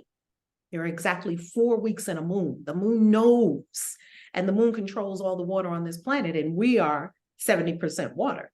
And so even when you speak with doctors or nurses, they talk about how, kind of mysteriously chaotic it becomes sometimes in the emergency room on full moon nights. If you talk to doctors and nurses, people that work with people coming in, they say, oh, it's a full moon, it's going to be crazy, But what we understand is that there's a lot of energy, and now all people know what to do with that energy, or how to harness it, or how to even manage it in their energetic system. And so they're having experiences that they need help with. So the witch is all of that, and more than I could really even put into words. And so it's time. It's time for us to more fully understand the witch. It's time for us to stop being afraid of the witch. It's time for us to negate the fears that have maligned her and her name for centuries. Yes, and the fears are, I believe, connected to what we don't know. I have seen, and this witch is in the book, I see the medium. I have seen her call down hail from heaven, from a sunny sky. I've seen this with my own eyes. We've seen the witch do things, and sometimes our logical mind tries to unconvince us of what we've experienced. And we've all had these mystical experiences. This is what the whole Common Sentience series is about, is that we are bringing these into our everyday, that it's normal, right? It's natural for us to have all these mystical experiences. And so we've all had mystical experiences with the witch. And many times humans go to fear at things we don't understand. So this book is going to knock out all of that fear because it brings understanding. Yes.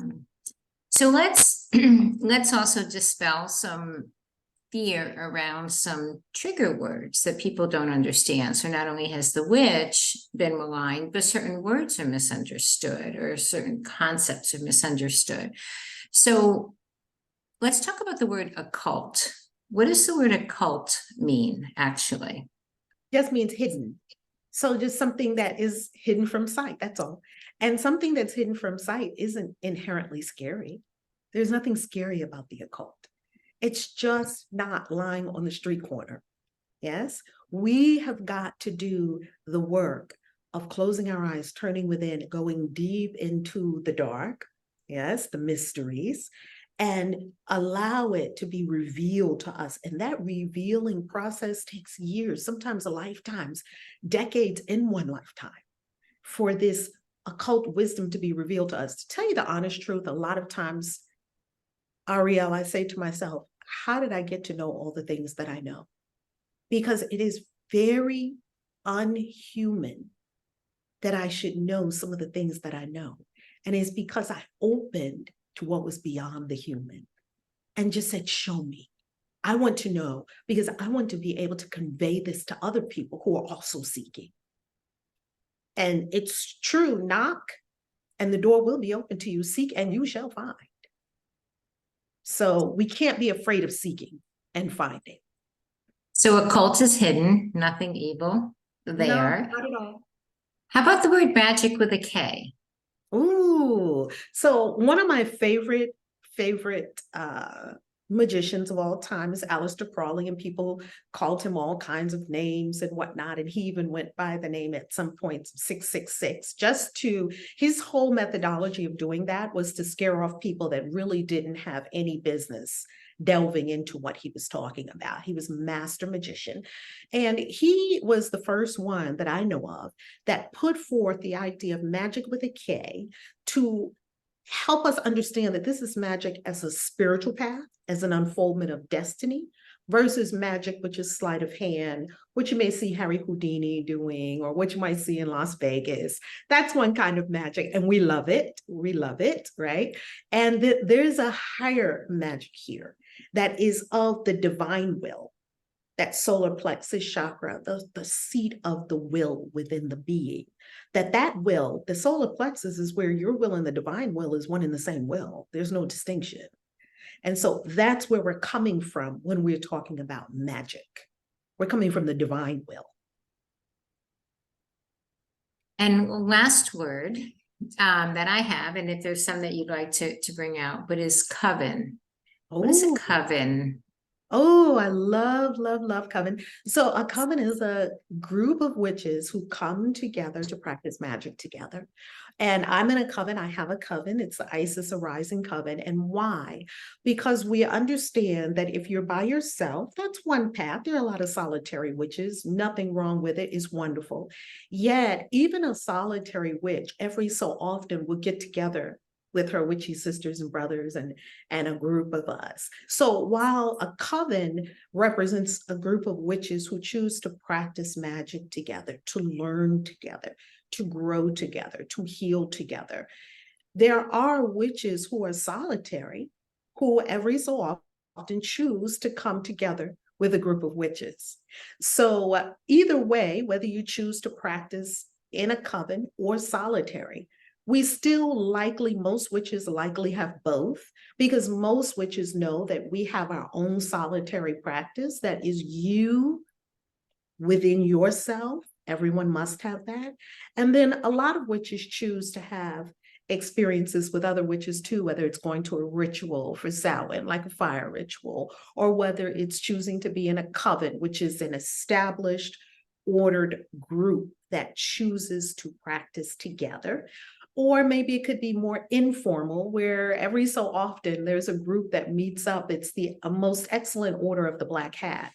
And they're a group of witches that meet every month and talk about witchy things and what are you doing and what are you doing and what are you doing? And we drink tea and all of those kinds of things.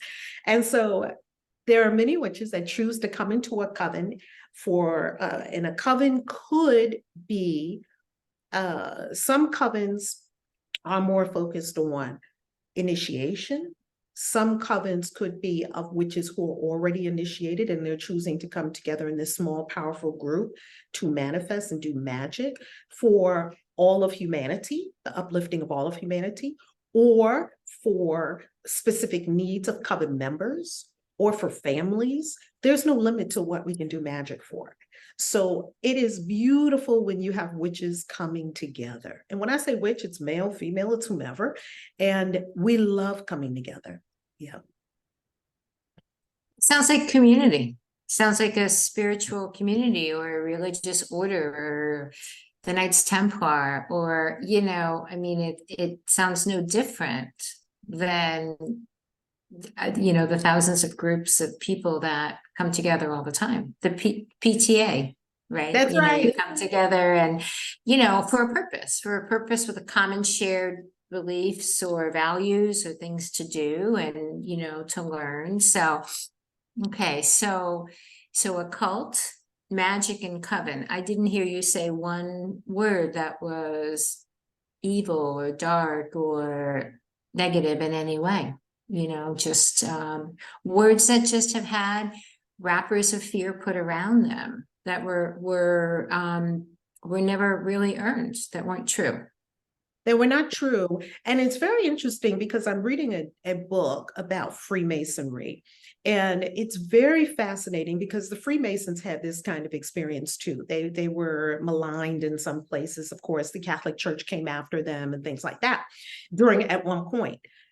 And why? Because they had a secret society with rituals that were only known within the group, and they were sworn to not share them with people that are not Masons.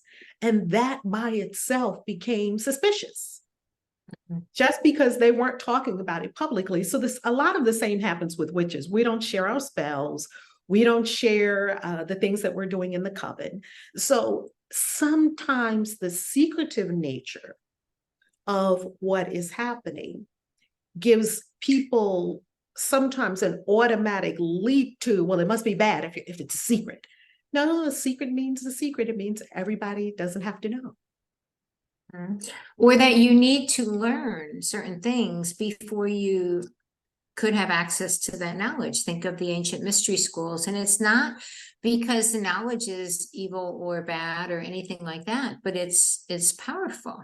And it really needs to you need to understand, you need to truly kind of earn a level of knowledge so that you can handle it, right? And you can handle it in a way that is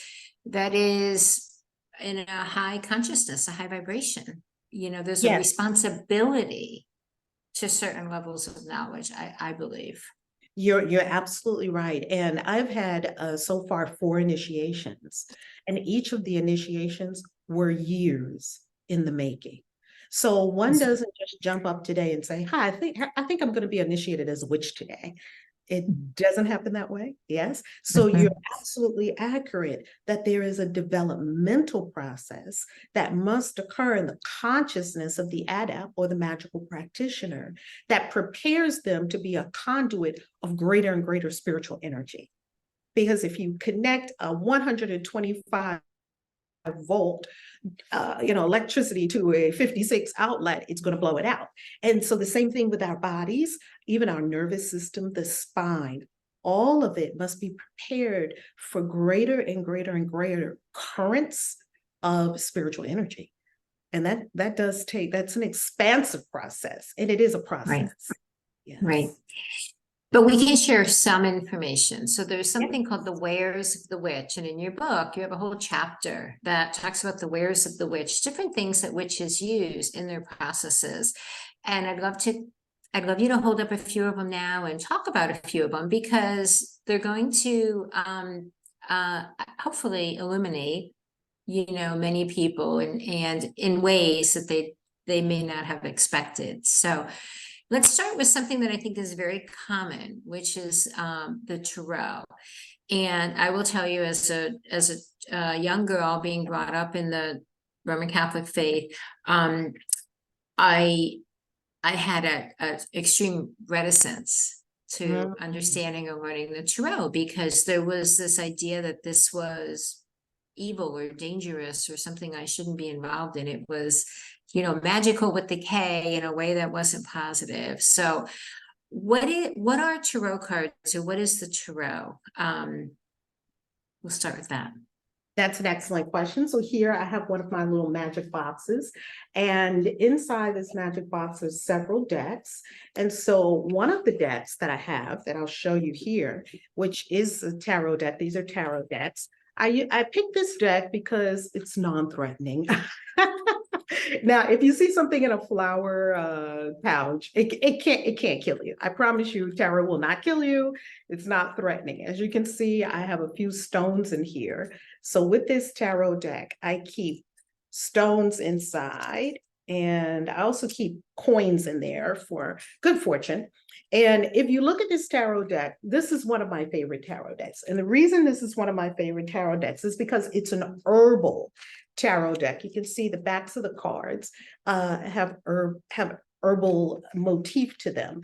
But this is actually the Rider-Waite-Smith tarot deck done in an herb style, which is really wonderful. So as you see these pictures, there really is nothing scary about the tarot.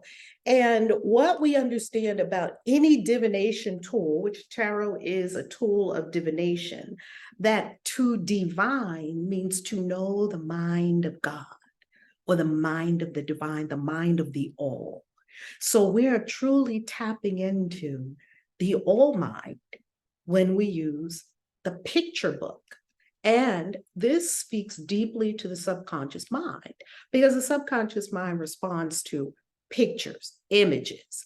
And so a tarot deck could be used for meditation, contemplation, divination, spell work, rituals. You could pull a card a day to get wisdom and guidance for that day. You could even sleep with a card under your pillow to enhance dreams. So we're talking about a master consciousness mover right here with the tarot. So that's one of my tarot decks that I absolutely love. Now, I use tarot in a few different ways. I use tarot if I have, let's say, a gnarly kind of thing going on. And you ever get those moments where you have all these projects and you're wondering, okay, which one do I really need to pour myself into right now? Especially highly creative people who are polymaths. They're good at a lot of different things, like you, Ariel. You're like me with that, right? We're good with a lot of different things, so we could go in different directions.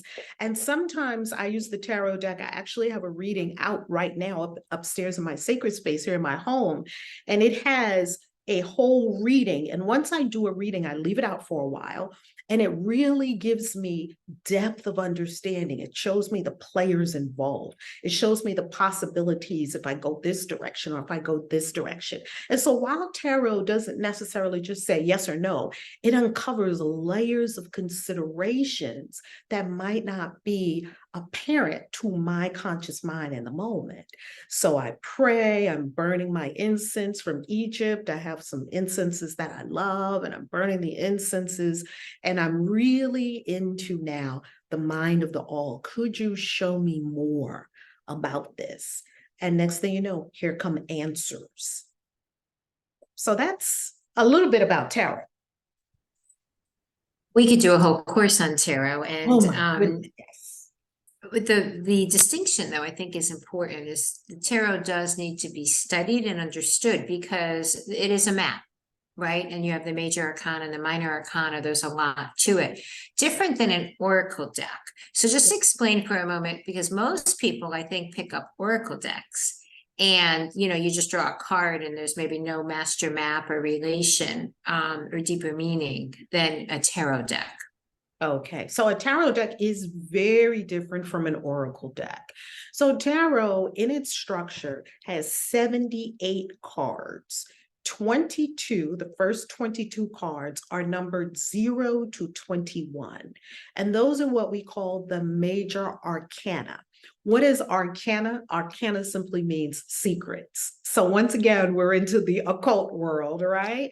The arcane, it's just a secret, right? It's just something not known yet. You can know it if you wanted to know it, and if you did what was required to know it. Anyone can know it if you did what was required to know it. That's important. And so the 0 to 21 are called the majors, because these cards connect to the soul. It's a journey of the soul from the Fool, which is numbered 0, all the way to 21, which is the World card. And really, it depicts the journey of the soul. So we all start off on the hero's quest, like the Fool, right? We don't really know what we're going to do on this spiritual path, right? We don't really know what's in store for us. We're willing, though, to step off of this cliff. And so you see the fool with this little bag on his shoulder, and he's stepping off the cliff. He's looking up, which means we're looking up to our higher nature. Because if we were looking down, our conscious mind would tell us, don't step off a cliff. Yet we know, right? Lower mind would say, danger, don't do that, right? Yet we know in spirituality, we must take a risk. We must step out like Indiana Jones did. And once he stepped out, the floor appeared for him to step across, right? So we understand that we have got to put it in biblical terms, get out of the boat to walk on water. We know we have to do that in spirituality. And he has his little white dog with him, sort of like an intuitive voice, like you have a loyal companion with you. And it goes all the way to 21, where he has achieved now the world. So you do have a great achievement coming. And as you move through this whole journey of the soul, he's getting lessons, right? So his first lesson is the card numbered 1, where he meets the magician. And the magician has a table, and on the table are the things we're talking about, the representation of earth, air, fire, water. So the first person that the fool meets is the magician, so that he can learn how the universe works.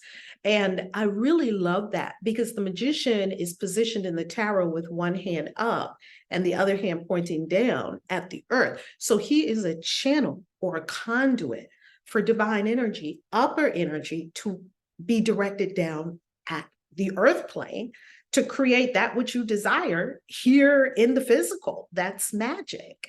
And so he goes through all of the cards, and then he winds up the world, where it's everything. You have everything. Yes, you've tapped into the all. And then in the second part of the book, because I call tarot a book, a picture book, the second half of the book is 56 cards. And those 56 cards are broken into 4 groups. And each of those groups are aligned with an element. So for the air element, we have swords. For the earth element, we have pentacles. For the water element, we have cups. And then for the spiritual element or fire element, we have wands. And these 4 represent alignment with the 4 aspects of being: our spiritual self, our mental self, our emotional self, and our physical self. Because we are multidimensional beings. Yes, we exist in spirit forms. We have an emotional body, an emotional constituent, and then we have the spiritual self, we have the physical self, and we have the mental self. And in the tarot, it's very telling that the most problematic suit of those 4 suits is swords, the mind, right? Mind run amok, worrying or making up problems. That's what we're here to handle, to master. We're here to master our mind. So when we look at those 4 suits, and they go from ace to king, these are our everyday life. So it's people in our lives, the court, because there are 4 court cards: the page, the knight, the queen, and the king. So we all have a court in our kingdom, right? And who are the players in your court?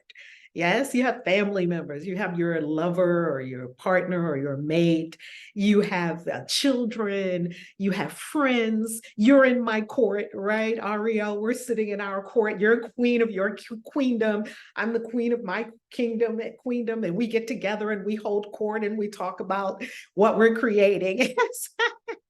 And then you have court jesters there making fun, having fun and frivolity. So we're all holding court. Who's in our court? And what messages are they bringing? Life is dynamic. What's happening now that I should be paying attention to? What's happening? Is it that I need to give attention to my spiritual self, my mental self, my emotional self, or my physical self? Tarot can decode all of that for you. So it's a book that, though I've been studying it in this lifetime for nearly a couple of decades, still don't have mastered. And I think it's like the Bible, like who really has it mastered, right? I think we need to talk about you doing a course on the tarot. I think, or just I've already taken notes. No, actually, probably the most brilliant I've heard it explained in the way that you just explained it. And as you can see, it's something that needs to be studied. It needs to be learned. It needs to be experienced, right? It's not like you just open a tarot deck and use it. And I think that that's where, it's a divination tool. Right. So that's where some of the fear around it came, but there's nothing fearful in the tarot. And an oracle deck, just very briefly, just so to explain an oracle deck is simply what? Well, I have several oracle decks, and I have some that are goddesses. An oracle deck can really be representational of anything. I've seen oracle decks that are crystal decks, angel decks, goddess decks, and these oracle decks are bringing you wisdom from above. Higher consciousness wisdom. So you pull, as a matter of fact, I have a really nice oracle deck here because I love Colette Baron Reed. And this is the Wisdom of Avalon oracle deck. And I love this oracle deck. And as you can see, I've had many readings because you can see that I've just gotten so many things underlined and dog-eared and so forth in this book, because when I really want to just get one card, even one card a day, you could pull a card a day. And in an oracle deck, though there is a symmetry, the cards are not actually telling a comprehensive, cohesive story as far as I can see, like the tarot is. So oracle decks to me are more in the moment. They are bringing you higher consciousness wisdom right here in the moment. They're very accessible. And I don't think anyone needs any training actually to work with an oracle deck. That's what I love about them. And they're probably a great start to tarot, because tarot is going to be a dedication. It's a commitment to work with tarot. Oracle cards I find to be very inviting, and I love the oracle decks I have. I love them. I just use them differently than tarot. Right. No, I think they're a beautiful divination tool for many reasons, but also because, and I have a couple oracle decks as well, and I have one tarot deck, but because I think what it does is it helps you to focus. It helps you to take a breath. It helps you to consider or think about or take a break for a moment. You know what I mean? It really just puts it gives you the opportunity to align, to divine the mind of all, right? I think they're a beautiful divination tool, honestly. So, but they're different. They're different than a tarot deck. Okay. All right, perfect. So let's go through a couple more. Wares of the witch. So what a witch can use, or really, any of us, it's really in the use of it, right? Pendulum. Yes. Pendulum. My favorite. I have mine right here with me. And this is one of my pendulums, and I'll show it to you up close. I actually made this pendulum years ago, beaded it up myself. And then at the end, I put this amethyst, and I don't know if you can see that there's It's beautiful. Yeah. Everyone who sees this, and by the way, I'm wearing purple nails today because purple is the color of the witch, so I've got to honor her. So this is an amethyst, and this is a moonstone. And for me, this pendulum represents the reason I put these particular stones at the end of it is because I want higher wisdom. So the purple is crown chakra. I want the highest access to the wisdom that I can. And a pendulum is very simple. It either goes yes or no. So this pendulum, I'll show you how this one works. You just ask it, show me yes or show me no. And it is very simple. You can get a pendulum in any magic shop. And I'll show you, this is my pendulum's no. Could you show me no?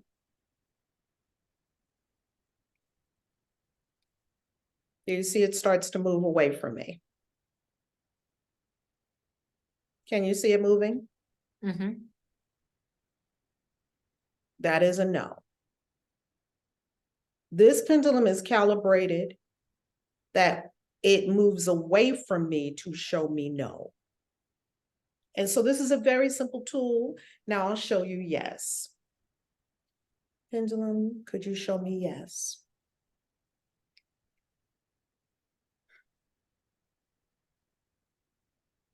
And you see how it moves? It moves side to side.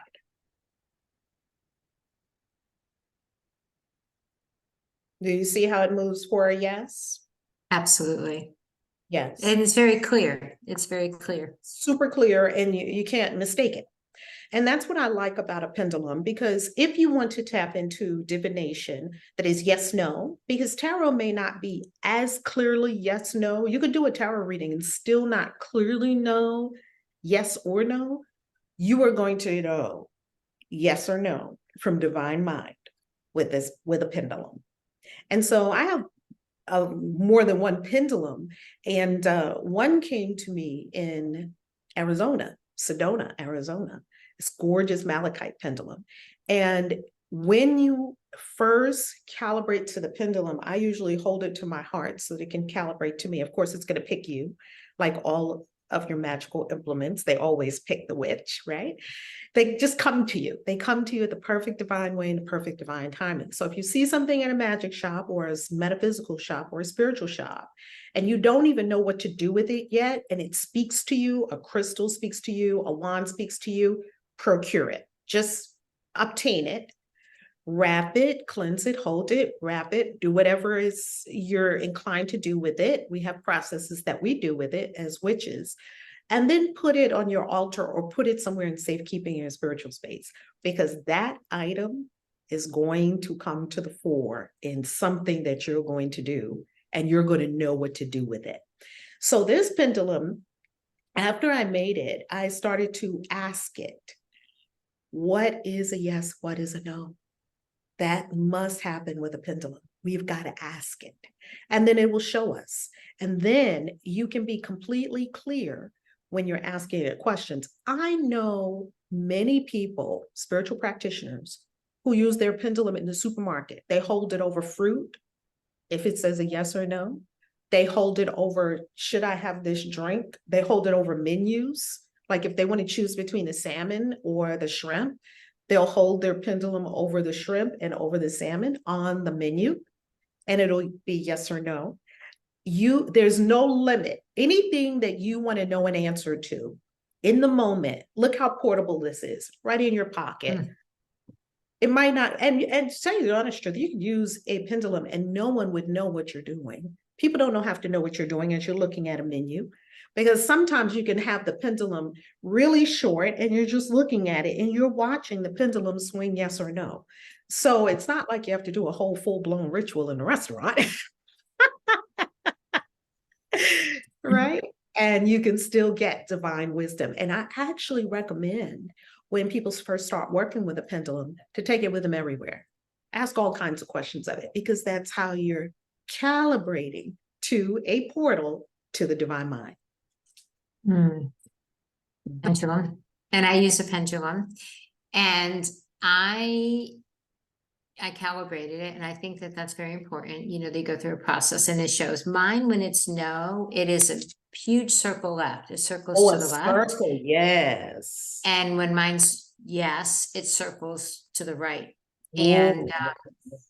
And it also will show me a maybe by staying perfectly still and not moving at all. And then I'm like, oh, you're just being obstinate. I want an answer. What do you want me to do? And it's like, okay, I need more information. And then I know that maybe there's not an answer yet. And, you know, maybe I just need a little bit more information. I need to pause. And that's what it tells me. I'll show you. I just hold mine up if I'm on camera. Oh, I love it. Mine is a green Albertine, and it's it's really, really powerful. And I can tell you, before I started working with a pendulum, I was thinking, oh, they have to be moving something. There's something magic, you know, something they're doing something. And I will absolutely tell you, absolutely not. Like this pendulum, the energy that comes through the pendulum is, you know, sometimes it could bring me to tears, the clarity and the power of it. And what it speaks to me, Valerie, which I think is so important, is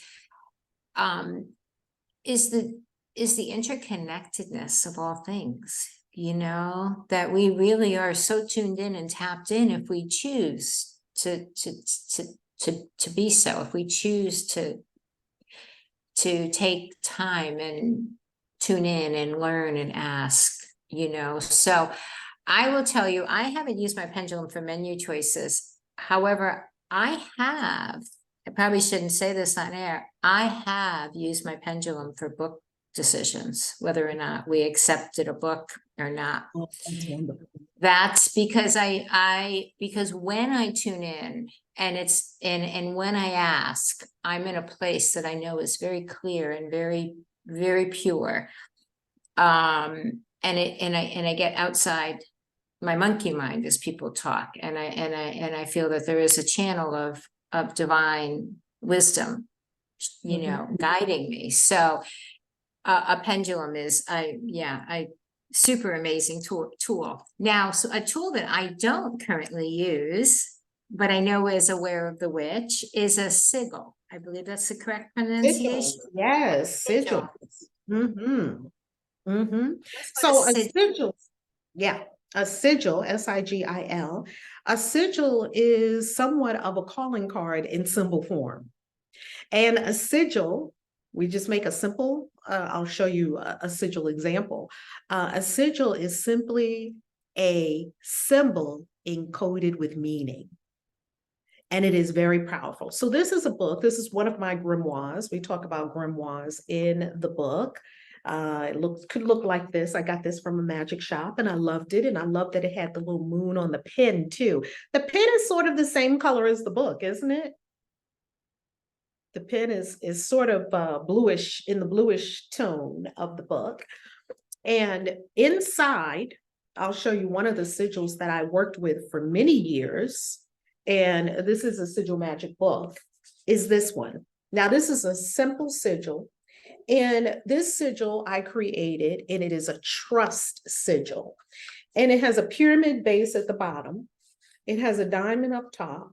It has a line pointing up to divine mind. Now, I created this sigil because I was having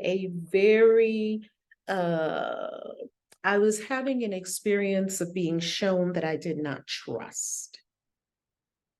I needed to deepen in my trust, that my mistrust was causing me issues. And I needed to trust. I needed to trust life, capital L life, right? I needed to trust my path.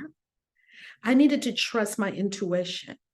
And I needed to trust just the whole universe, just all of it. Just trust that the universe has got you. You're okay. All is well. You're on the path. You can't not be on the path. Something's taking care of you. And trust it's going to be okay. And so I needed to get that deeper into my consciousness. And so what I did was I sat down one day and I created a sigil. And I'll give you an example of how you could create a sigil too, because it's very simple. I'm going to go to a blank page in this book and I'm going to show you exactly what a lot of people do with a sigil. I sat still and I began to draw, okay, what is the essence of what I really truly desire to experience? And I know a pyramid is the most grounded, stabilized structure on the planet. So I wanted that foundation, the stability, because can be like a butterfly all over the place. So I needed that grounding, right? A little bit. And then above it, a diamond. I wanted to tap into my diamond nature because a diamond, once again, is a hard substance and it's not flimsy, right? It's hard, it can be trusted. And then I wanted an up arrow that would take me higher than the lower conscious mind that's suspicious. Could be I'm from New York, I spent the first 28 to 30 years of my life in New York. And New Yorkers don't believe anything. I'm from New York City. We're natural skeptics, we think everybody's got an agenda. People are out to get it. I got to protect myself. Some of these things that I was picking up just from the consciousness of New Yorker, right? I'm not saying anything bad about New York because I absolutely love New York. Yet I think some of that came from my formative years in New York. Watch your back and watch it and don't talk to strangers, and looking out for yourself. And it made me wonder, well, is there something looking out for me? No, you got to look out for yourself. Pull yourself up by your bootstraps. Our parents taught us a lot of self-responsibility and all of that. And if it's to be, it's up to me, which is true. Yet the part that I didn't catch was that there was a greater something that was taking care of me too, and that I could trust that. There's a greater something than me doing it. There's a greater something. So here's a simple way to create a little sigil. Want to play a game? Want to try it? Okay, so let's say that we write out the word trust. Now, here's a simple, easy way to create a sigil. So here you see the word trust. What you could do is first cross out any vowels. So you just cross out the U. And you can make this out of any word you want. Let's say you want more confidence. You could just write the word confidence and then strike out the vowels.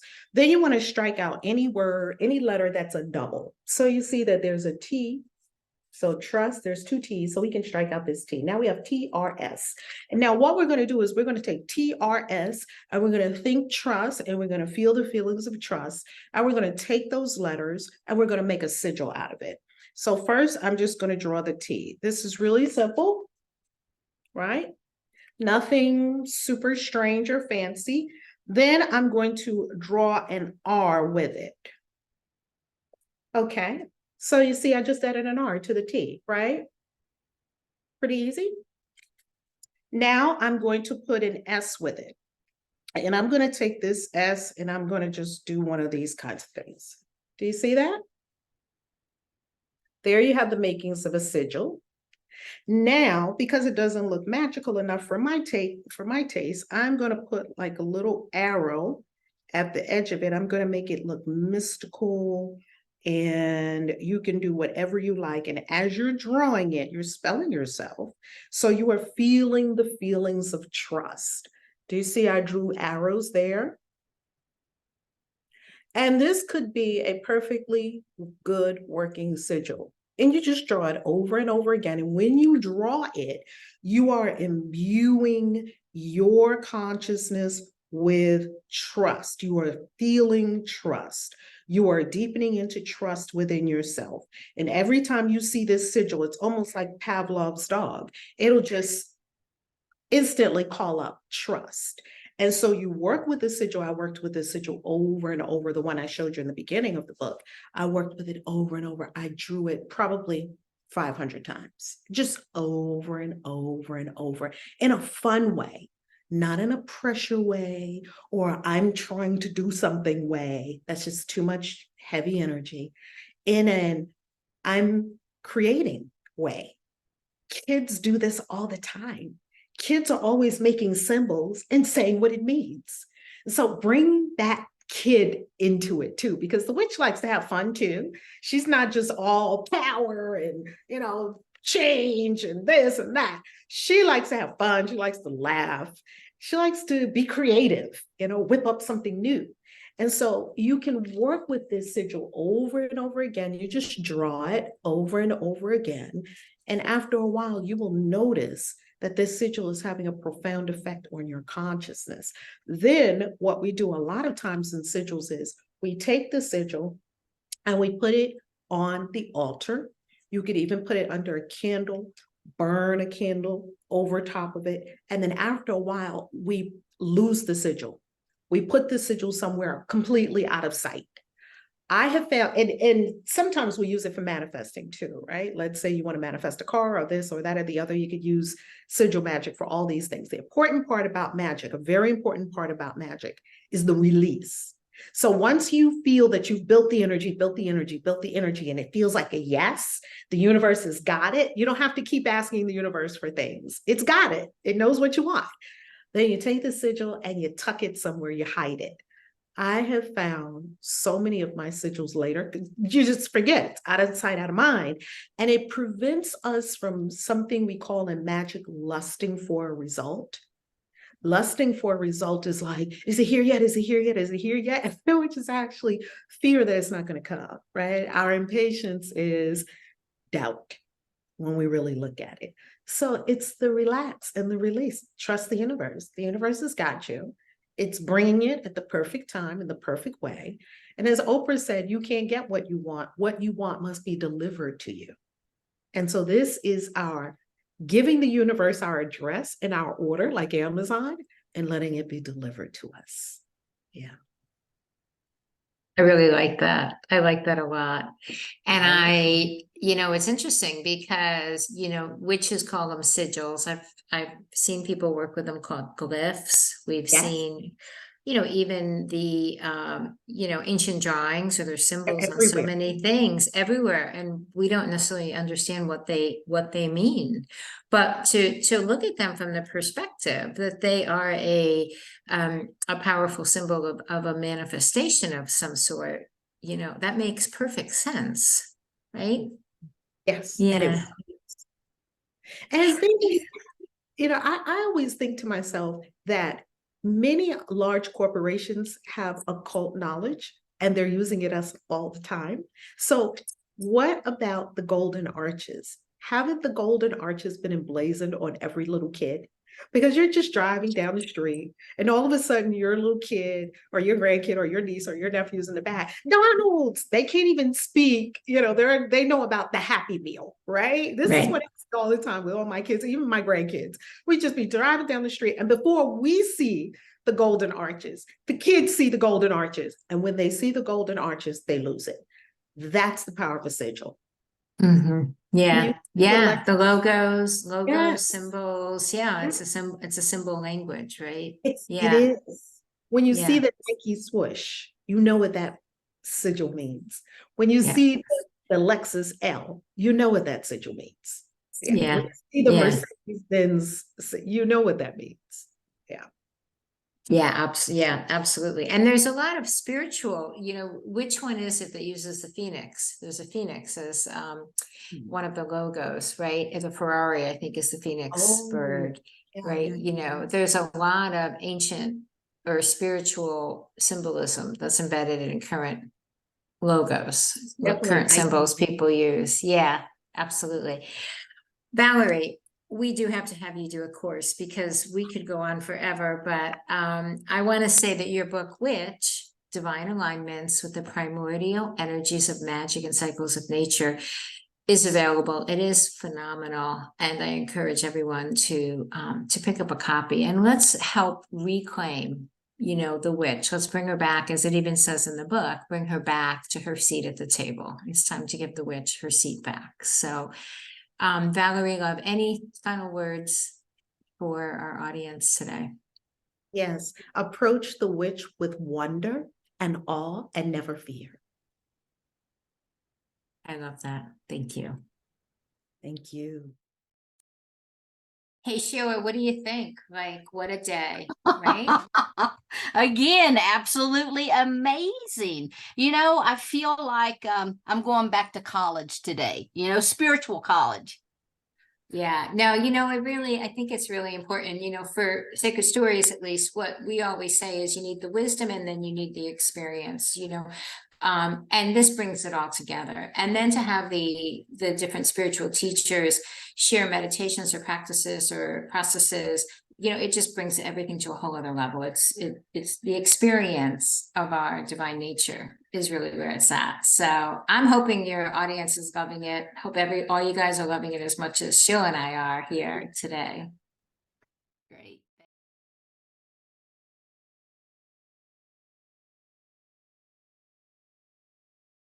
Hi, welcome back.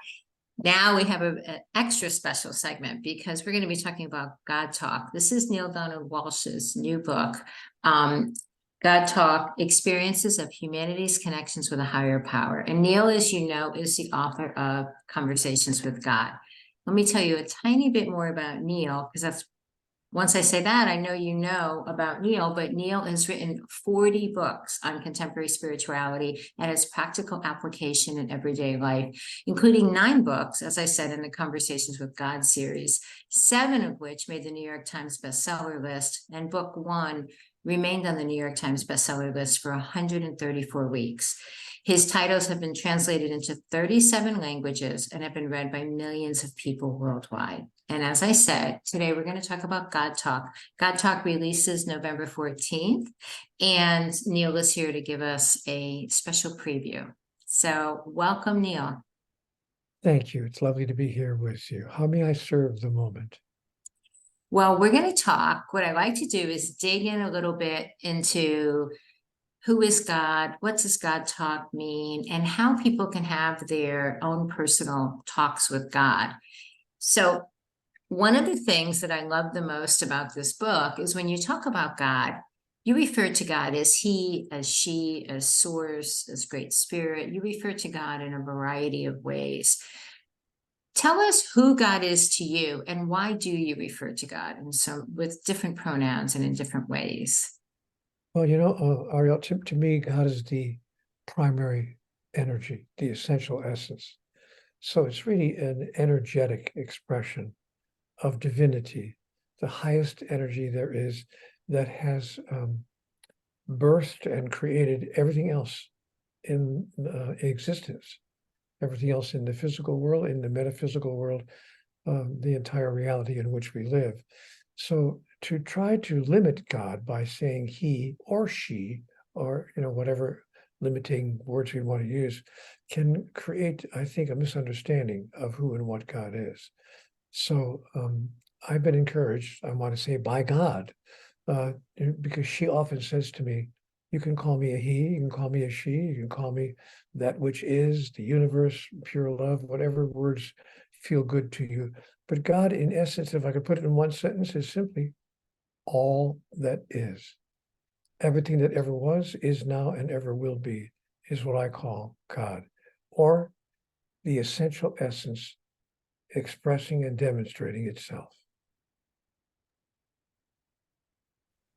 So when we first started talking about doing a book, you having a book in the Common Sentience series, I said we have one-word titles, and it needs to be one word, right? And so you brilliantly said, well, how about if we make up a word? And you made up the word God talk. What does that actually mean to you? Well, to me, it means God talk. It means the talk, if you please, that we are hearing and seeing and observing from God, which is an experience that all of us are having all of the time. Although most of us, from my observation and from my own looking at my own life prior to the last 30 years, most of us are not really experiencing it as it really is. That is, we're looking at something and looking right through it. We're not seeing really and hearing what I call God talk. But God talk is the expression of that divine essence that I spoke of a moment ago in every possible way. Feelings, visions, ideas, actual words that come to us in our mind, and emotions that arise within us. God talk is life expressing itself in, as, and through us. That's what I call God talk. And for complete clarity, the difference between praying to God and talking to God. Yeah, a lot of people say, I agree that we all can talk to God, and we call it prayer, and I call it prayer as well. But the difference, using the language that most of us use, is that prayer is often considered, not often, almost always considered, a one-way communication. People do not generally consider prayer as a two-way communication where we say something to God and God says something back to us. But my understanding is that our relationship to God, in terms of what I call God talk, is a dialogue. That is, it really is a genuine two-way conversation, which is going on all the time, and which we can create deliberately and intentionally on specific subjects or topics that arise in our life. So the difference between prayer and conversation is that conversation is a two-way experience and prayer is a one-way encounter, generally speaking. So when we talk about conversations with God, when we talk about God talk, we're talking about a two-way exchange between that part of us which we call our soul and that part of the universe that we call God. Now, we're going to talk in just a moment about how we can do this, right? All of us can do this, because what you're saying, and I believe what this book has really shown, is that everyone can have this two-way conversation. Everyone is having it all the time. Not only Everyone just- is having it. Yeah, if it's okay, if I could just make that small change in our verbiage, because I'm not saying that everyone can have this conversation. I'm saying that everyone is having the conversation, but everyone can be aware of it and can take advantage of the fact that it's always going on. And that's what this book is about, how to become aware that we're all having conversations with God all the time. We're simply calling it something else, a brilliant idea, a stroke of luck, an incredible coincidence, serendipity. We even sometimes call it women's intuition. We give it whatever name we can give it, because if we actually said to other people, God told me, or God said to me this, people will look at us askance, because our society, our culture, and mainly our religions tell us, you may not imagine that God is speaking directly to you. And even if you do have the experience, don't say it out loud, because you'll be accused of blasphemy, heresy, and that you don't want to have to undertake a process in life that produces such ridicule. So best not to call it what it is. Let's call it women's intuition. Yeah. Everybody can agree with that. Really, really important distinction. No, it's true. It's an absolutely important. So thank you for making that it is happening all the time. We may not necessarily either be aware of it or we're calling it something else. As you were talking, a complete aside, but as you were talking, I have this very distinct memory of me as a child asking my father, who was a devout Roman Catholic, why I had to talk to saints, why I couldn't just talk directly to God, because there was a hierarchy to who you talk to. Reminded me when I was in the military and I could only talk to my commanding officer directly above me. I couldn't go to the top.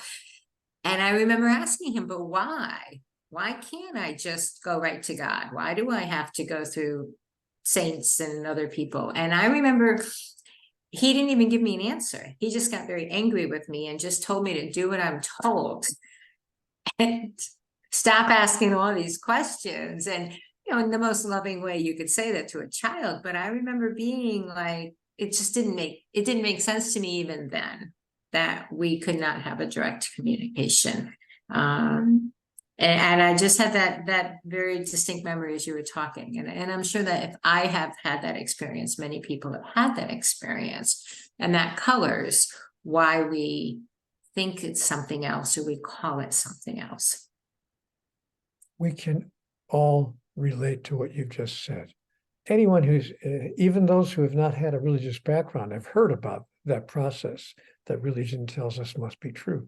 So yes, there is a huge understanding out there. I want to call it a misunderstanding, a huge misunderstanding that we somehow have to go through this, that, or the other person, saint, or process, a particular process that we have to go through. We have to be kneeling down, or we have to make the sign of the cross, or we have to do this, that, or the other thing. Whatever we have to do, we have to go through a certain process in order to talk to God. And it's astonishing to some people that we do not have to go through any person, any saint, or any process. We simply, in fact, have to simply decide to talk to God directly. And God hears all of us all the time. Before we get into the process, because in the book you share your 6-step process, which is brilliant, and it's empowering, and it's eye-opening, and it was to me when I first read it. But before we do that, Neale, tell us, because you've been since the 90s have been sharing that you've had conversations with God and really has impacted millions of people. But what has that done for you personally? How has that impacted you, your direct communication with God? Gosh, it's changed everything. But I think the most important way it's affected me, Ariel, is that it's allowed me and caused me not to feel so alone anymore. Mm-hmm. Most of my life, I have felt so terribly alone. I experienced not physical loneliness, frankly. I always had people around me. But you can be in a crowd of people, as I'm sure we've all experienced that as well. We can all be in a room with a bunch of other people and still feel alone. So it's not about other people in my life. I felt what I call soul loneliness. My soul felt that it was on this journey called life all by itself, with no companion, no help from anyone, no opportunity to experience wisdom or clarity, just confused and moving forward, trying to make the best of it. And the biggest change in my life after I had my conversation with God was, oh my gosh, I don't have to be lonely anymore. I don't have to be without wisdom, without clarity, without understanding, without help. And I don't have to even be without divine love ever again. And boy, did that change my life.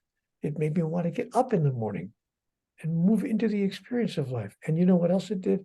It allowed me not only to move into the experience of life joyfully, but it allowed me to encounter what life was bringing me, the welcome events and, yes, the unwelcome events, to embrace them and to accept them and to step into them in a brand new way from a brand new place. And it's changed not only my life, but as it turned out, the lives of one or two other people. So let's take that idea then, and let's just kind of bring that out to the collective consciousness, the collective experience. So if the work, which has been your work now for decades, is, helping people see that they too can have their own conversation or their own talk with God, that impact, that change from the inside out, right? How do you see, or how do you hope that has an impact on the greater world, our greater world? I think that it will cause us to treat the greater world, to interact with the greater world in an entirely different way. And if enough of us do that, if that expression that I've just described becomes available to the world at a level of what physiologists call a critical mass, that once we reach critical mass in the number of people who are interacting with other people in that way, yeah, we will change the world. The world will become a much kinder, a more gentle, a more loving, and a more sensible place. My friend, the way life is being lived right now, we're acting like insane people. We're acting like children. We're acting like 2-year-olds. So I was acting that way with people that I loved and said that I loved. Because I thought that love, Ariel, was a trade deal. I'll trade you this, you trade me that. Like nations have trade deals with nations. So I thought what would happen, to answer your question directly, is that the world's people would stop conducting trade deals, transactional relationships with everybody else. I'll give you this if you give me that. I'll give you this if you give me that. And we'll start loving each other, which means that says, I will give you the best of me, whether you give me the best of you or not. Because I'm giving you the best of me, not as a transaction, but as an expression of who I choose to be. Wow, would the world change if we all did that? I think so. And I've seen it in personal relationships, honestly. As a person who's had failed relationships in my life, I've had, a failed marriage, actually 2 failed marriages. And I had, actually 3 failed marriages, to tell the truth. But actually 4 failed marriages that I've had in my life. So I see that, actually 5 failed. Oh, wait, let me see what I'd like to get to it. Oh, 6. I had to check the data on my phone. I've had 6 failed marriages, and I'm not making this up to be funny. I'm trying to be lighthearted about the fact that I actually had 6 failed marriages, not relationships, not live-in partners. I mean, put a ring on their finger, make a vow. Marriages, legal marriages, 6 of them failed. I'm now in my 7th marriage. For 16 years, thank you, God, because I understood what would change in my relationship if I decided to stop having a transactional relationship with the person I loved, and to love that person no matter what. So that I can look at the person across the pillow and say, you know what, darling, you don't need to give me anything. You don't need to do anything, be anything, say anything. I require nothing of you for me to love you, because I love you just the way you are and the way you choose to be. You're magnificent and a blessing without needing to give me or show me anything. But if there are some things you want to show me right now, I wouldn't deny it. So, Neale, the idea that we went from a transactional relationships to expressions of love is really very powerful and very beautiful. And as you were saying it, I was thinking that, is that what you've received through your talks with God? Is that what you learned? Is that what was modeled to you? Oh, absolutely. Absolutely. I never had an idea like that before. I wish, honestly, after I had my conversations with God, all I could think of was, why didn't somebody tell me this when I was 12 or 15 or 25 or 30 or 40 or whatever? Right. Did I have to live over a half century on this planet for someone to make something so clear to me? And now, to be honest, some people did say some of those things to me. You know, they did say life shouldn't be a transaction all the time. You shouldn't be out for what you can get, you know, with every one of your interactions. You know, I did hear, but I didn't hear it. It went one ear and out, in one ear and out the other. I didn't hear it. But when I had my conversation with God, I heard it at last. And it changed who I am and how I am. And I realized that I'm a human being, not a human doing, and that I'm not doing what I do in order to be something. I'm being something. And that is what causes me to do what I now do. Change the entire way I live my life. So in your book, God Talk, in addition to sharing a tremendous amount of wisdom about what we've been talking about, and there are true stories, two of your true stories of your direct conversations with God and other people who have had direct conversations to show that this is happening all the time, right? It's not the one-off, it's not the special person. But to help us, instead of just saying, oh, everybody can have a conversation with God, everybody can talk to God, you actually lay out 6-step process to help us, to help people tune in, to help them understand what's happening and to move through the process. Now, we're not going to go through the 6 steps today, but I did want to ask you, of those 6 steps, which one do you feel is the most impactful or the most important for people to know? We want to give them something today. Well, you know, I think it would be step number 4, frankly, which is stay wide awake. The 4th step in the process of how one could have a conversation with God is to make a commitment to wakefulness, an agreement that you make with yourself to pay attention. You see, God is all around us, and many of us are not paying attention. We may be willing, but we're not awake, and we're not paying attention. Sometimes, ironically, we pay too much attention. We're looking too hard. We're looking right in front of our face.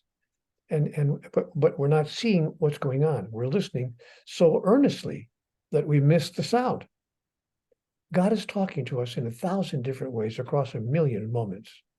But we must cultivate what I call attentive inattention. Let me explain that if I've got a minute to tell you what that is. I call that unexpected expectation, or active inactivity.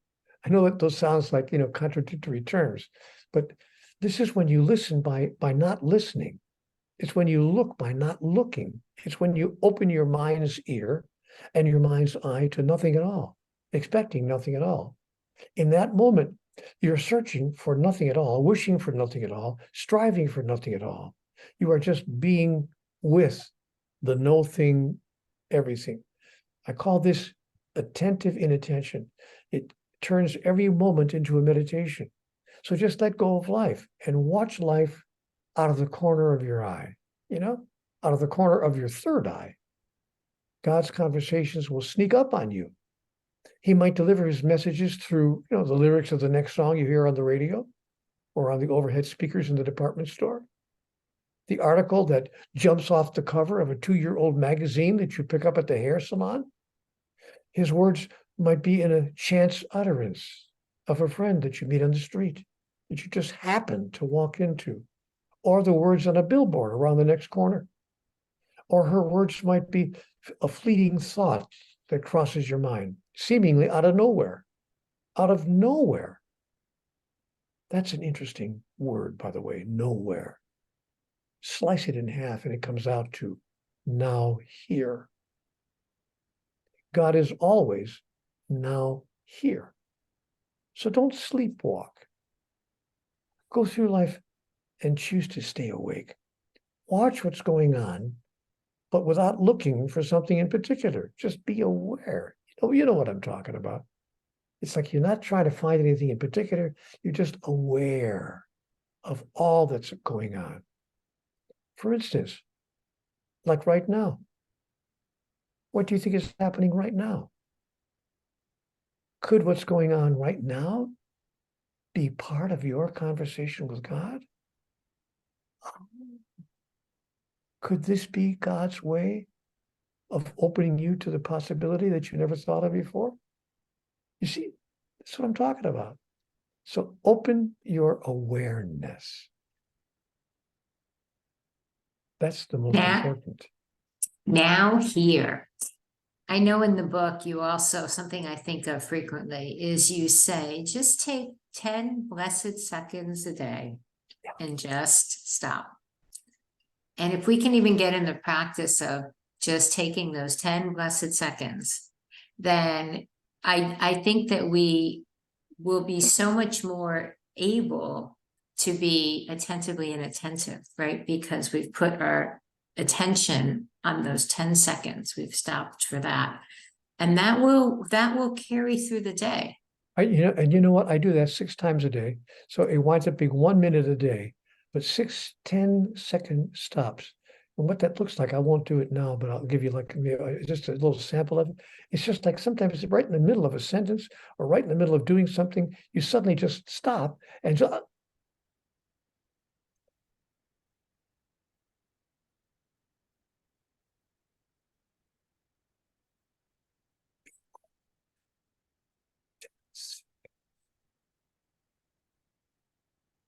and be aware of the love that's all around you and of who you are and of the love that can flow through you to everyone in every moment if you simply allow it.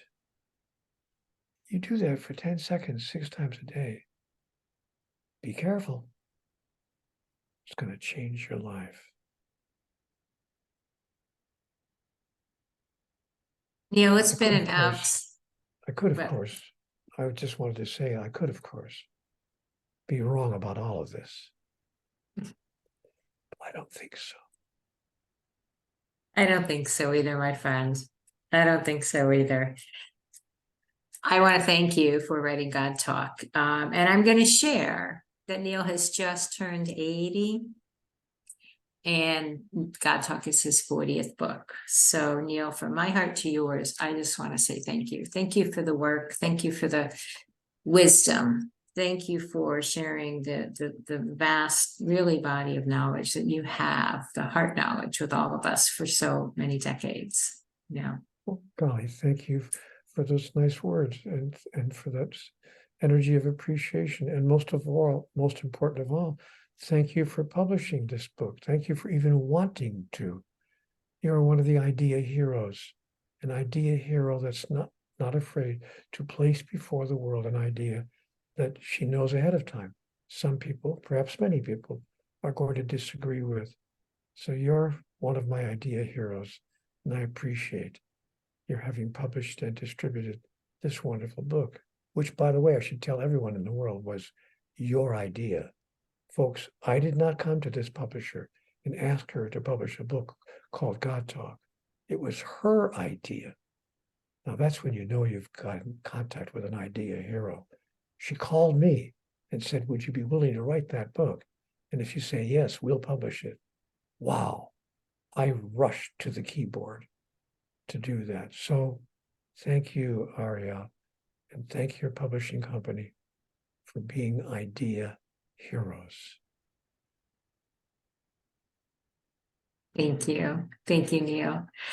Well, I'm sure every publisher is going to be contacting you saying now, Neale, I have an idea. Do you want to publish it? So be careful. But anyway, on a serious note, thank you. It's been a pleasure. And everyone, get your copy of God Talk. Ariel, I just have to congratulate you. What phenomenal authors you have brought together to bring us all this incredible information. Yeah, no, I feel really grateful and really blessed. You know, when I said in the beginning of the show that this is a vision I was given a couple years ago, and we're bringing it into form. You know, there's so many different ways that the divine connects with us, and we can connect with the divine. You know, I say it's the epitome of interspirituality. It's the many paths up a mountain, but and there's so much more to come. But it's interesting because people will say to me sometimes, what about this topic or what about that topic? And I'll just say, hey guys, stay connected and stay tuned, because really as many ways as we can connect, the vision is that we will have a book in the Common Sentience Book Series on it. So amazing. Thank you so much for your vision. Thank you. Yeah. I said yes. It's interesting, you know, sometimes like you just know, like this, honestly, I believe is really deep soul work. Like I just know that this is one of the things that I said yes to. And I'm sure many people who are watching and listening understand that. And you've said yes, and you're doing your work as well. So Sacred Stories is a collective vision. It is a collective book series. And I'm just so thrilled that that people like yourself, Sheila, see the vision and are supporting it as well. Absolutely. Well, thank you so much. So let's go ahead, guys, and get right back into it. Thanks again.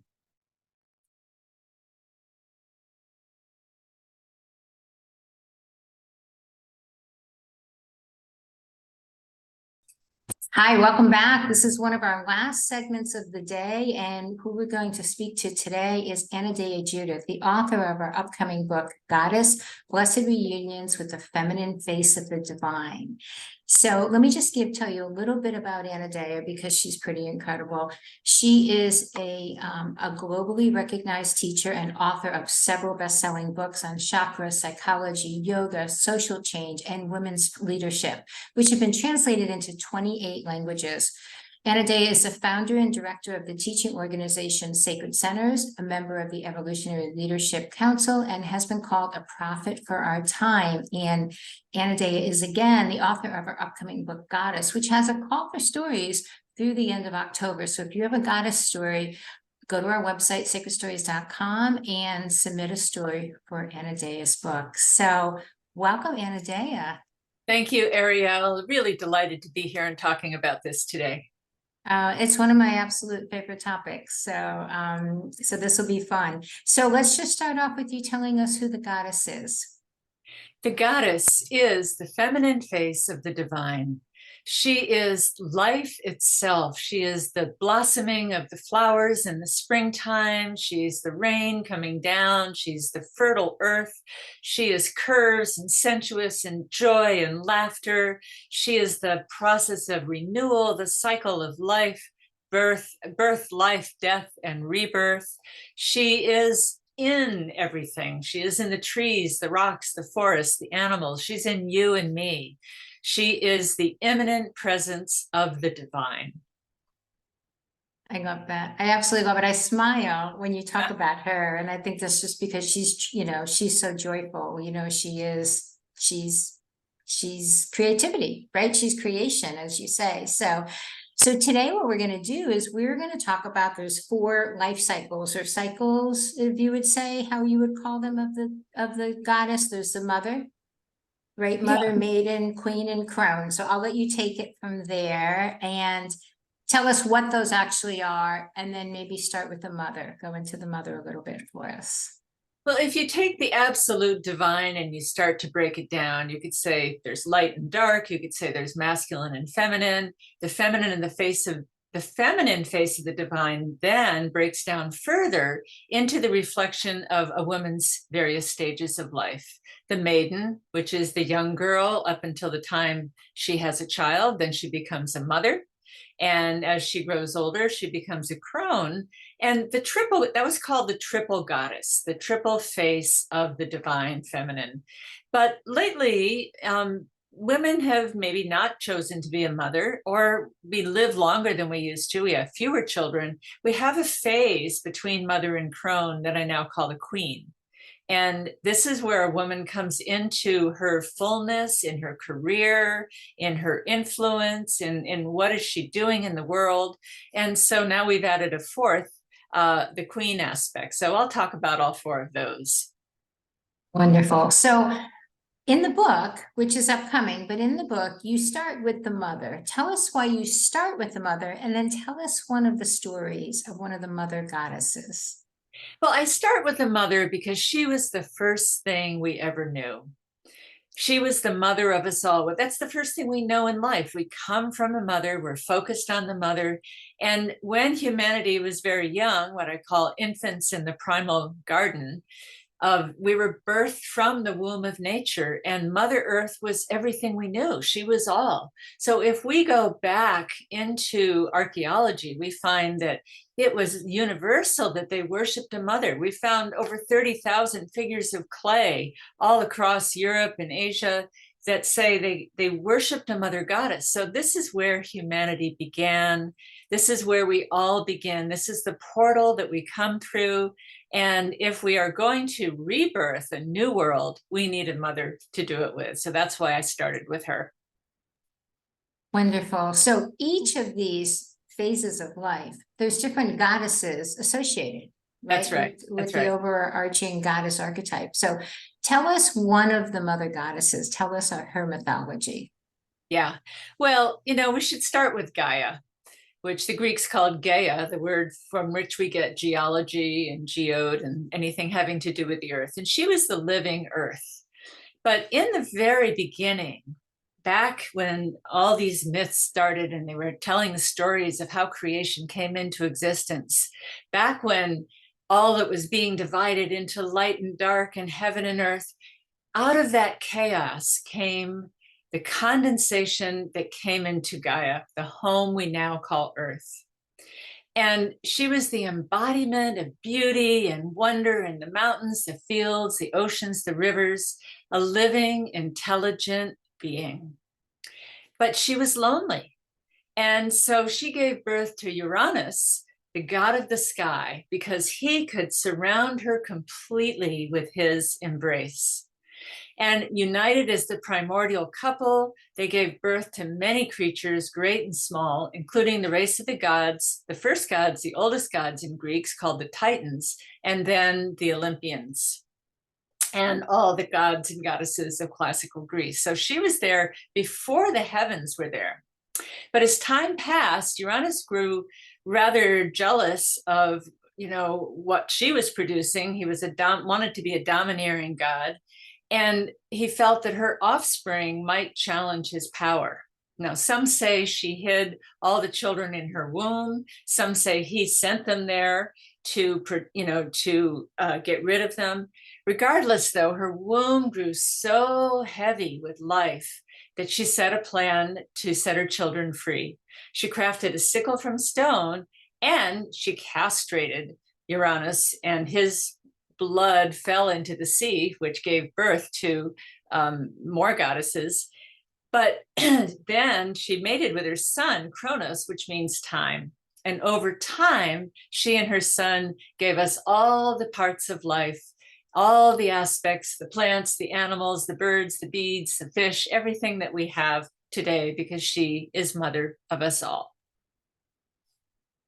That's such an awesome story. I just love the mythology of the stories.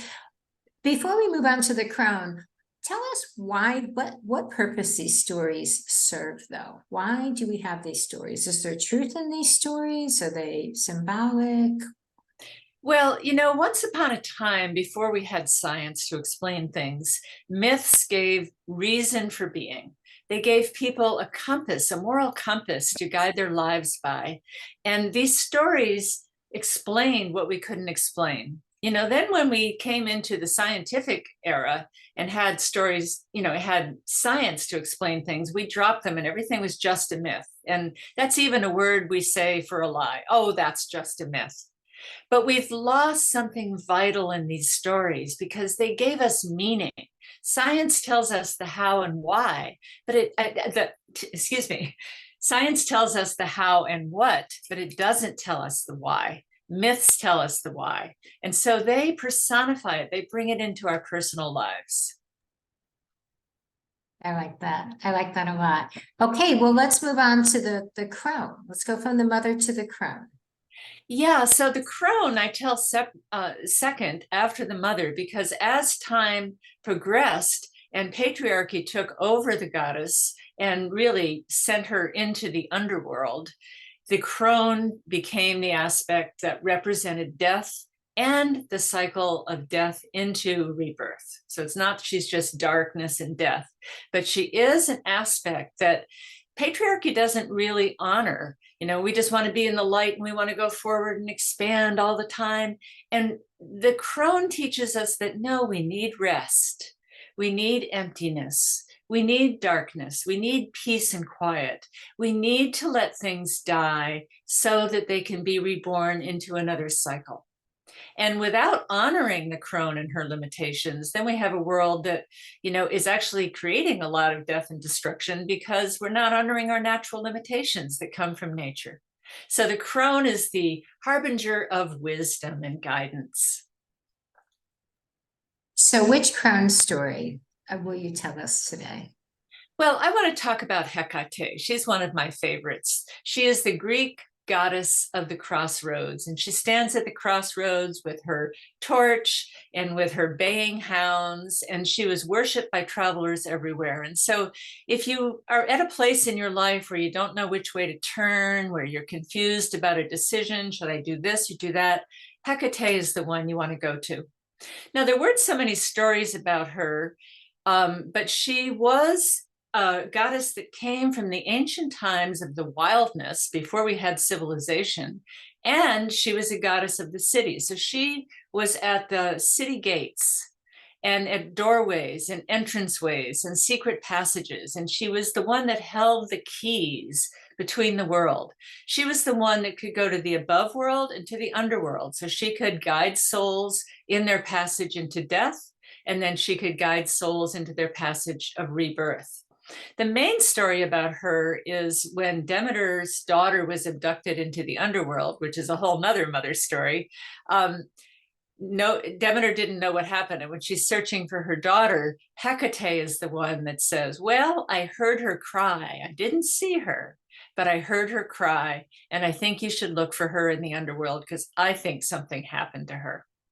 And Demeter was the one that really had connection with all the other gods and said, look for her in the underworld, but ask Helios because he sees everything and he can probably tell you what happened. Wow. Wow. You know what? It's interesting because in the book, you go into Demeter's story too, right? So in the upcoming book, Goddess, we get it all. So today we're just getting a taste of the different goddesses. So then there's the maiden. Let's move to the maiden. Tell us about her. The maiden is the rebirth of the goddess. And even though the goddess was struck down, her temples were destroyed, her statues were beheaded, even though it got to the point where culture didn't even know there ever was a goddess. We talk about the world's major religions all with a he, as if the goddess never existed. She didn't die because she's internal. She's eternal. And she is internal as well, though. And right now we see a resurgence of the goddess in the world. You know, women are rising up, they're celebrating in their living rooms, they're conducting ceremonies and rituals in parks, and they're beating her drums again, and they're singing her praises, and they're doing her ceremonies, and she is coming alive again. So this is the maiden's rebirth. She's the young woman. She's full of freshness and promise and beauty. She hasn't been sullied by life yet. She has a fresh perspective, and she has a power to her. The maiden was actually the virgin, and the virgin did not mean a woman who had never had sex. It had nothing to do with sex. It was a woman who had not given herself yet in marriage or motherhood. So it was a woman who belonged to herself. So the maiden I want to talk about is Sarasvati. She's the Hindu goddess and patroness of the arts, patroness of the 64 arts, which included astronomy and history and writing and drama and singing and painting and all the arts. And it was said she was the partner to Brahma, and that Brahma and Sarasvati were the creator gods. Brahma breathed existence out of his breath, and Sarasvati turned it into art and made it beautiful. So she's a river goddess named after a river. Her name means purity. And in the river, it was said that she got her inspiration from heaven that would flow down into the artist and then flow out through the artist. So in one of her myths, there was a Brahmin scholar, very studious, whose wife gave birth to a son. And the son grew up and was very kind-hearted, but he was pretty stupid. Too stupid to even be educated. So they gave him jobs meant for women, which is how the story is told, of, you know, chopping wood and carrying water and cooking. And one day when he went down to the river to fetch water, there was a beautiful woman that rose up out of the water, clothed in white. And she touched a finger to his lips, and suddenly he came out with eloquent poetry. And he had wisdom and he had knowledge because she was the one that could give him that gift of speech. She was sometimes called the goddess of speech. And that was Sarasvati, who came from the river. I absolutely just love listening to you. I love these stories. Just talking about the goddess, I feel like brings her energy stronger. Right? Wouldn't you say that? The telling of her stories brings her more alive, in a real sense, you know, not just a figurative sense, in a real sense, right? So, absolutely, because these stories have been forgotten. And these stories tell of the magic. They're all symbolic. You know, when you say, are they true? They're not true in the literal sense, but they are symbolically true. They speak to deeper truths of, you know, that we get our inspiration from the flow. We talk about being in a flow state. That's Sarasvati. And we also do it by purifying. She is the purity. She is the wisdom. She is the weaver. So the last stage we're going to talk about, you mentioned, is a relatively new stage, you know, more in modern times, and it's called the Queen. Tell us about the Queen, and then tell us a Queen's story. Yeah, so the Queen is that phase of a woman's life where she has great power. You know, she may run a company, she might be a CEO, she might be a speaker and speak all over the world. She's got something she's ruling over in a benevolent way. And there were ancient queens. I mean, many of the goddesses were called Queen of Heaven and Earth. Inanna was called Queen of Heaven and Earth, or Queen of the Fairies, or, you know, Hecate was Queen of the Witches. But when we look at the Queen, we look at a rulership. She wasn't necessarily married. She didn't necessarily have children. She might be married. She might have children. She might not. The idea was that she was a powerful queen who ruled over a vast empire, so to speak. So I'm going to talk about Athena. who was a Greek goddess that was at a time when patriarchy was really taking over. She was a crossover goddess. She could, in a sense, speak patriarchy. She was, she was known sometimes as the goddess of war, but she was really more a goddess of peace. And she ruled over Athens. In fact, Athens was named after her because there was a contest between her and Poseidon, the god of the sea, to see who would be the patron deity of the city. And Poseidon took his trident and struck the land, and up came a salty spring. Well, he was the god of the ocean, so that's no surprise. But they can't drink the water that's salty. So they said, okay, Athena, your turn. And she gave them an olive tree. And the olive tree brings oil, it brings shade, it brings wood. They said, well, this is a gift to your people. And it's also, we hold the olive branch as a symbol of peace. So therefore, they made her the patron deity of the major city, and they named it Athens after Athena. Now, she really was a goddess of peace, because in a contest with Arachne, the spider woman goddess, she said, who's the best weaver?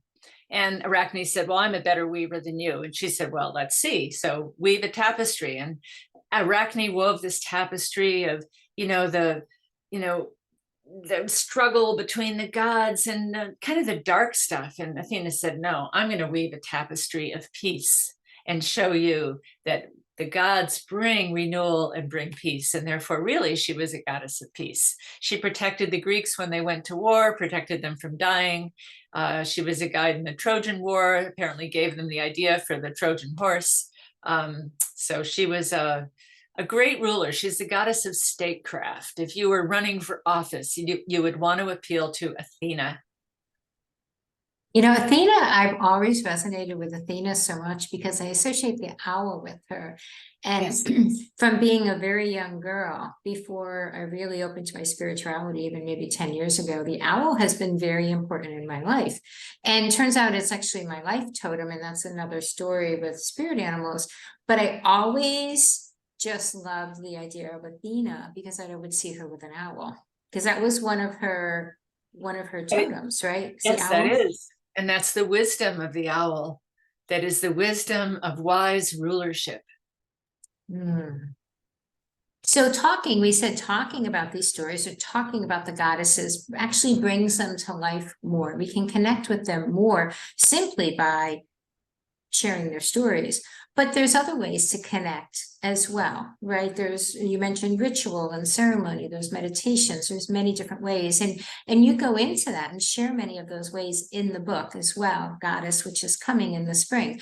But today, share with us an experience for meditation or something to help us connect more deeply or bring her more alive as well.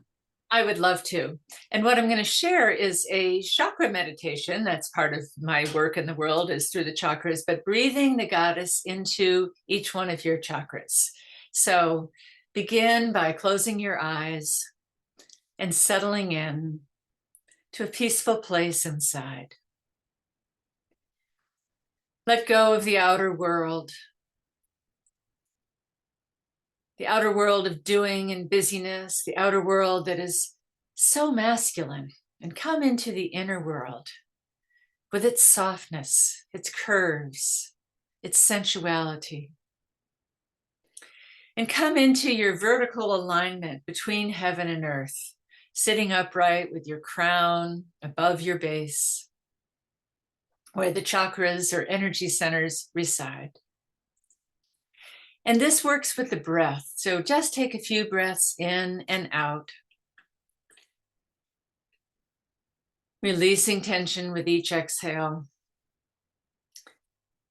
And on the next inhale, breathe in and say to yourself, I am breathing in the goddess. And just feel that feminine breath being breathed into you.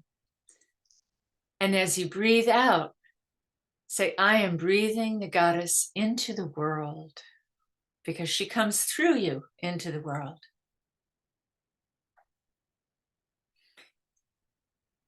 And now in the next breath, we'll go to the crown chakra at the top of the head.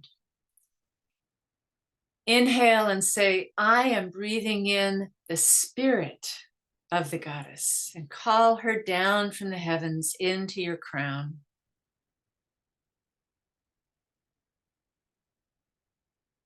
And when you breathe out, say, I am breathing out the thoughts of the goddess into the world.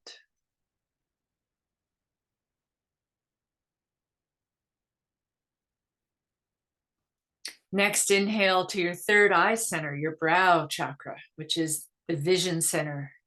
And as you breathe in, say, I am breathing in an image of the goddess. And in your imagination, see a beautiful woman. She could be maiden, mother, crone, or queen, flowing robes and colors and radiant beauty, and just see that. And as you breathe out, say, I am enlivening her vision in the world.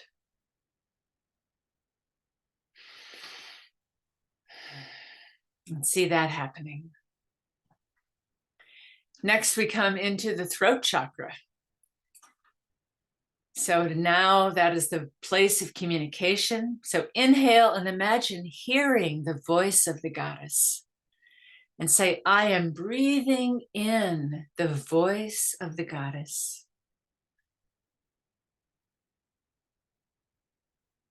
So that you may hear her words inside. And as you breathe out, say, the voice of the goddess speaks through me with every breath.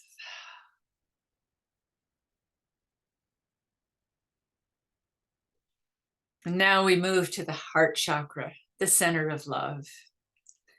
And we say, I am breathing in the love of the goddess. Because more than anything, the goddess represents love and compassion, nurturing, healing. And as you breathe out, say, I am breathing my love for the goddess out into the world.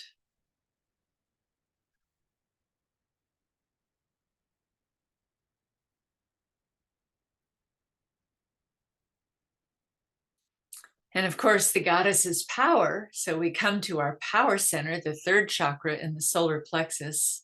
And as you breathe into your solar plexus, you say, I am breathing in the power of the goddess. And as you breathe out, say, the power of the goddess moves through me.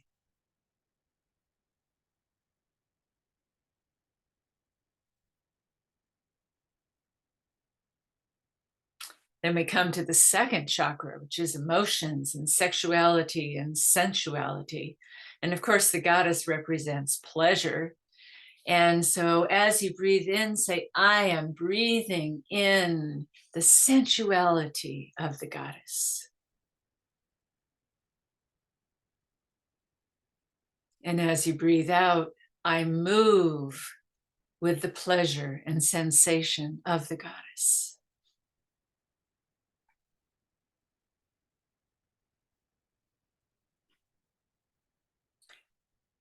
And finally, we come down to the root chakra, which represents the body and the physical world. And as you breathe in, say, I am breathing the goddess into the temple of my body.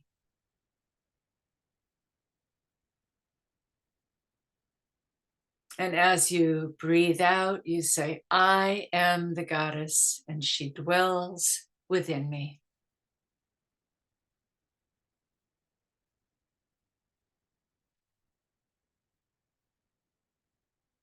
And feel her both around you and within you. With each breath she comes in, with each out-breath she is expressed into the world. And the more we see her and feel her and know her, and the more we express her into the world, the more she returns to bring balance to our evolving planet.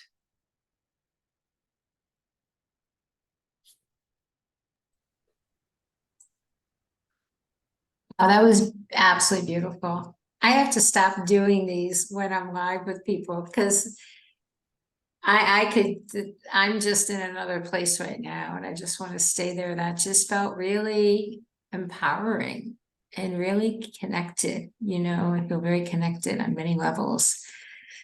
I hope I know the audience has enjoyed that as much as I did, for sure.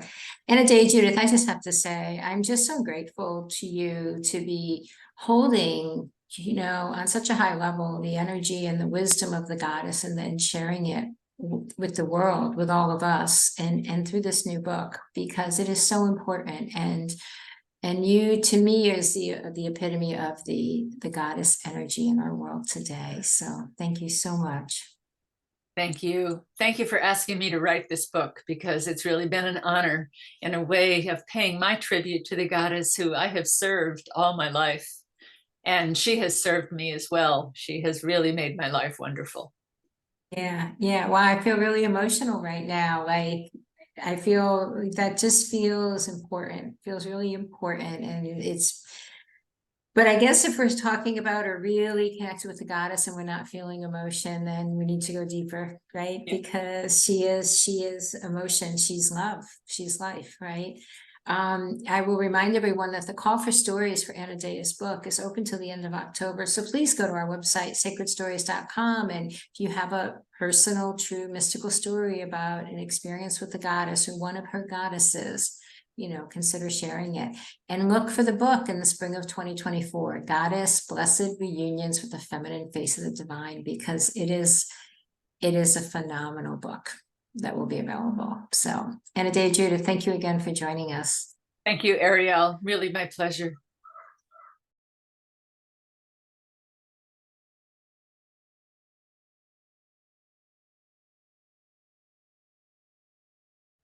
I am Ariel Patricia, back again, and now our topic is mediumship.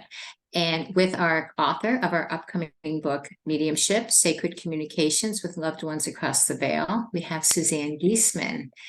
And I'm going to tell you a little bit about Suzanne, and then we're going to jump right in. So this is going to be such a joy. So Suzanne Giesemann is a teacher of personal transformation, an author, and a medium who has been recognized on the Watkins list of the 100 most spiritually influential living people.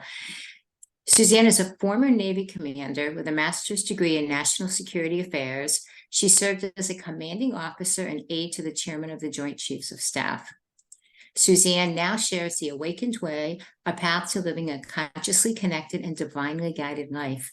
And as I mentioned, I'm delighted to share that Suzanne is the author in our upcoming book, Mediumship, Sacred Communications with Loved Ones from Across the Veil, which is actually now in a call for stories. So if you have a sacred communication with a loved one who has crossed the veil, please visit our website, sacredstories.com, and look for information on Suzanne, the call for stories for Suzanne's book. So welcome, Suzanne. Thank you, Ariel. Just great to be here and part of this series.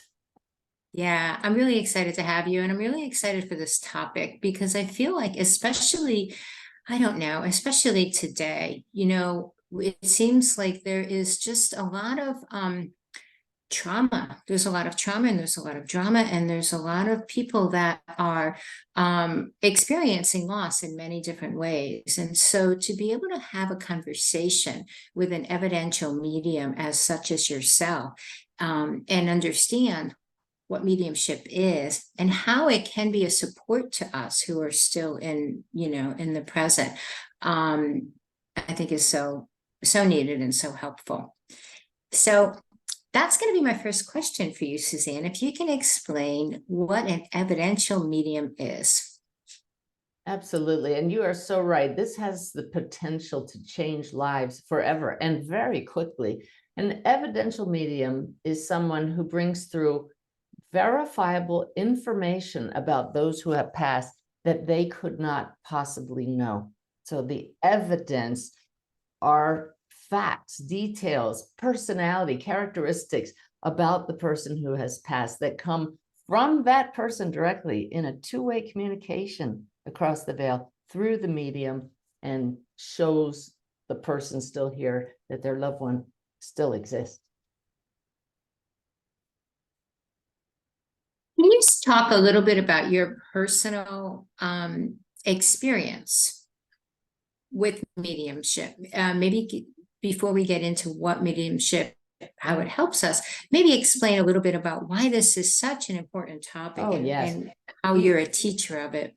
Yeah, you shared my background, very left brain, that military background, serving at the highest level. I didn't think about the afterlife. I didn't realize there was a greater reality. I wasn't concerned about death until I retired from the Navy. Actually, back up a little, 9/11, I was up close and personal as a witness to both Manhattan and the Pentagon on that day as the chairman's aide. That started me asking questions about the afterlife, but it wasn't so personal that I stayed with it. I didn't get answers at the time. And then my stepdaughter died in 2006. And that caused me to ask questions again. Why do some people die young? Is this life all there is? But most importantly, can I still connect with Susan? Because I just knew she couldn't be, quote, dead and gone. I saw her body at the funeral, and I just knew, Ariel, in that moment, there is something that enlivens the body, and it's the spirit. So the most life-changing moment for me was when I took my husband to a medium and had a reading 7 months after she passed. Within 1 hour, my whole worldview was knocked on its end because that medium brought through evidence about our Susan that she could not have possibly known, including bringing through a little baby boy who was with Susan, who she wanted to introduce to us. And Ariel, Susan was pregnant with a baby boy when she was killed by lightning. So you can see, I see by your reaction, that was what my reaction was. Just absolute stunning, because I made sure this medium didn't know my last name, knew nothing about us. She brought through Susan's personality and many things she couldn't have known. So suddenly I wanted to know everything I could about mediumship, and I dove in. And at first I was only going to write the books about two very well-known and excellent evidential mediums, which I did. But in the process of doing that, and in the process of meditating daily with my goal of connecting with Susan, I discovered that I could connect with loved ones as well, and just opened up that connection and came to realize through my meditative practice that we all have the ability to connect because we're all souls. But meanwhile, the potential of mediumship to heal someone's grief, to open people to the understanding of who we really are as souls in a physical body, is all there in mediumship. It is a sacred practice that's available to all of us. I think you almost answered my next question, which was about, one of the benefits of mediumship, but you speak about how it brought you, and I'm sure your husband, some great peace or inner peace in knowing that Susan and your grandchild, were well and were still with you in many ways. Yes. Well, we met a man just the other day, Ariel, and within minutes discovered what we shared in common is both of us have a daughter across the veil. And this man, he's going about his life seemingly normal, but he admitted she was killed in a traffic accident. And he said, I'm just so angry. And I cry in the shower every day so nobody sees me.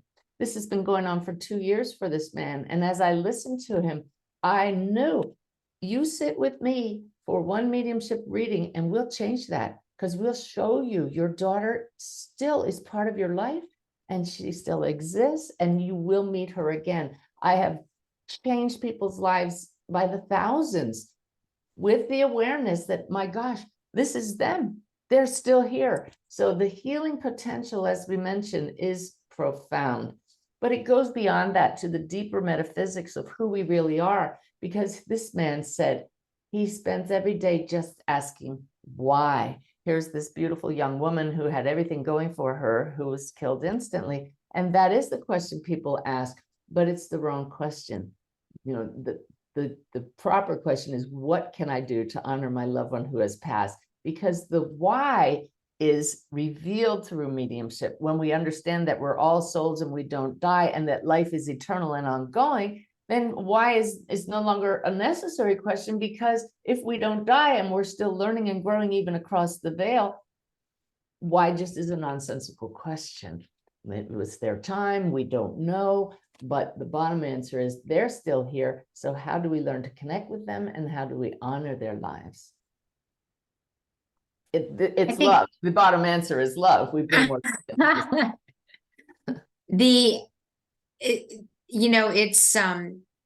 it sounds like that your spirituality or your spiritual journey was deepened through this process as well. Oh, exponentially. And I see it over and over and over with those who I teach mediumship to, and those who just begin meditating to connect themselves with their own loved ones. Once you quiet the human mind that's constantly jumping around, people are familiar with the term monkey mind. Once you sit quietly and come to know that there's this light within you, you realize that the love that we're seeking outside of ourselves is right here. And to connect mediumistically, we have to become quiet. When you realize that your loved one is still here from having a reading with a medium, and you realize you can learn to connect with them, you're more motivated to go into the silence. And any practice that creates space in our awareness and shows us that we are part of something so much greater, that we're not only human, will catapult your spiritual journey. Yeah. So if we bring that into even to the larger world, and we take it from the personal to the collective, talk a little bit about how mediumship can be almost a tool in some ways, right? In order to expand our collective presence or our collective love. Absolutely. As we learn to connect across the veil, as we notice the signs that our loved ones are sending, as we receive communication from non-physical beings, our inner light literally turns up. Those across the veil see us burning brighter. That's the love, that's our true nature, that just turns on and turns up. It never actually goes out, of course. But if you picture all of us in humanity as individual lights, and imagine each one burning a little brighter, it turns up the collective whole. This is a metaphor, but it's actual truth. My guides, who I communicate with daily, show me that they can see the light of humanity burning brighter. They say we've gone from the dark ages, and they jokingly say these are the dim ages, because all you have to do is read the headlines to see we have a ways to go. But books like these in the series are helping all of us to turn up the lights of humanity, and it's infectious. That's a good infection to have, right? I'm going to think of that as the dim ages. I love that. That's the term that, and it's funny because of all the times in history, I'd say that I am the most attracted to, it is the Renaissance. I'm a Renaissance buff. I can't get enough of the Renaissance, when art and beauty and light was, kind of brought back to the world. So to really think of that in this way, I think is really powerful. And I think it's also very empowering as well. And I find it really interesting. Maybe you could speak on this, but we're talking about an experience for people that is one of, I would say the most terrific or traumatic that they could experience in this life. And not taking away from the individual's experiences or feelings, but to be able to frame it in a way, as you're doing, to show that this is an eternal process, and it is filled with love and support. That's right. I'll tell you, you talk about affecting people here. I recently did a reading for a gentleman, and his son is across the veil. And the son across the veil said that his brother here has a dog whose paw is hurt. And the father didn't know about that. But he said, my other son is suffering terribly because his brother passed. Well, after the reading, he validated that his other son has a dog whose paw was hurt. Well, then the son said, may I have a reading? And I was able to do that reading for him, brought through his brother, who said to him, stop thinking about trying to join me here. And he was absolutely correct. The other brother was thinking of taking his life because of his grief. It was so bad over losing his brother. But once he found out he hadn't really lost his brother and received guidance from him and some future information about a relationship that was waiting for him here, he's a changed person. He's off the antidepressants that he was on, but I'm not sure he's off them. He was told he can get off of them now because he doesn't need them. Once he found out that his brother still knows what's going on in his life, is part of his life, he moves forward with him. And that's what mediumship allows us to do. Suzanne, the work you do is just so incredible and so needed. And I'm just honored that we're working together and that someone with you that can hold such a large container of love and light can guide others in this process, that you're doing it from a place of that deep love and understanding because of your own personal experience. Well, what's funny, Ariel, is that I take it for granted now that people know what mediumship is and how it works. But my husband was a Navy ship captain, a destroyer captain, drove the battleship Iowa. He was very left-brained, but he went with me to that medium's reading, and he was sobbing because there was no doubt his daughter, Susan, was right there in the room with us. Life-changing moments. And it was years later, Ariel, that he finally told me, I didn't know what a medium was when you took me to her. He just went because he used to say, honey, I want to go to a medium. And he said that famous phrase from husbands, yes, dear. and he didn't know. And now he's married to one. We had no idea I would one day be a medium and writing books about mediumship.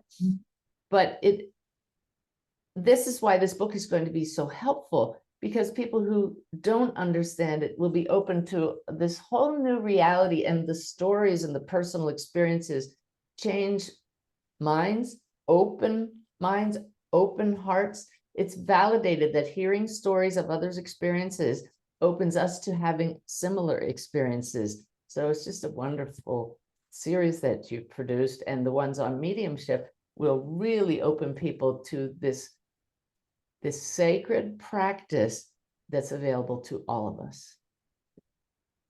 I know you're going to lead us in a short practice, but before we do that, just the last question I have that I think is important to just frame for people is the difference, if there is a difference, with somebody like yourself who is a medium and connects, or people connect through you for others, and people individually connecting with loved ones that have crossed. Is there a difference? Can people connect with their loved ones and maybe not necessarily open up to connecting with other people's loved ones as well? Yes, if it's your calling to do readings for others, you'll know it. You can't not dedicate yourself and commit to the practice of expanding your consciousness and learning how to get those specific details. Some people are born to do this and they've been seeing spirits their whole lives, and it's very easy for them. But people like me, we have to practice our scales, right? Like learning to play a musical instrument, fine-tuning this instrument. But we can all learn practices to make a connection with our loved one ourselves. I feel that there's no substitute for a reading with a very good evidential medium, because they get pieces of the puzzle that we don't necessarily discern for ourselves. I love having readings with others. I don't do it too often, but it's fun. It's challenging though, because anybody who sits with me knows they have to give me really good evidence and things I couldn't possibly know, but we can all make that connection. And now you're going to lead us through a short practice. Yes, and the beauty of working with Spirit daily is we are constantly given new tools, new practices, and this is the very first time that I'm sharing a new practice from, I was just corrected by my guides. I did share it last week with a large group, but it's very new, and so I hope everybody will enjoy it. It's the practice of connecting regularly throughout the day with Spirit, and I use the acronym AHA, AHA. So we call this having aha moments. Anytime you want to remind yourself that you're not alone, that you have guidance available to you, and you can ask those across the veil not only your loved ones who have passed, but guides and angels use these aha moments, where AHA stands for align, harmonize, and attune. It's that simple. So if everybody would follow me, it's just takes a moment. To align, we begin by taking a nice relaxing breath, exhaling longer than you inhale. So with the intention of aligning with your true self, breathe in gently and slowly through the nose. And exhale gently and slowly through the mouth, softly pursing your lips.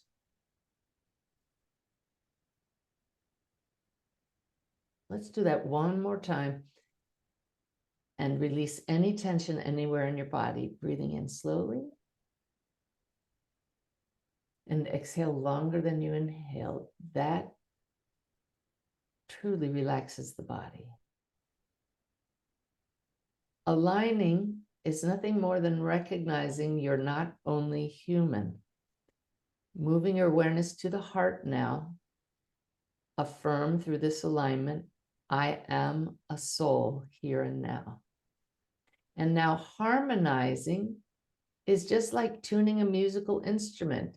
Where in your body do you sense anything that's out of harmony with total peace, love, relaxation? How do you harmonize? Simply by letting go of what is disharmonious. If you've been having a rough day, if you're out of sorts, turn up your light and ask Spirit to remove any dis-ease, anything that is not harmonious.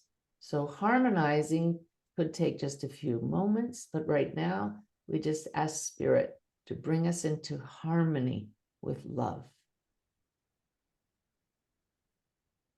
Already you should be feeling brighter and lighter. So we simply attune now with Spirit by asking a question from the heart to a loved one across the veil or any higher being who has our greatest good in mind. Ask them, what is it I need to know now? Or what is the solution to any challenge I'm dealing with? Ask that question now.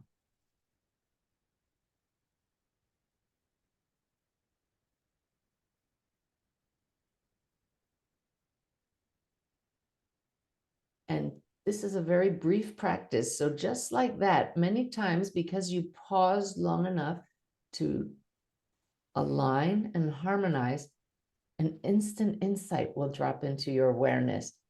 Even if you receive nothing instantly, because you asked so clearly from an aligned, harmonized state, you're going to be open to recognizing when the answer comes to you, whether it's in a sign or something somebody says, or that insight that drops in within the next 24, 48 hours. So these aha moments keep you in a state of being consciously connected and divinely guided.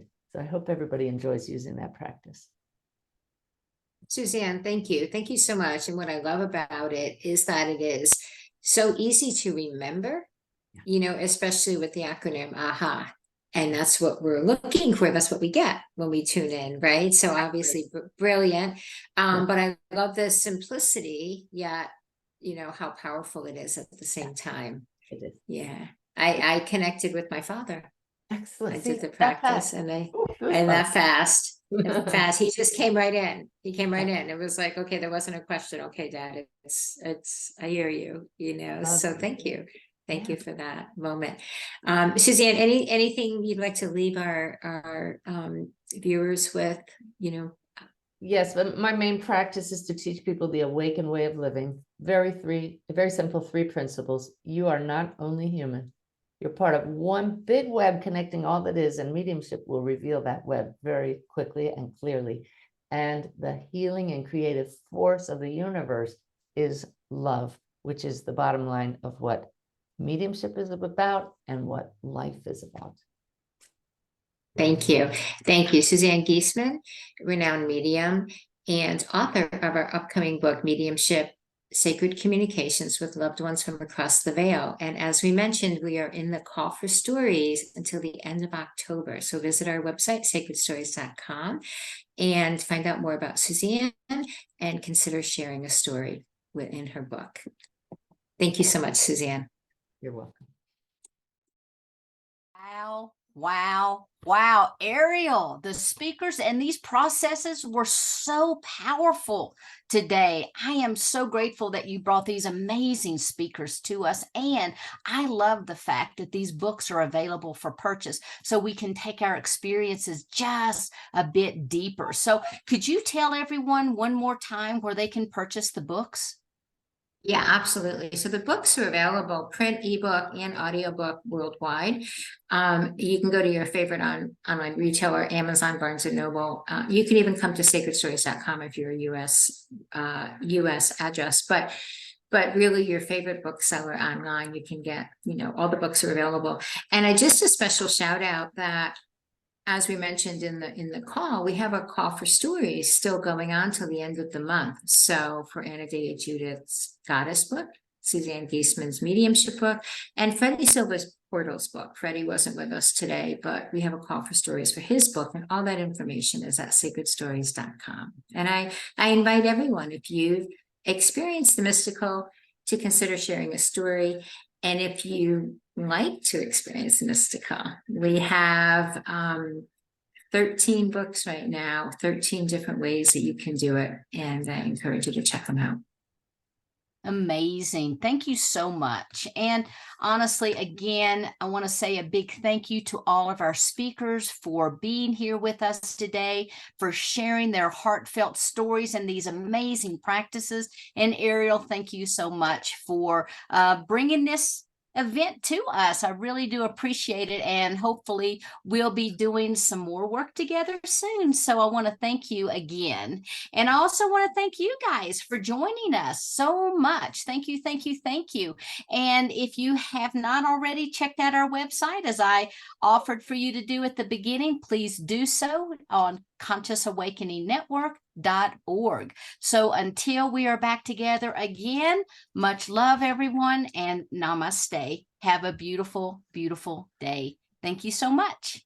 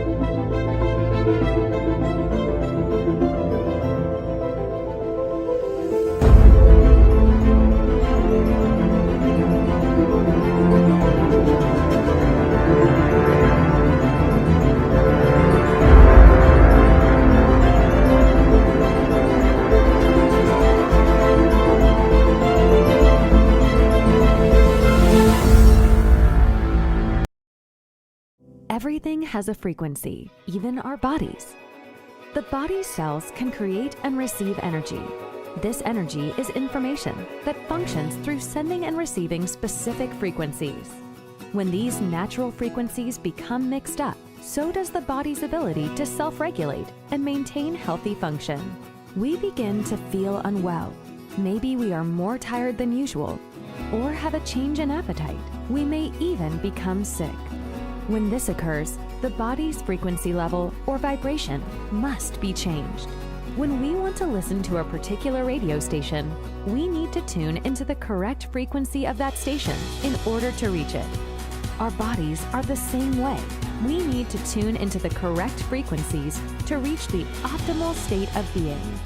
What if you had a way to measure your own frequencies and, in turn, could use optimizing frequencies to improve your vibration? The answer is now available in the palm of your hand. The AO Scan technology by Solex sends and receives energy, frequency, vibration, and resonance signals. So you know what is going on inside your body. Designed to scan and measure frequencies, then compare them with their established blueprint, AO Scan is able to show variances. Using noise-canceling technology, AO Scan emits opposing frequencies that disable frequencies in chaos, so your body can rest. The result is a movement toward a balanced body and mind. So what exactly are we talking about? Let's get started. Think you can beat a lie detector test? Think again. Your voice will always tell the truth, whether you want it to or not. Did you know that your thoughts and emotions are carried in your vocal cords? No amount of masking your voice can change that fact. Our inner voice scan is derived from the same technology as a lie detector test. The Inner Voice program helps harmonize your emotional state, including concentration, creativity, and emotional intelligence.